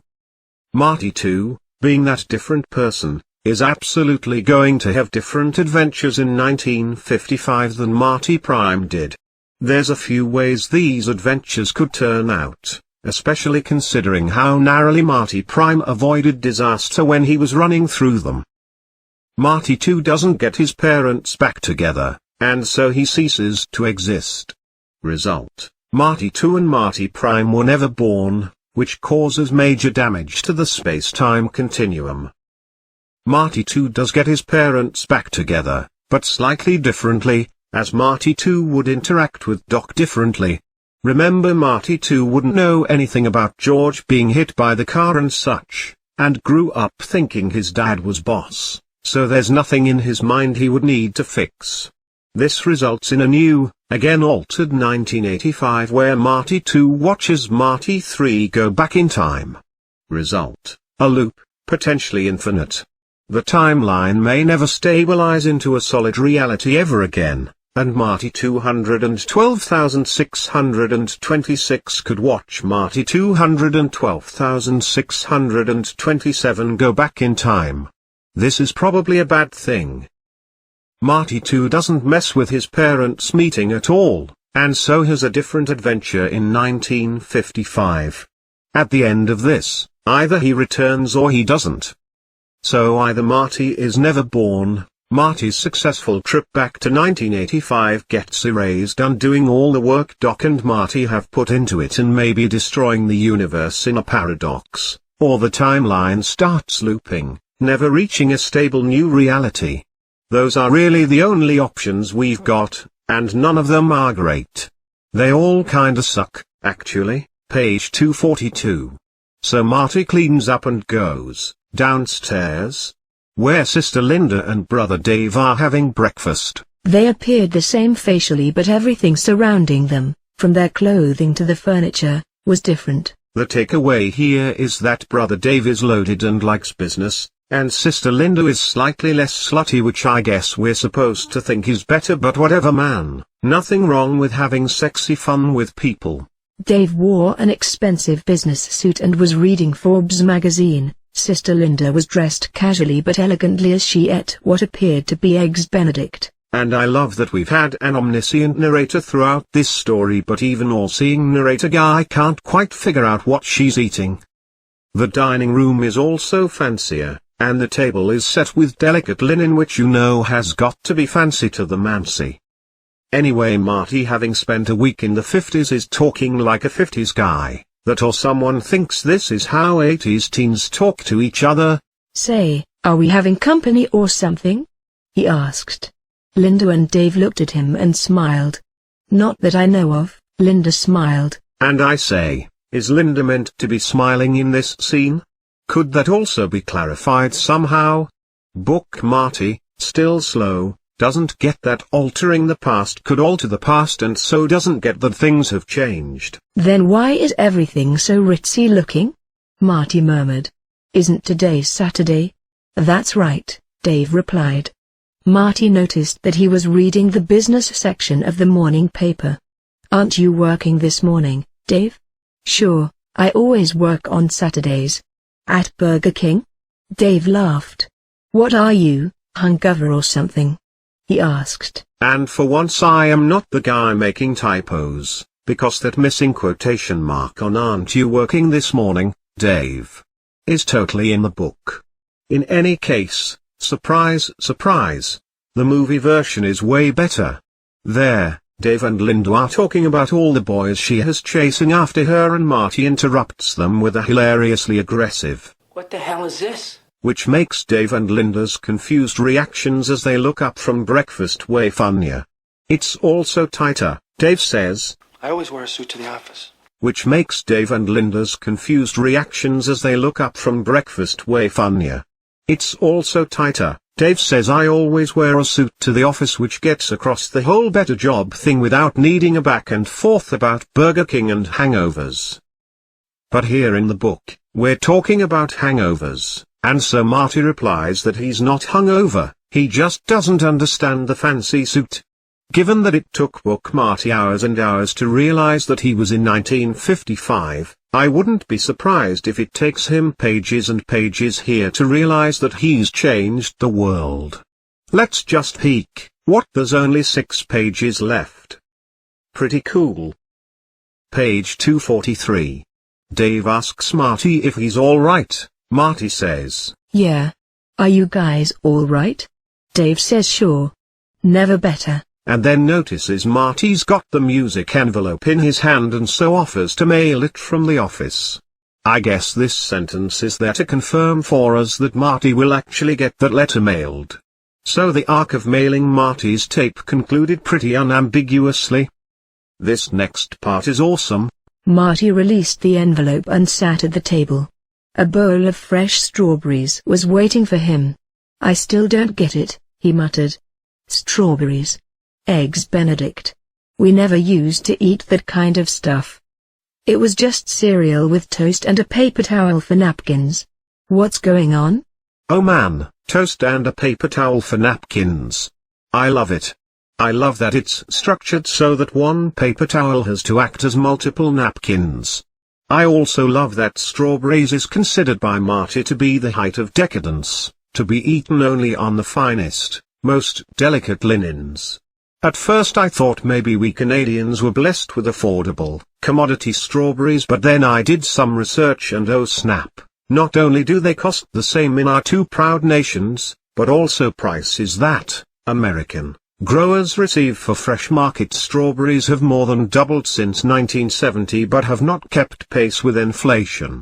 The trend of inflation-adjusted strawberry prices was nearly flat at the retail level, rising less than 4% in 14 years. Retail prices reflect costs of packaging, transporting, and marketing, which rose faster than farmgate prices. Strawberries have been a pretty affordable fruit for a long time, dudes.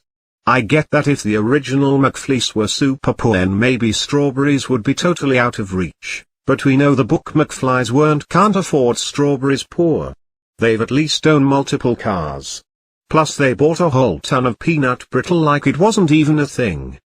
Hey, while you and I have had this strawberries conversation, Marty has been eating his big bolo berries, and halfway through his strawberries, he heard his parents' voices from the hallway.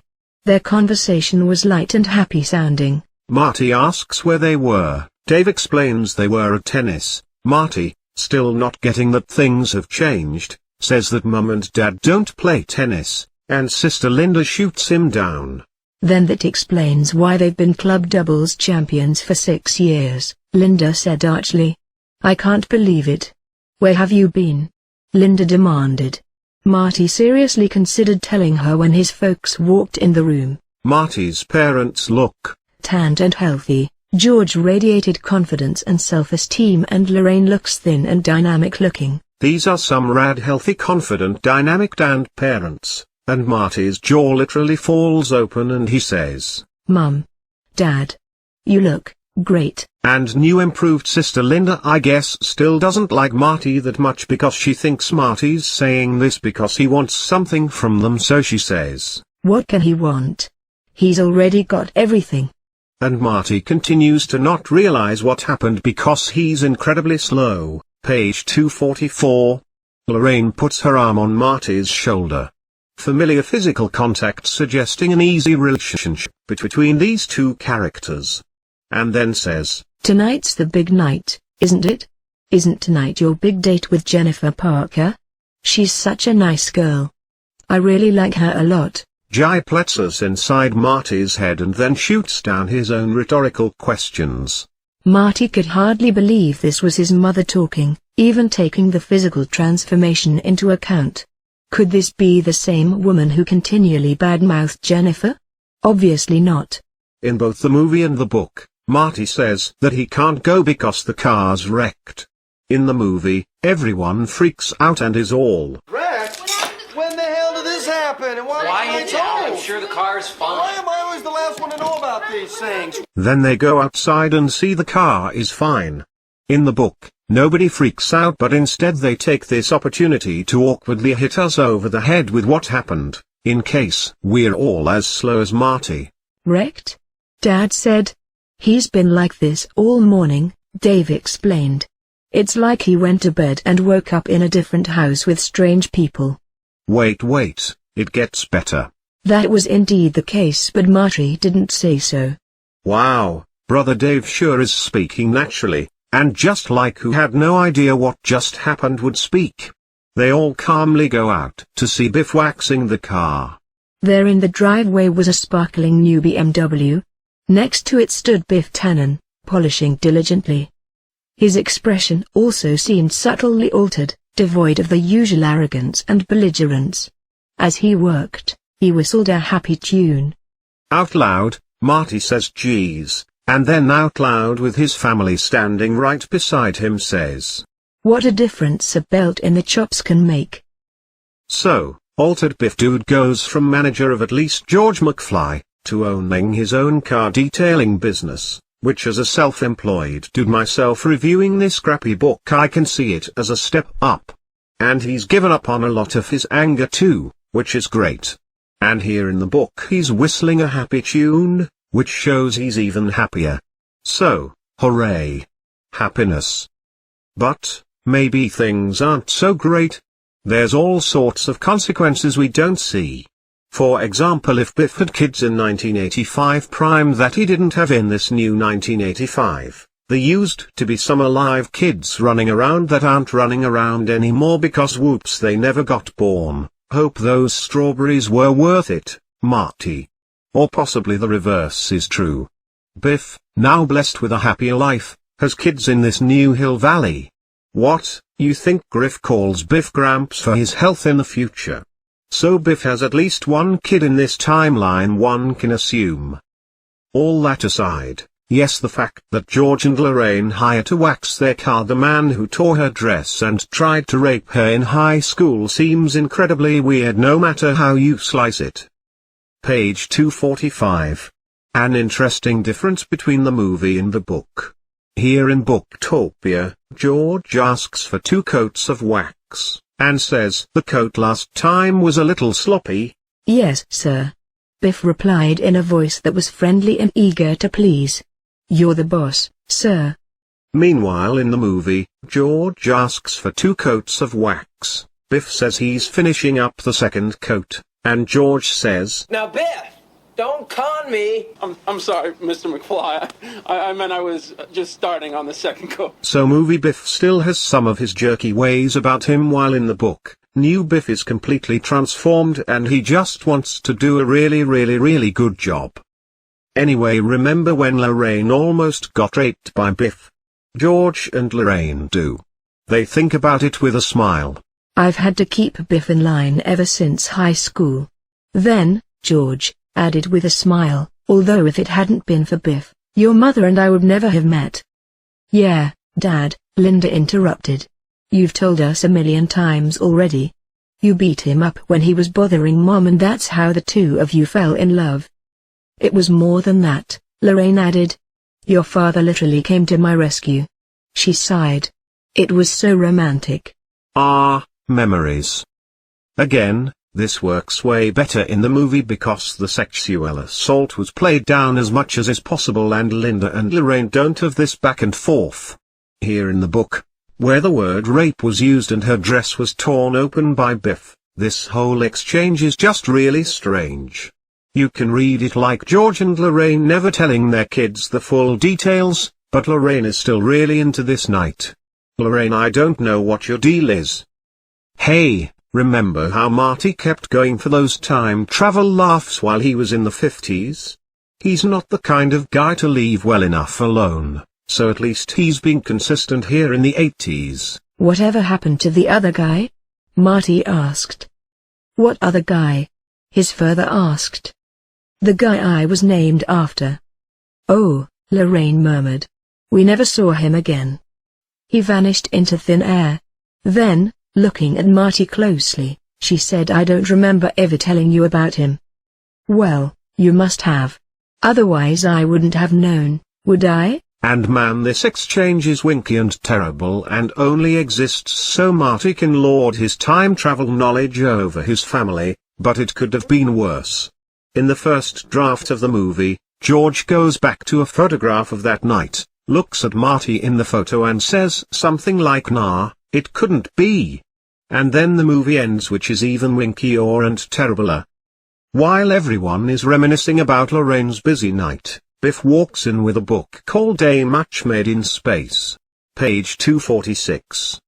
The cover of A Match Made in Space is described here as a bedroom with a space alien, very reminiscent of Marty's Darth Vader speaking to a young man cowering beneath the covers. Which is awesome, mainly for Gipe's insistence that he put space alien in there in case we go away thinking A Match Made in Space is about an illegal copyright infringing Darth Vader looking foreign national who is scaring a dude.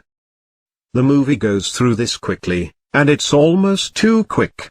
Lorraine says it's his first book, George says to his kids if they put their mind to it they can accomplish anything, and bam, we're busy with the 4x4. I guess I always wondered if the book was actually any good and if it sold. How is George an accomplished author if his first book is just coming out today? Well, fears assuaged, thanks to this Brady Bunch level dialogue. Holy cow, Marty said. You wrote that, Dad? George nodded proudly. My first novel, he said. I sure hope it sells. Of course it'll sell, Lorraine gushed. After all, it's not like you're a nobody. You've been selling stories ever since college. That's right, Dad, Dave added. You're the one who's always telling us to have confidence and a positive attitude. Where's yours now? You're right, George said. I'm sure this book is going to do just fine. Hold on, this sappy heartwarming family moment isn't over yet. Then, turning to Marty, he put a strong hand on his shoulder and said, and that tape of yours is going to do just fine, too. Cue the audience saying in unison. At this point Biff, standing with a deferential smile during the previous conversation, gives Marty the keys to the 4x4. Gipe taking this last chance to drop some more brand names as he reminds us it's a tricked-out black Toyota SR5 truck, as shining and beautiful as when it sat on the showroom floor. And Marty runs out and climbs inside and begins to have sex with it. He ran to it, got inside and caressed the upholstery. Oh baby, don't stop. The gear shift. Oh baby, keep caressing, just go nuts with what you caress. Tell me what you caress next. Every switch and dial within reach. That's it, I'm done. Marty, be sure to clean up the seats when you're finished. Page 247. Jennifer, as gorgeous as ever. Gipe assures us, interrupts Marty's car sex scene with her. How about a ride, mister? And Marty says, Jennifer. Oh, you a sight for sore eyes. Let me look at you. In the movie, Jennifer says, Marty, you're acting like you haven't seen me in a week. Haha, it's because he's been gone for a week. That worked out really well. Okay Gipe, let's mess this up for no reason. Jennifer was somewhat taken aback by the unexpected display of emotion. It wasn't as if they had been separated for a long time, having seen each other only the evening before. Are you okay? She asked. You're acting like you haven't seen me in a year. Why would you do this? Changing week to year ruins the gag of him actually not seeing her for a week and you gain nothing by it. It's just bad writing. But it turns out there was a reason. I feel like I haven't seen you for 30 years, Marty smiled. That's a long time to be deprived, she smiled back. Oh, it's because he traveled 30 years, but it's still stupid because from Marty's point of view it's only been a week, so this 30 years thing is demonstrably a worse version of the same idea. Lame. Once again, it's like this book takes place in a crazy alternate universe where everything sucks just a little bit more than it needs to. Anyway, at this point they are kissing and oh snap. Remember when Marty got clock blocked? This time he's Doc blocked. In contrast to that picture, Doc's book outfit is different from the movie. Rather than future clothes and trademark opaque future shades, he's got all sorts of different time periods going on. which I kinda like because it hints at all sorts of different adventures we haven't seen. Inside sat Doc Brown, wearing a cowboy hat. When he got out of the car, it was possible to see that he was dressed in a bizarre mixture of clothing types that included striped plastic pants, a cape and a strange variation on a Roman tunic. Then he delivers his wham line of, Marty, you've got to come back with me. Where? Back to the future. But the book entirely deflates it with what comes next. Seriously, this is right after the big dramatic Back to the Future line. Why? Marty said, it's important. Doc said. Haha, yep, there goes that momentum. Marty whines that he doesn't want to go. But I've got Jennifer here. I was just gonna try out my new wheels. And every kid who ever wanted to see the future is wanting to punch Marty for being more interested in a stupid truck from the present when he could go drive future Euromobiles. Page 248. Last page, everyone. Brace yourself for temporal displacement. Doc shoots Marty down about trying out his car. That can wait. And says to bring her along anyway, since this concerns her too. Marty felt a strong surge of apprehension. What do you mean? He demanded. Does something happen to her? To us? Do we turn into assholes or something? Doc gets his big. No, Marty. Both you and Jennifer turn out fine. It's your kids, Marty. Something has got to be done about your kids. Line, only with a period at the end instead of the way Christopher Lloyd exclaims it, so I guess it's not that big of a deal after all.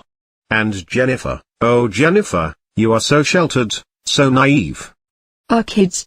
Jennifer asked, her head swiveling between Marty and Doc Brown. What kids? We aren't even engaged yet. Marty asks if she would like to come along to 2015. Doc interrupts to say, we better hurry. Why, Doc? You've got a time machine. You've got all the time in the world. Jennifer accepts the fact of this time machine incredibly easily and says, sure. Why not? And they get into the DeLorean. Unlike the movie, where Doc's got his crazy glasses and is refueling the Mr. Fusion as he talks, here they're just standing around talking at each other, so props to the movie for making this scene visually exciting. When Doc Brown jumped behind the steering wheel, Marty reached over to touch his arm. Hey Doc, we better back up. We don't have enough road to get up to 88. Which I always thought was odd because in the movie Marty just last night saw Doc accelerate to 88 and jump through time after backing up this very same spot. Not to mention in the movie there is clearly enough road in front of them to reach 88 miles per hour. But all that aside, right now you're all saying this. Roads? Where we're going, we don't need roads. But give us one last messed up line for old time's sake, Gipe. Where we're going, we don't use roads. Brown smiled. Perfect. Now cram in the Mr. Fusion in the last second after all, and take us home. He pointed to a new switch on the dashboard labeled Mr. Fusion Home Energy Center, hit it, and grinned with satisfaction as the DeLorean rolled about 100 yards down the street, blasted off into the sky trailing a thin flume of silver smoke, and then disappeared. The end. Thank you all for reading this book with me. If you go back to that first page 8 months ago, you'll see my plan was to hit the 20 or so dog-eared pages and be done in a month. But as I read I kept noticing new crazy things and so we ended up hitting every page in the book to one degree or another over the better part of a year. This was among the craziest books I've ever read, and I'm glad we could go on this journey together. Our final tallies for our Doc and Butthead and Great Scott counters were pitifully small, but the counter that I never actually started for the number of brand names Gipe name dropped is easily in the mid-double digits. We've all hopefully learned something about storytelling and writing, or at least how the natural charm of Michael J. can save a script which could so easily tip into terribleness. Up next, I dunno. The novelizations for part 2 and 3, as I said, are way less crazy and written for a much lower reading level. For all his faults, George Gipe didn't talk down to his readers like the sequel novelizations do. And that's what makes this book interesting and those other books hella boring since Gipe didn't write them. George Gipe also wrote the novelization for Gremlins, but I've never seen that movie nor have I spent my formative years thinking about it, so the book-to-movie comparison blog is a task I leave to one of you. And also I've put up a reformatted ebook version of this site up for sale. Only $2.99. Which is as cheap as Amazon would let me sell it for because it's so big because of all them crazy pictures. So you can now in theory buy Gipe's book and my crazy reading guide side by side, and it'll make kinda the best present ever if I do say so myself.